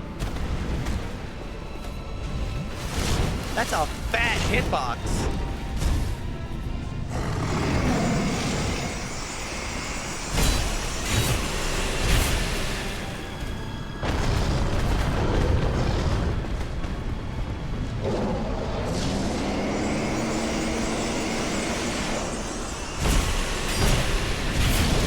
That attack he's doing hurts a lot if you get hit by it.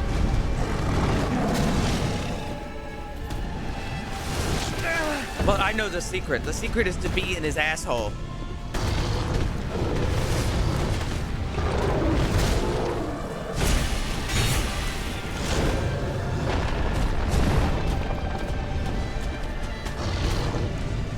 Fighting this boss 40 times taught me that. That shit did not hit me.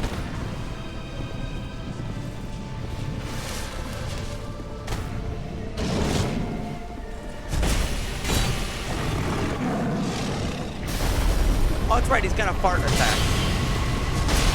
Oh, bleh.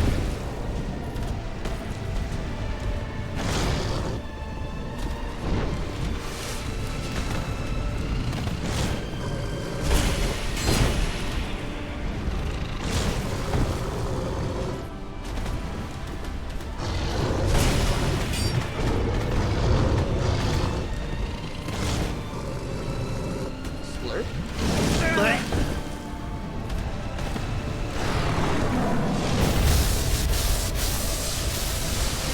That's a rare attack. He doesn't do that very often.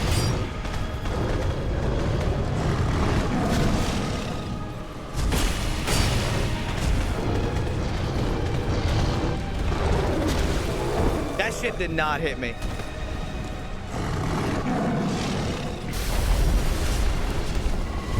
Asshole, attack!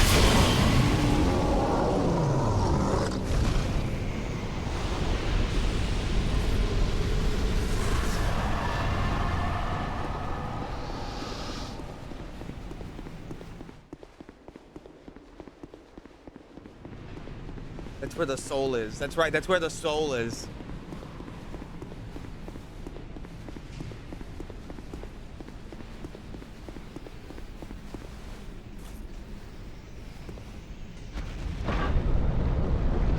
That's also why, yeah, there was something about reaching in through the asshole to get somebody's soul out. That's like Japanese folklore.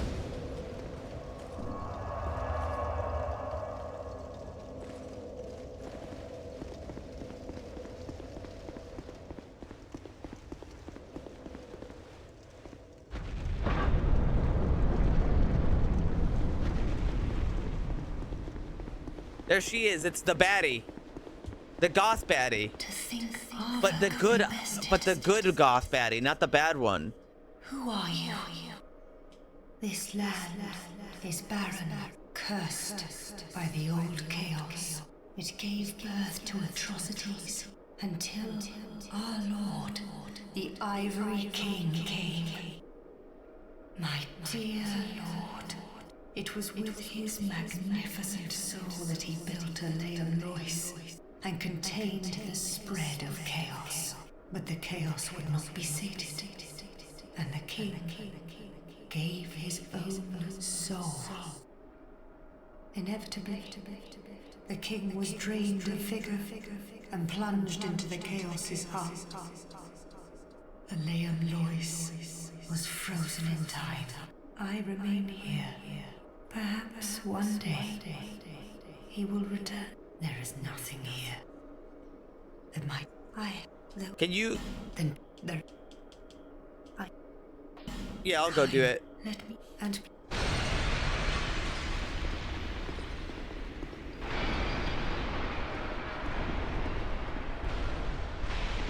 So, all of the queens in Dark Souls 2 are actually evil. Many of Aleum Lois's faithful knights followed their lord into the chaos, but not one of them returned. The king's dutiful subjects waited patiently for his homecoming, but it was too long a wait to bear. The Knights of Aleum. One.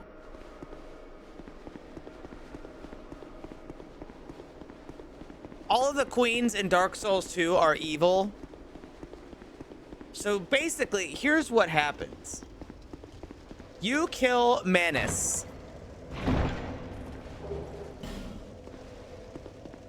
Manus breaks up into like 10 billion pieces.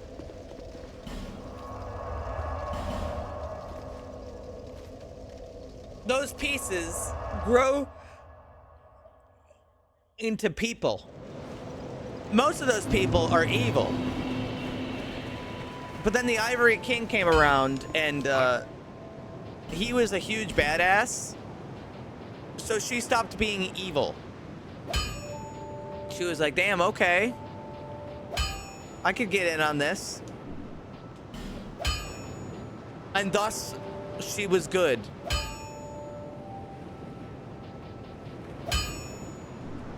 That's the lore.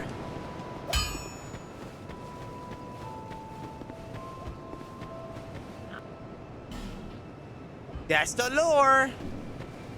Lively town.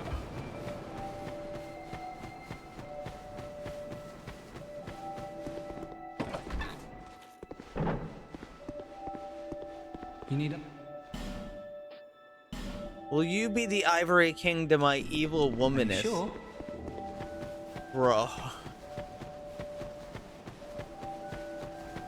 Oh, brother. You've been what?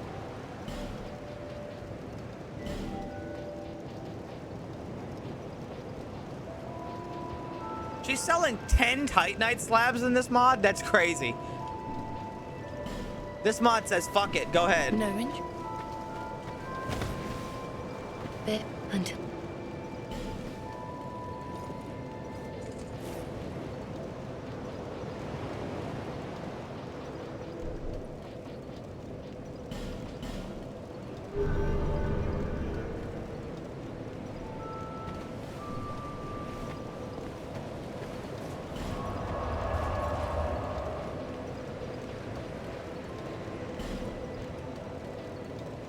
Now it's time for me to go on the adventure a second time and find all of the knights.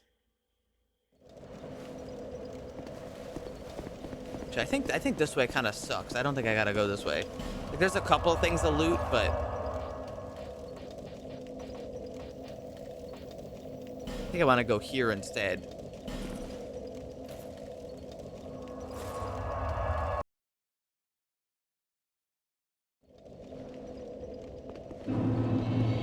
So evil women are parts of Manus, yes.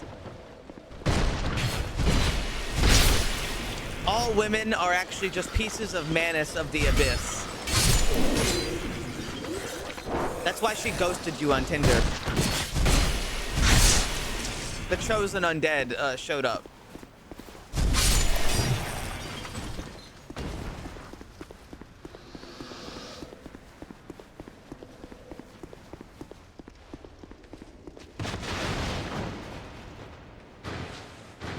Was it this way? I think it was this way. It wasn't this way. No, but it was this way.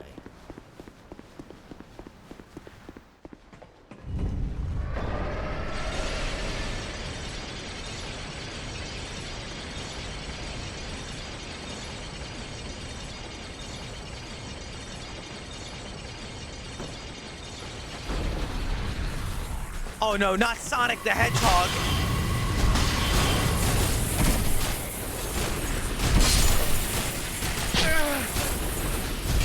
What if Tanimura made the bone wheel skeletons, but they weren't actually made of bones anymore?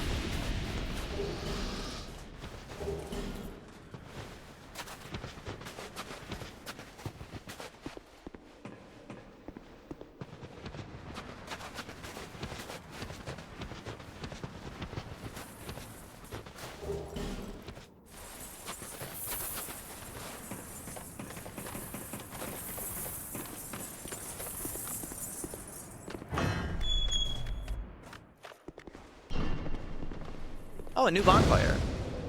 I think it's new.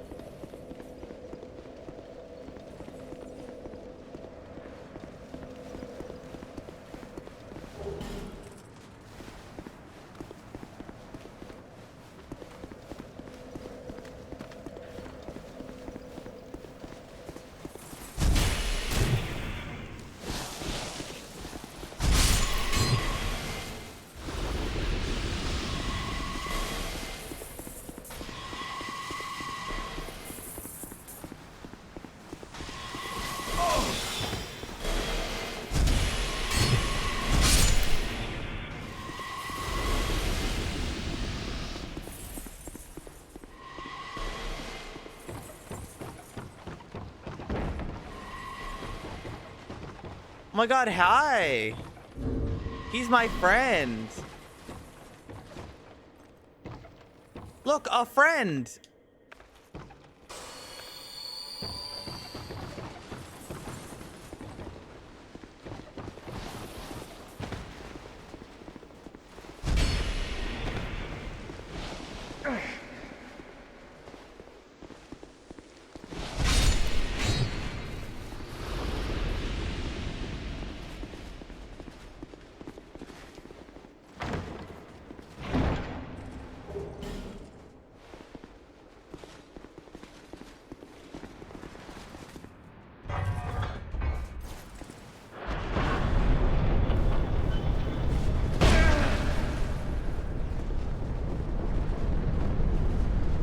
And there he goes.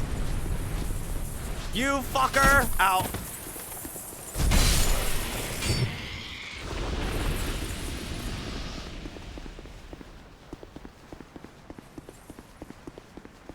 I don't know about. He was your friend, except not anymore. He ran.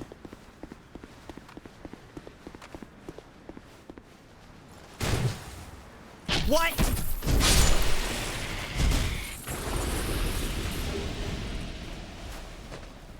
Well, actually, if he was in better position, he would have tried to backstab me when I pulled the lever.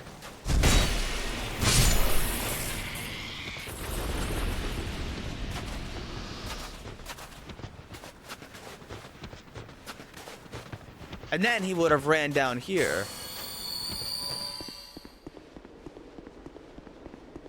And you're never gonna believe what's down here.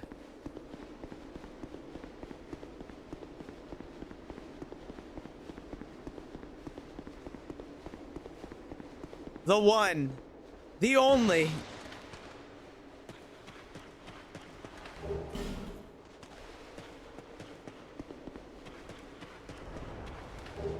The fucking Covetous Demon. And guess who's sitting right next to the Covetous Demon?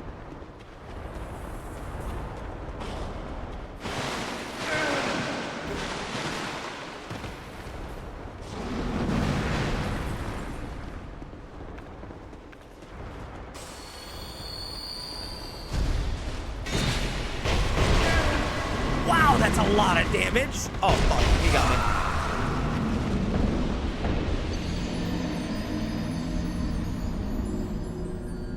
I had no idea he did so much damage. And then he roll caught me. I don't think that would have roll caught in vanilla Dark Souls 2, but fuck. Mogged.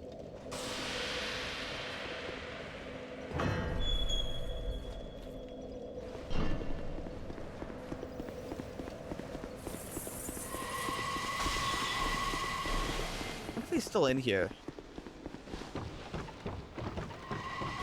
He is still in here.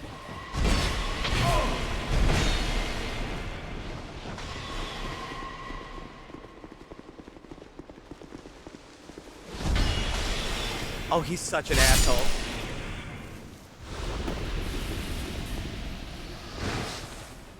He's such an asshole. He does this in like 2 DLCs.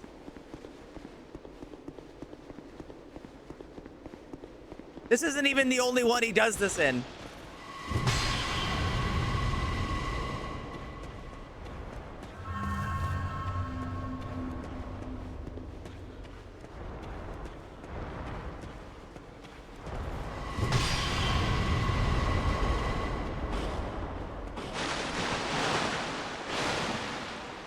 Player? Yeah, my modded Dark Souls 2 game, which I'm playing online.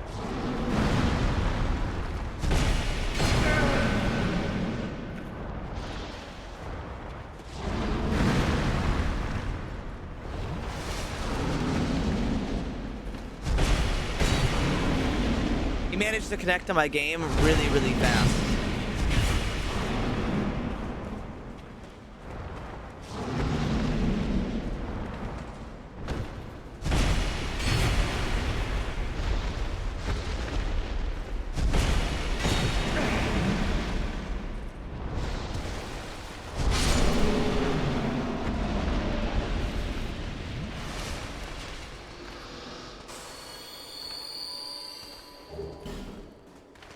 What the fuck does that ring do again?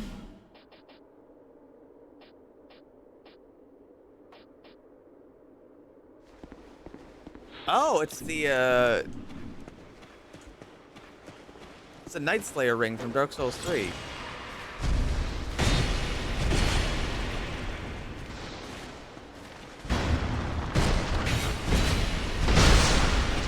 Bozo.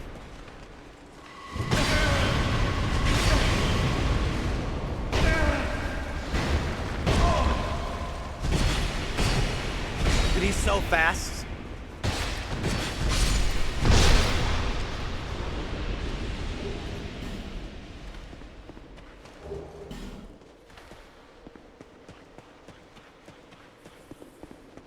Huh? What are you talking about, Merc?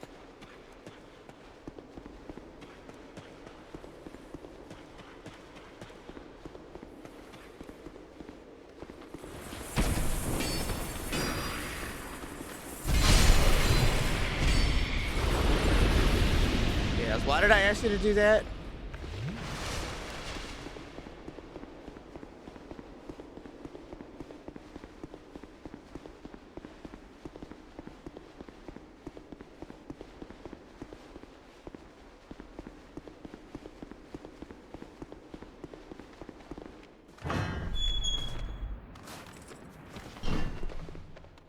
Ah, okay. You know, I feel like a lot of my community are insane people.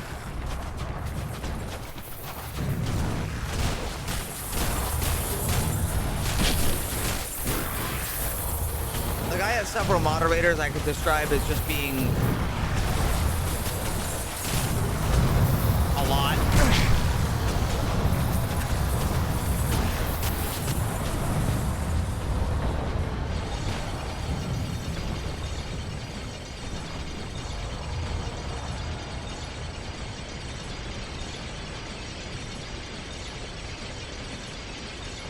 I am not insane.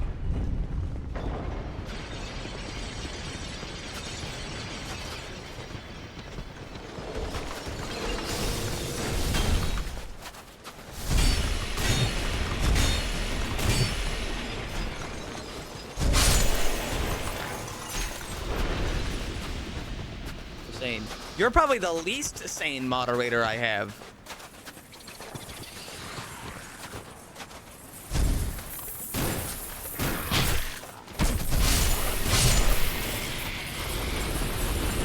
Would a sane person do 2 playthroughs of Dark Souls 2? What are you talking about? Everybody says that that it's like the best Souls game.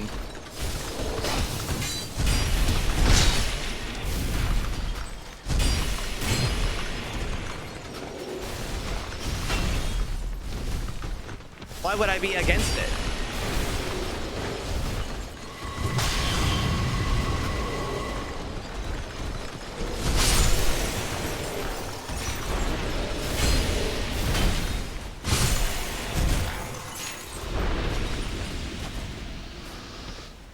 I mean, I don't agree. I don't think this is the best Souls game, but I do think it's got a lot of creative decisions and a lot of decisions that are good.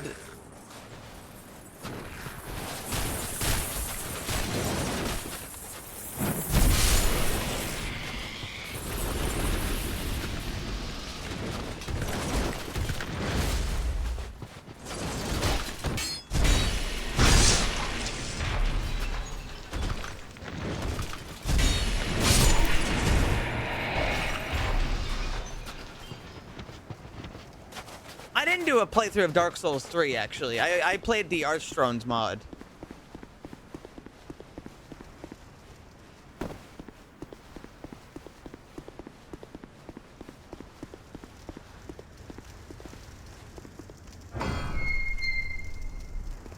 Forged a one-off. I mean, yeah, I would definitely not play through the whole thing. Is this guy just in here? This guy's just in here gooning. This Lois Knight is just sitting in this room full of things that I know were not in here on the vanilla game. This is not like this in vanilla. He's just got 1, 2, 3, 4, 5 paintings of Guinevere, and then 2 statues, 1 big and 1 small.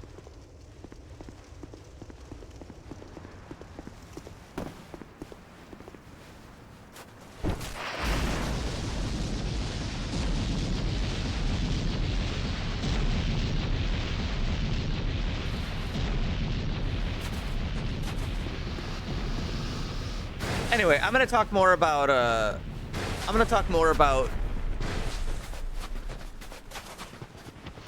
Dark Souls 2 for a second. Dark Souls 2 is really strange, and I understand why it's people's favorite.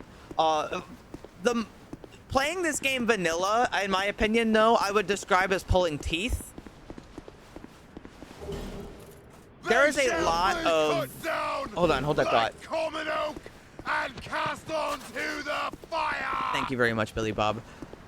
There is a lot in Dark Souls 2 that I would describe as wrong and terrible.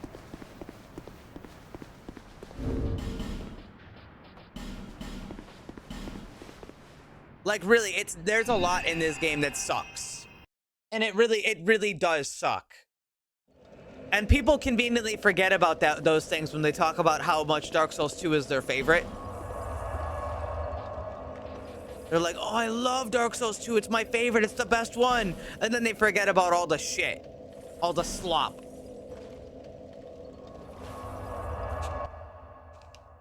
They forget about, like, all the things that make this game kind of just suck to play.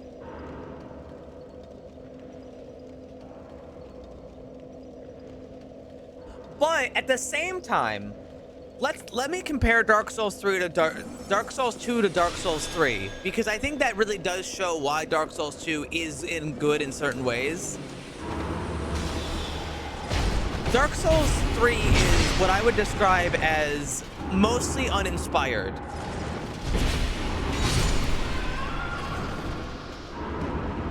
Dark Souls 3 has a lot of flaws that really do take away from the gameplay experience.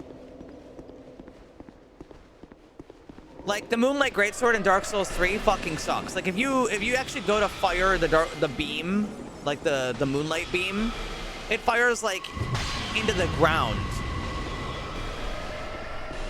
Anybody who's used it knows what I mean. You're two-handing it, you go to do the beam, and then it just hits the ground and just, like, eats shit. Dark Souls 3 had things that were in development that would have been really cool, but it got cut. Similar to Dark Souls 2, actually. Like, Dark Souls 2 was supposed to explore a lot of, like, the decay.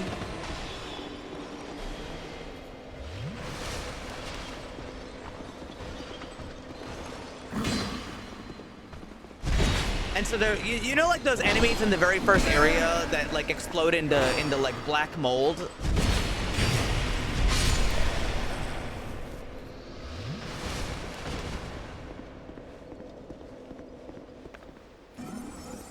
Those guys were supposed to be a much bigger part of Dark Souls 3 lore. The whole Pus of Man thing was completely unexplored.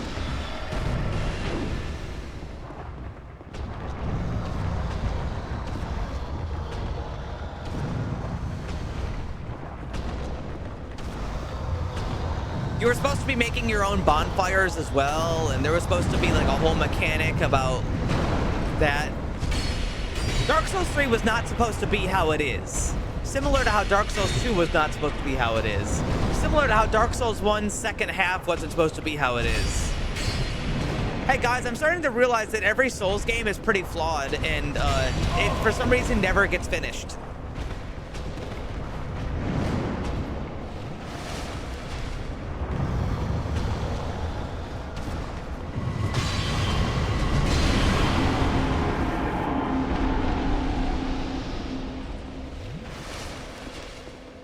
But as far as how the game actually launched, Dark Souls 2 has some really cool stuff in it.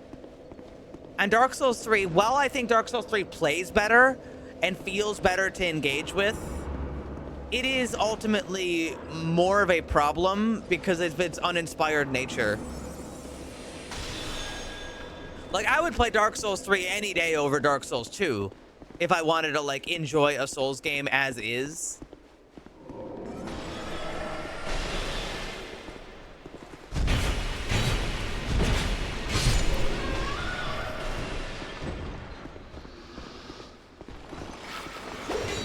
But that isn't to say that Dark Souls 3 is just straight up better, because it's not.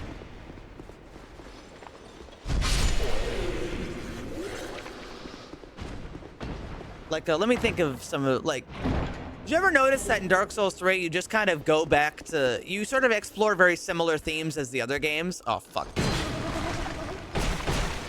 And I died in one hit. I forgot they froze a Mimic.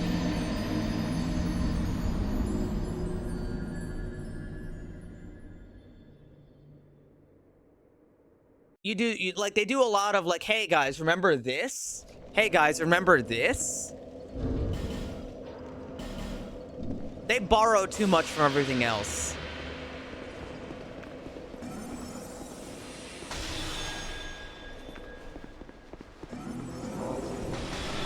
I've decided I actually don't care about fighting these guys because my goal was never to fight these guys. It was to go get the Goon Cave. The Goon Knight.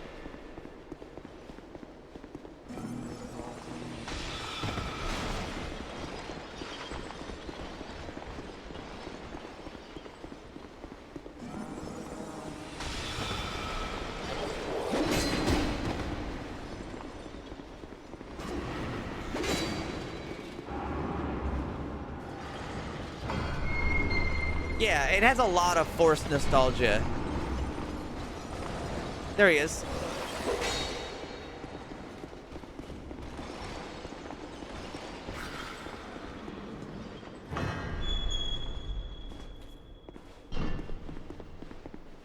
Yeah, the people really like Miyazaki want to make DS3. I don't think so.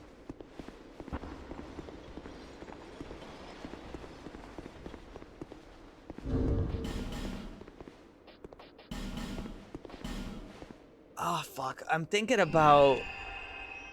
In Dark Souls 3's DLC, it feels the most like...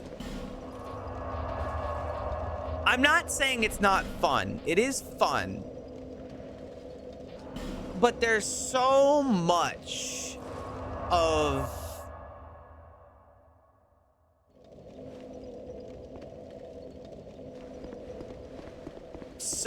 nostalgia bait.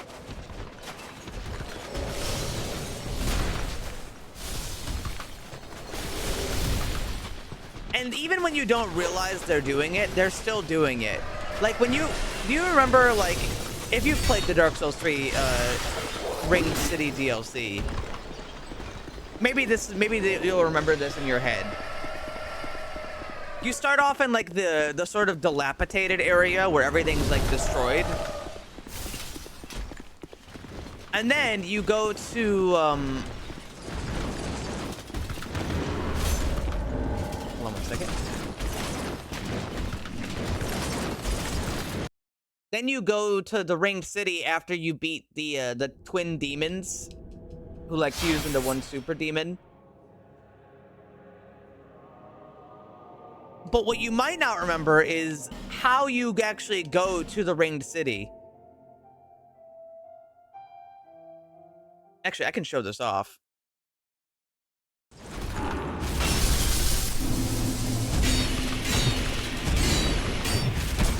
Oh, fuck.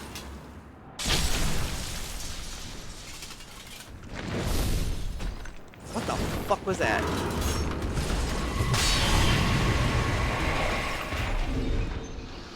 Hold on, give me 1 second. I want to show something and then also want to go to the bathroom.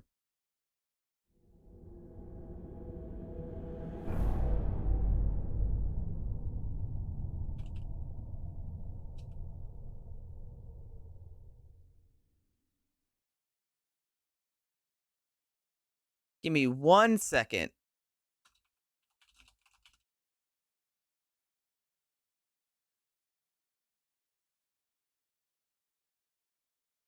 Okay, this is worth exploring. So this is one of those things people don't realize. So like, here's the cutscene in Dark Souls 3, right? I want you to look at this really carefully and see if you can be reminded of what's happening.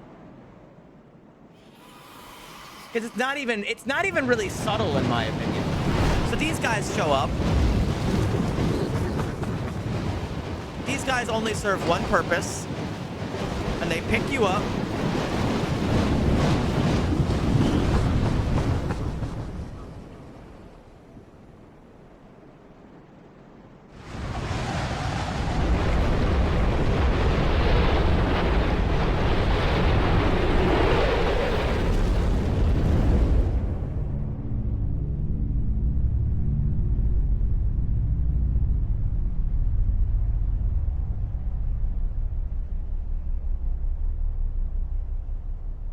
And they do the camera angle like that, and they set you down up here. And then you walk down like this cliff over here, and you sort of go down in like a spiral that gives you a big overview of the city, right? However, you go back to Dark Souls 1, what happens? These guys show up, which they do their one purpose. Except in this game, they're even an enemy. And they lift you up, and you fly over, and you crest the horizon. And, oh, would you look at that? The same camera angle. And then, not only that, but they set you down up here on the cliff, and you have the exact same walk angle and walk path that gives you an overview of the city. Which I know it sounds like nitpicking, but it really is the exact same thing. The exact same thing. Right? That's what I mean is like Dark Souls 3 really plays on your nostalgia a lot. And it tries to give people that played old Souls games that sort of same like feeling of wonder. And that's not a bad thing, right? I don't think that's horrible, but it does it a little too, sorry, not a little too much. It does too much for how much they ended up cutting out of Dark Souls.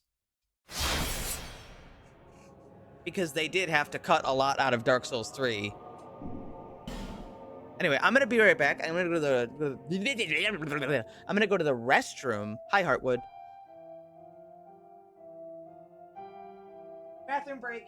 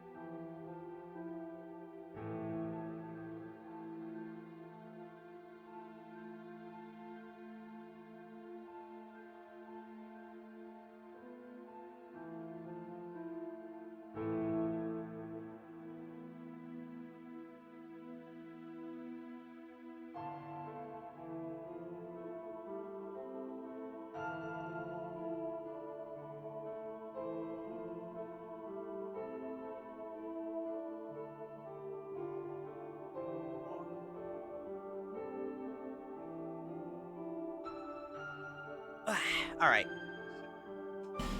To cut a very long-winded conversation a little shorter, Dark Souls 3 is not perfect. And I understand why Dark Souls 2 is some people's favorite. But Dark Souls 2 does kind of suck. Ow.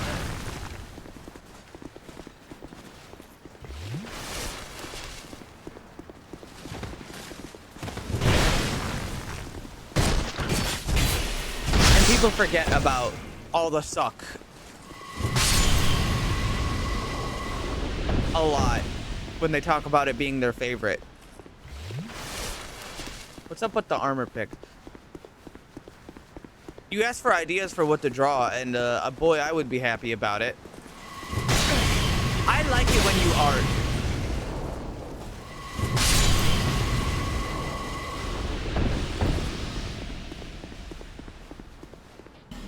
This one Bro's right. Dark Souls 1. Dark Souls 1 is really also complicated. Because if you ignore the second half of Dark Souls 1, it's fantastic. Like, let's pretend that you cut Dark Souls 1 to only like the first half of the game. Or sorry, I guess that would be the first 60%.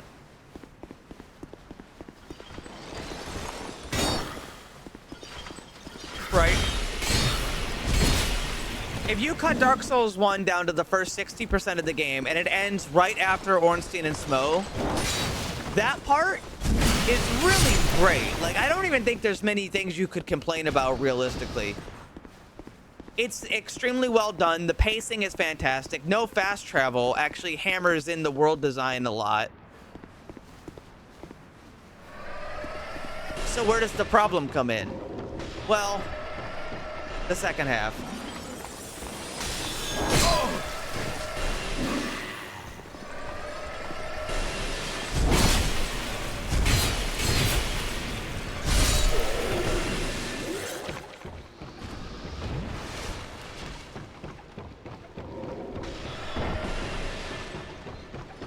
And it's the second half of Dark Souls 2, or sorry, Dark Souls 1, that is very...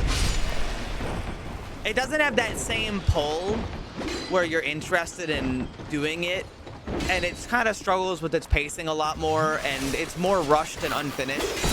So it doesn't have that level of polish that you felt with the first half.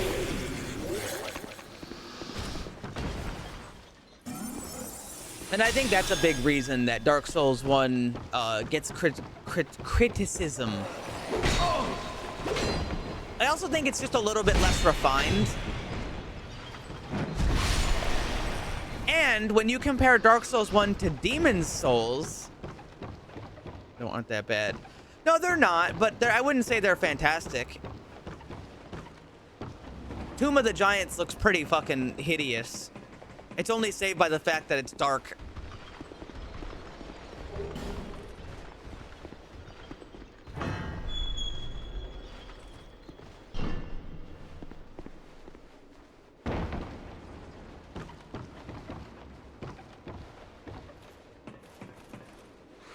Oh, fuck, what was I saying? I was talking about...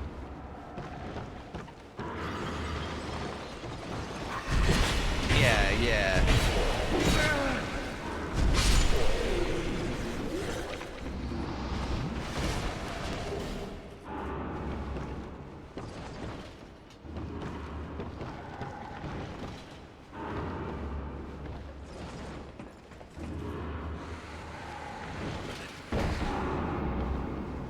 It...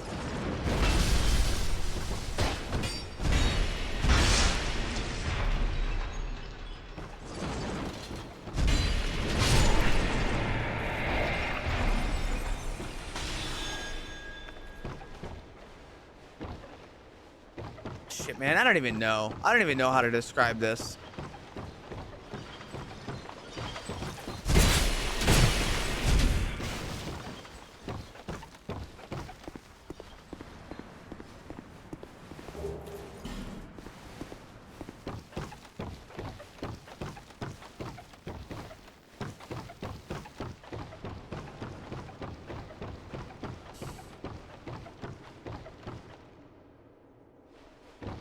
Sorry for being clueless.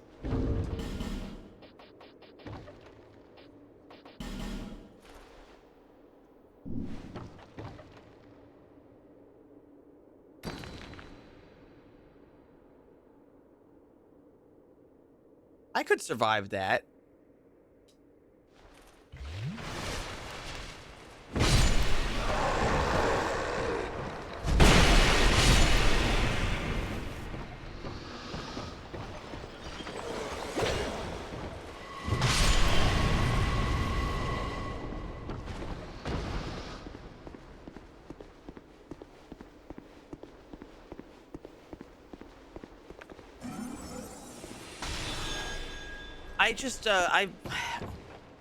Demon's Souls has so much more personality and character than Dark Souls 1 does. And that, like, if you've played Demon's Souls and then played Dark Souls 1, you can really feel what I mean by that. But if you've never played Demon's Souls, then it's like you wouldn't really notice. Demon's Souls is such a funny, charming little game.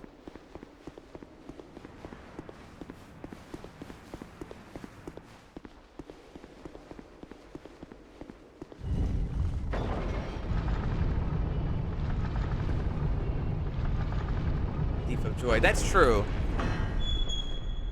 But I think for the sake of talking about what is wrong and what is right with the Dark Souls games, it is important. Demon's Souls is probably the most complete package out of all the Dark Souls games, with a small caveat that it itself is a more flawed package.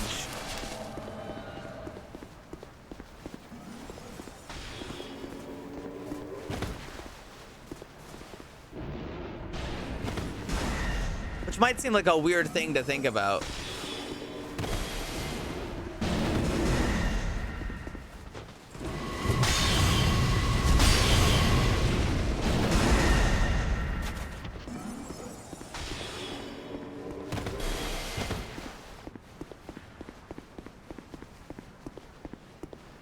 remastered. No, it did. I don't think you realize what you just said.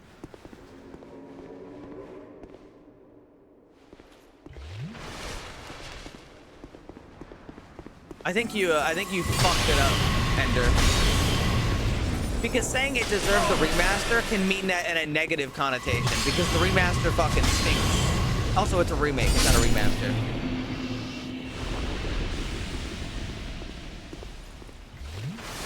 Sure, I do. I'm glad Blue Point got shut down, actually.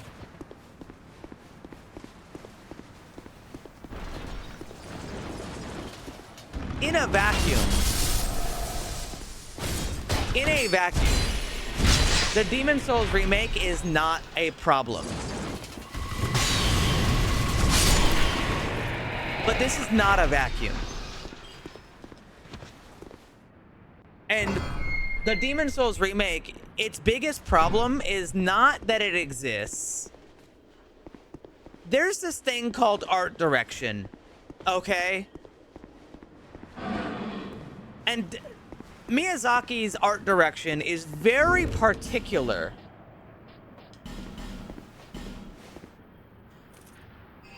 Very, very, very particular. I didn't experience the original. And that's exactly what I'm talking about. You think it's all right, and you're not invalid for thinking that.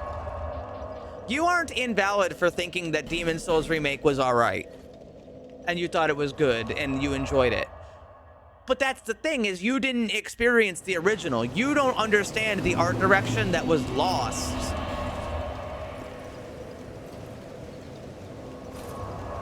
When Blue Point made their game. Because, like, yeah, the Blue Point's game is very charming, and it's not bad, and they added in new content, and that's fun. They added in the mirror mode, which is cool. And, like, that's all fine. That's actually all fine with me. However, a lot of the enemy designs were entirely gutted. And a lot of the level design was also entirely gutted. Give it to me. Dude, download an emulator. You own a PC, don't you? Download an emulator. It's right there. And then legally acquire your copy of the game.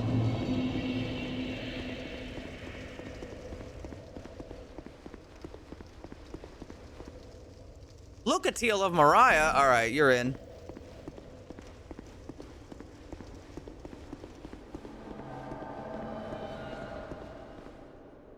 Mira, not Mariah.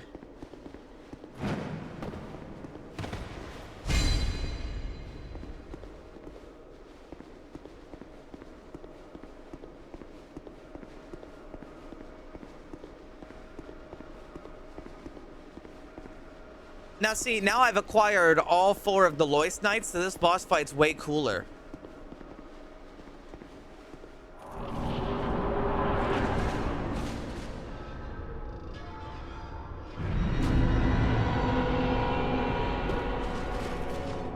It's a raid boss now.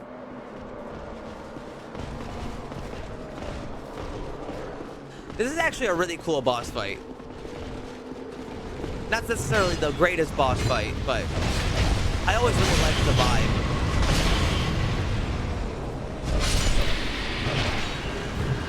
Ow.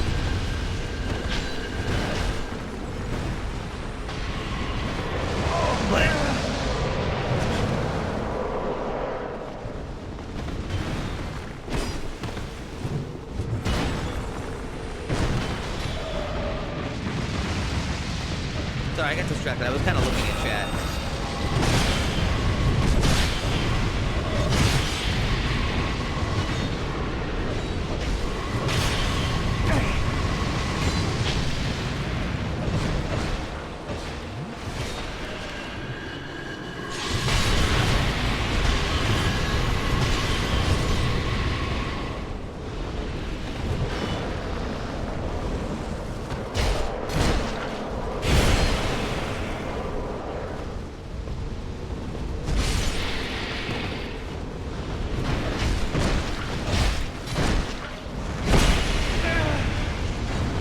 you get all your boys and you have yourself a big old fucking...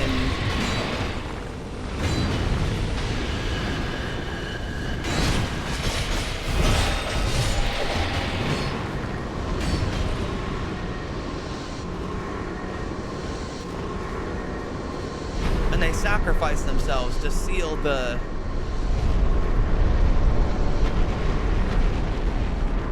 pits.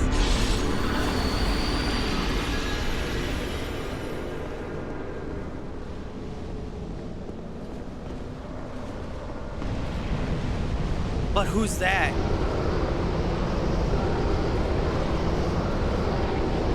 What a good intro.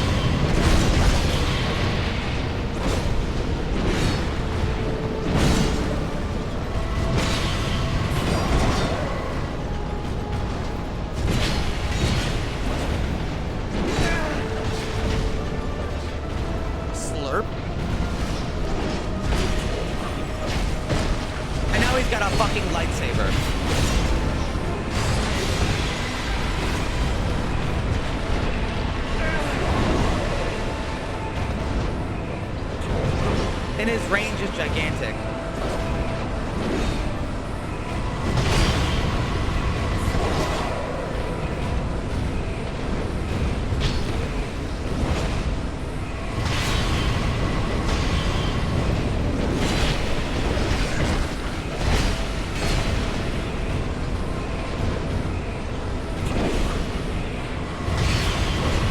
It can be actually pretty difficult to fight him without getting hit.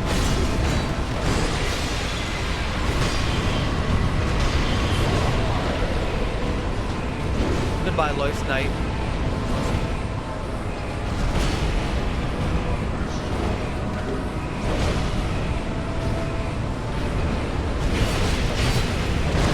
Because his range is just like tripled. So even his fast attacks are out. Like those attacks?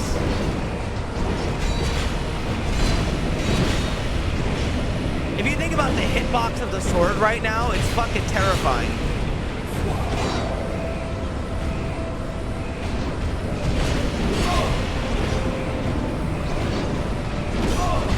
That's done. Oh, like 4. No, more than 4. You know another big issue with this run on Otstarva's all bosses no hit? It's not just that he does it, but also all the enemies that in this area are pretty miserable to fight without getting hit. Like all the burnt voice knights are really difficult.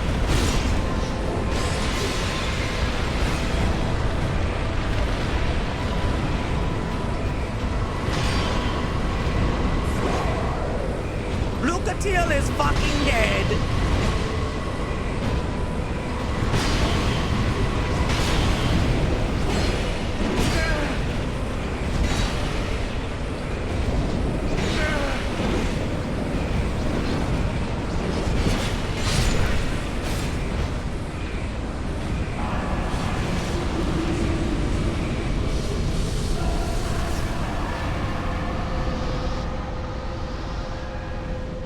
Rad.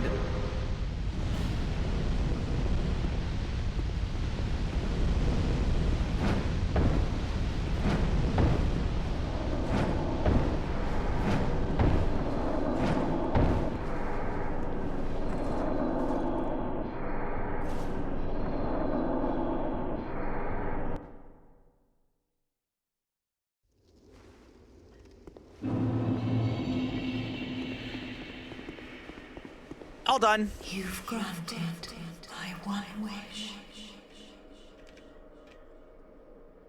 Now, I have no regrets. I was born amidst the dark. Long ago, in the depths of the abyss, my father perished. Yeah? The dark shattered into tiny pieces, one of which was me. How frightened I was. A frail thing, born from but a splinter of dark. I felt that I might simply disappear. I am, in fact, the incarnation of my father's fears. I saw that the king of this land was strong. I sought him only to sustain myself, to smother my fears. Now, I realize that he may have known all along. I was born of fear, and my Lord provided comfort. And so, here Plus, do what? What are you trying to do, Mirth? to my Lord's wishes, watching over chaos. Until the Oh, you don't gotta do a New Game Plus. New Game Plus doesn't really provide you with anything. You'd probably enjoy it less. The Knights of Aleum, the night with I. So if this game was still online, you could when you play as a Phantom, those knights down there drop Lois souls, and so that way the game sort of encouraged you to do this boss co-op, and then if you offered here, you could get like rewards for doing that, which is a fun thing. But the time has passed.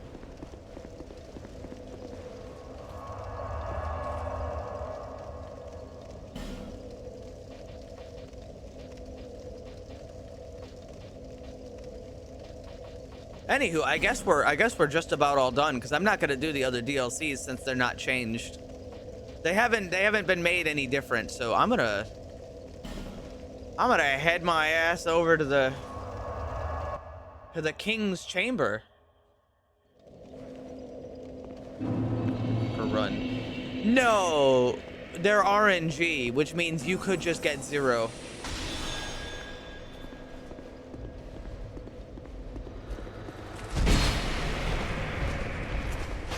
RNG with a low drop rate.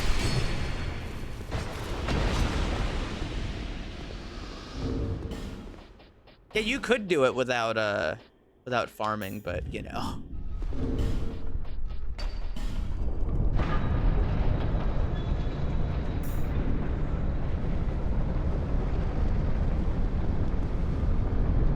Hey. My journey is already complete. My name is Shanalot. The dragon gave me this name. I was born of dragons, by ones who would cause them Guys, gotta be straight up with you on this one. I don't think I've ever cared about the Emerald Herald. Some people will hate that. Who? So true. The lady that you have to talk to level up, and she talks too much. That's why everybody here is bear seek lest.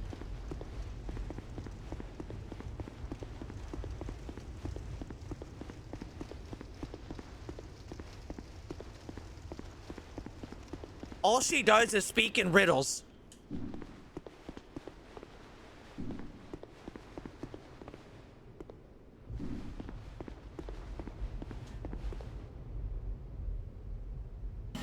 My man.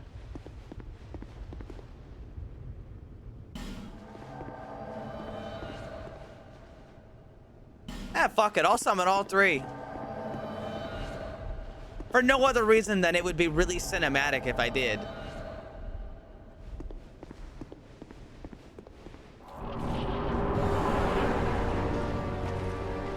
For no other reason than to just do it.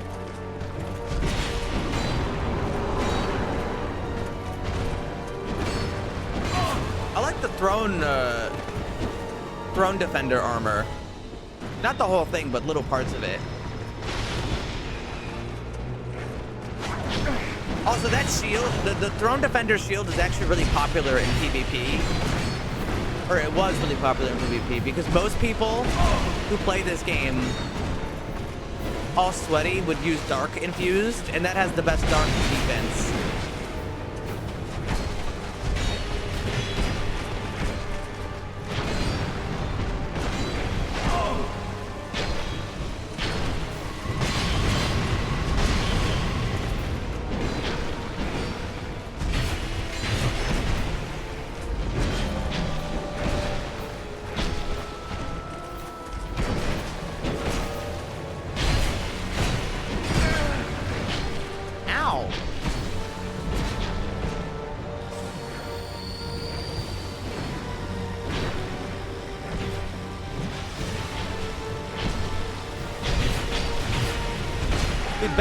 Jugo has absolutely zero defense.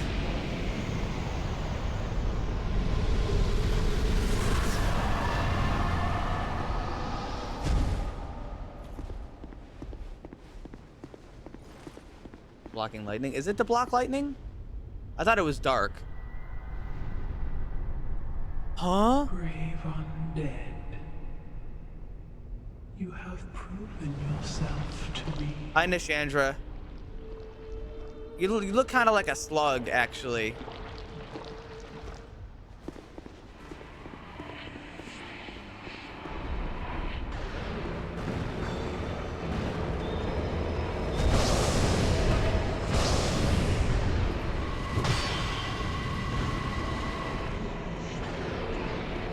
Can I hit that with the beam? No. Aw, oh, fuck. I'll just fix it.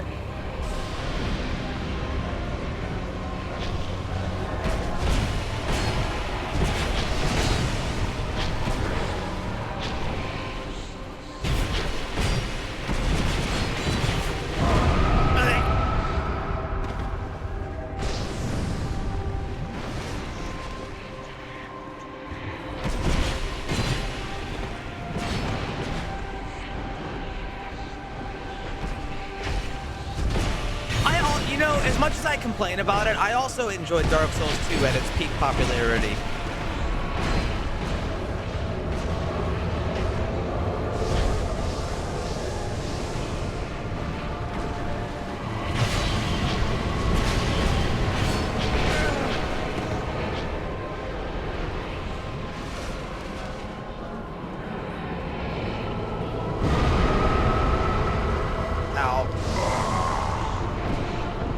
What happened?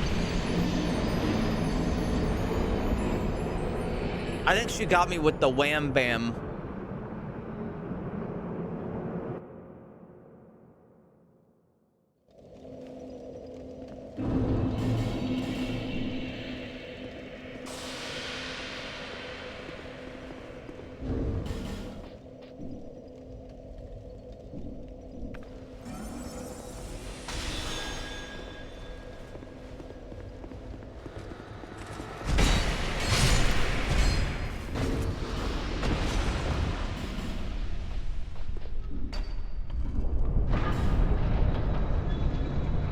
Oh, cool.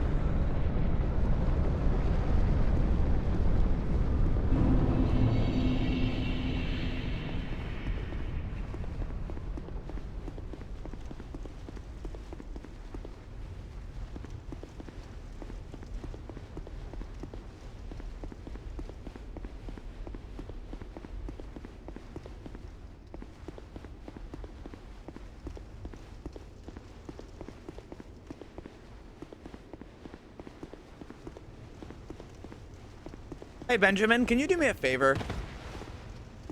Can you look up and see if any of those like return to X events are happening, or when those are happening?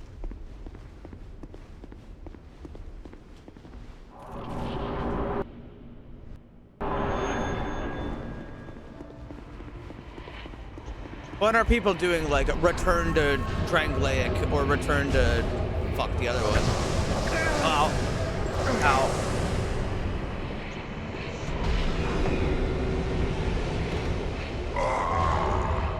Something happened to me.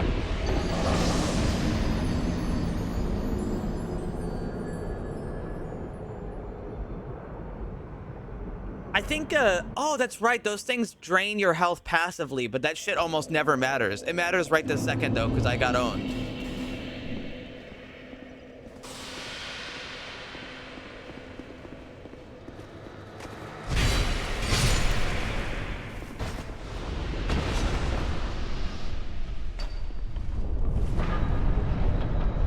Silly me.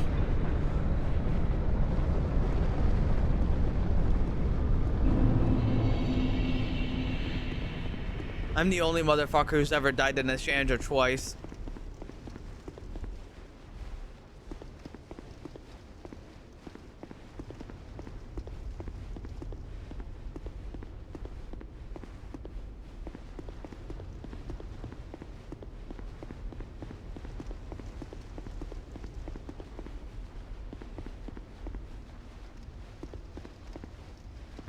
Dark Souls 2 PvP is not the best PvP in the series. Don't let anybody fool you. In fact, honestly, I think the best PvP in the Dark Souls series is probably Dark Souls 3's.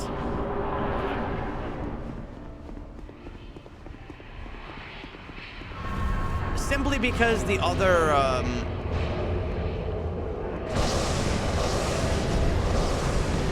Elden Ring PvP is so spam heavy.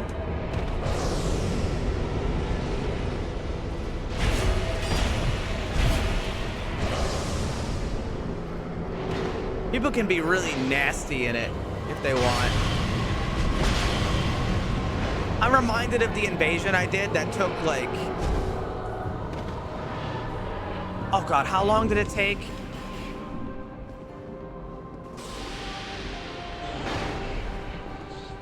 I did an invasion in Elden Ring that took 40 minutes because the guy I was fighting didn't want to lose that much, and he ran around in the flat lake area with the magic, and he kited me into like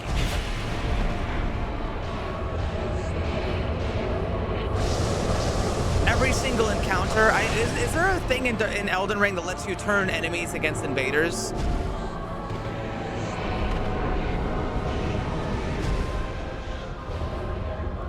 There is, right? Giant seed. I know it doesn't have the giant seed, but can you verify that so I can try? Like, if I'm wrong, then I have to re-remember my story.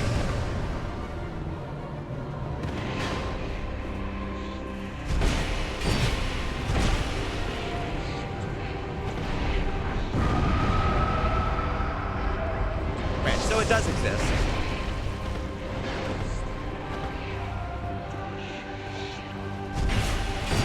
Oh no, that's not what I'm talking about then.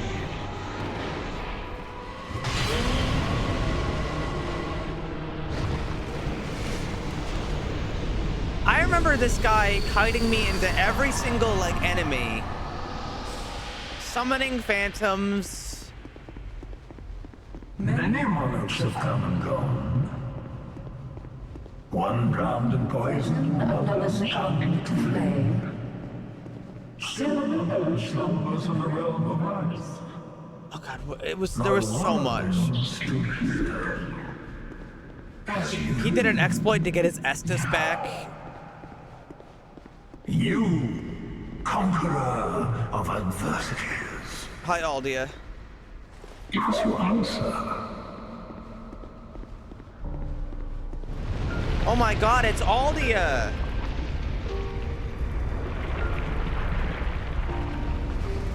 He's a big tree slug.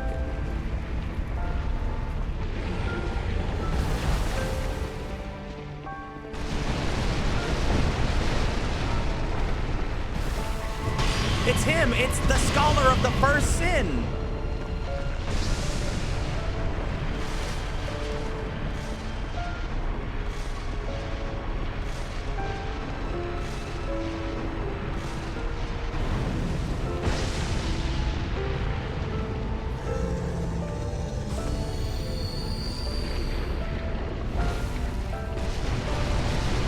But you played base Dark Souls 2. No. This is they only, yeah, he's the Scholar of the First Sin guy. He's not modded.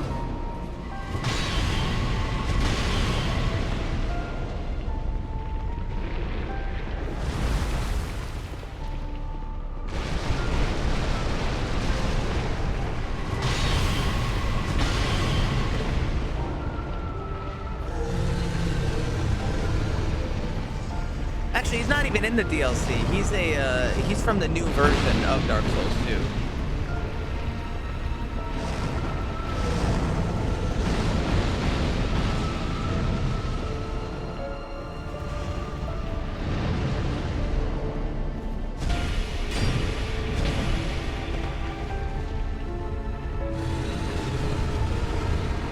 Let's rush, kinda.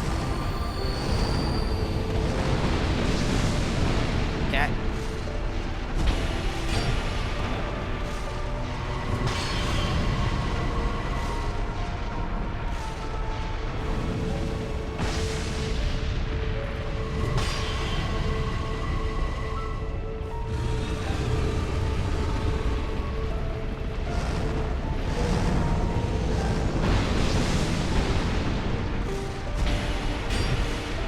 Oh no, I remember with the story now. The reason he was able to kite me into enemies is because I was the host. He invaded me.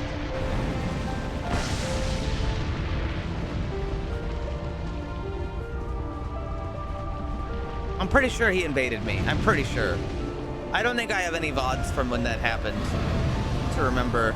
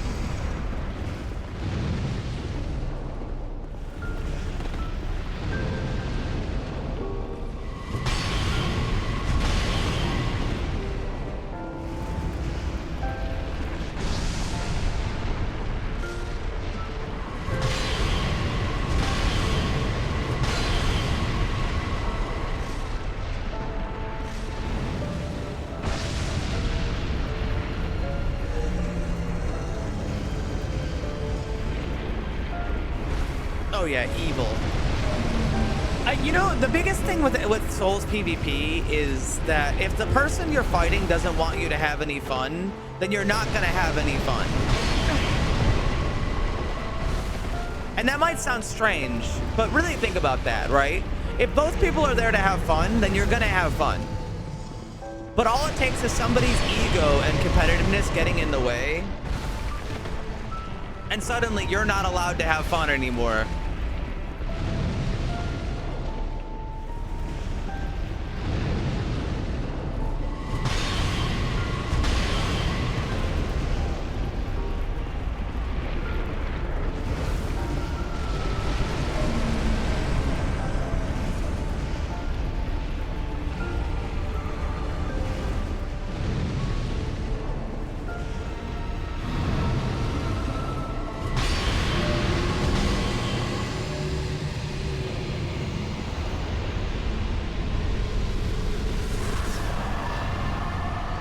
Aldia's not that bad. I will kill you and remain here patiently. The throne will certainly receive you.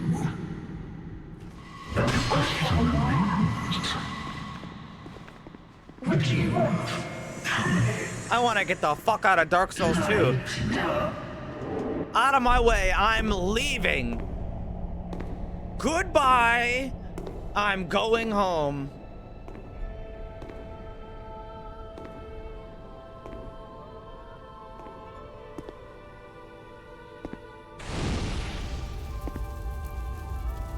There is no path.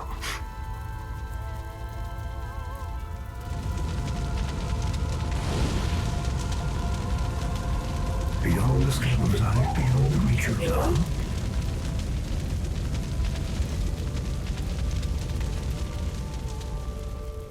What could possibly await us?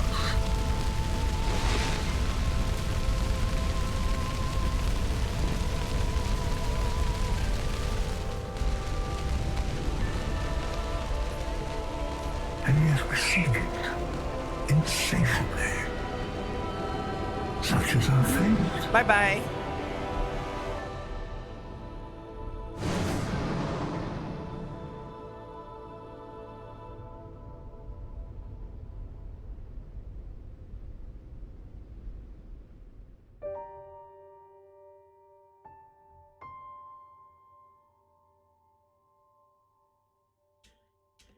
Oh yeah, that's right. You can't skip the cutscene or the credits. Okay, I'm gonna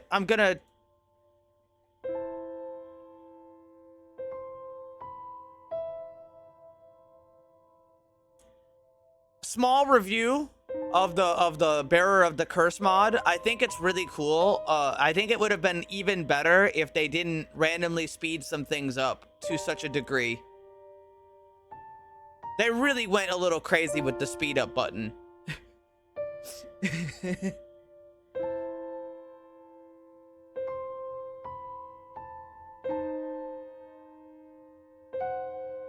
If not for that, I think it would have been really good. No, I didn't. When is it though? When is it?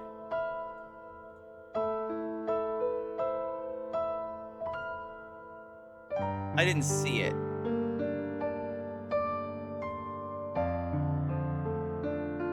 June.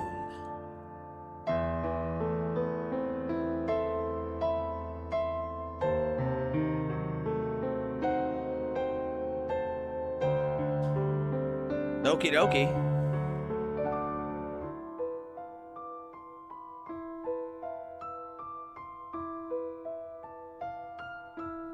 Armored Core, yes, I did.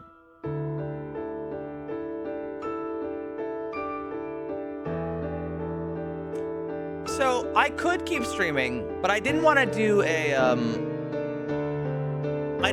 a long stream today because I have to work tomorrow morning, and I'd like to make some dinner proper because I only had a small thing of soup. I'll be back tomorrow with a much longer stream. And plus, Boone just went live, and he has been gone because of some stuff going on with it. What's going on with the credits? That's weird. Boone has been gone. He's now back. We're not gonna be playing more Dark Souls until Return to Lothric might be happening, and if it does happen, I'll probably play it because it would be fun. Return to Lothric would be fun. I haven't played Dark Souls 3 again in a while, because when we played it, we actually just played the other thing. You know the thing, the mod.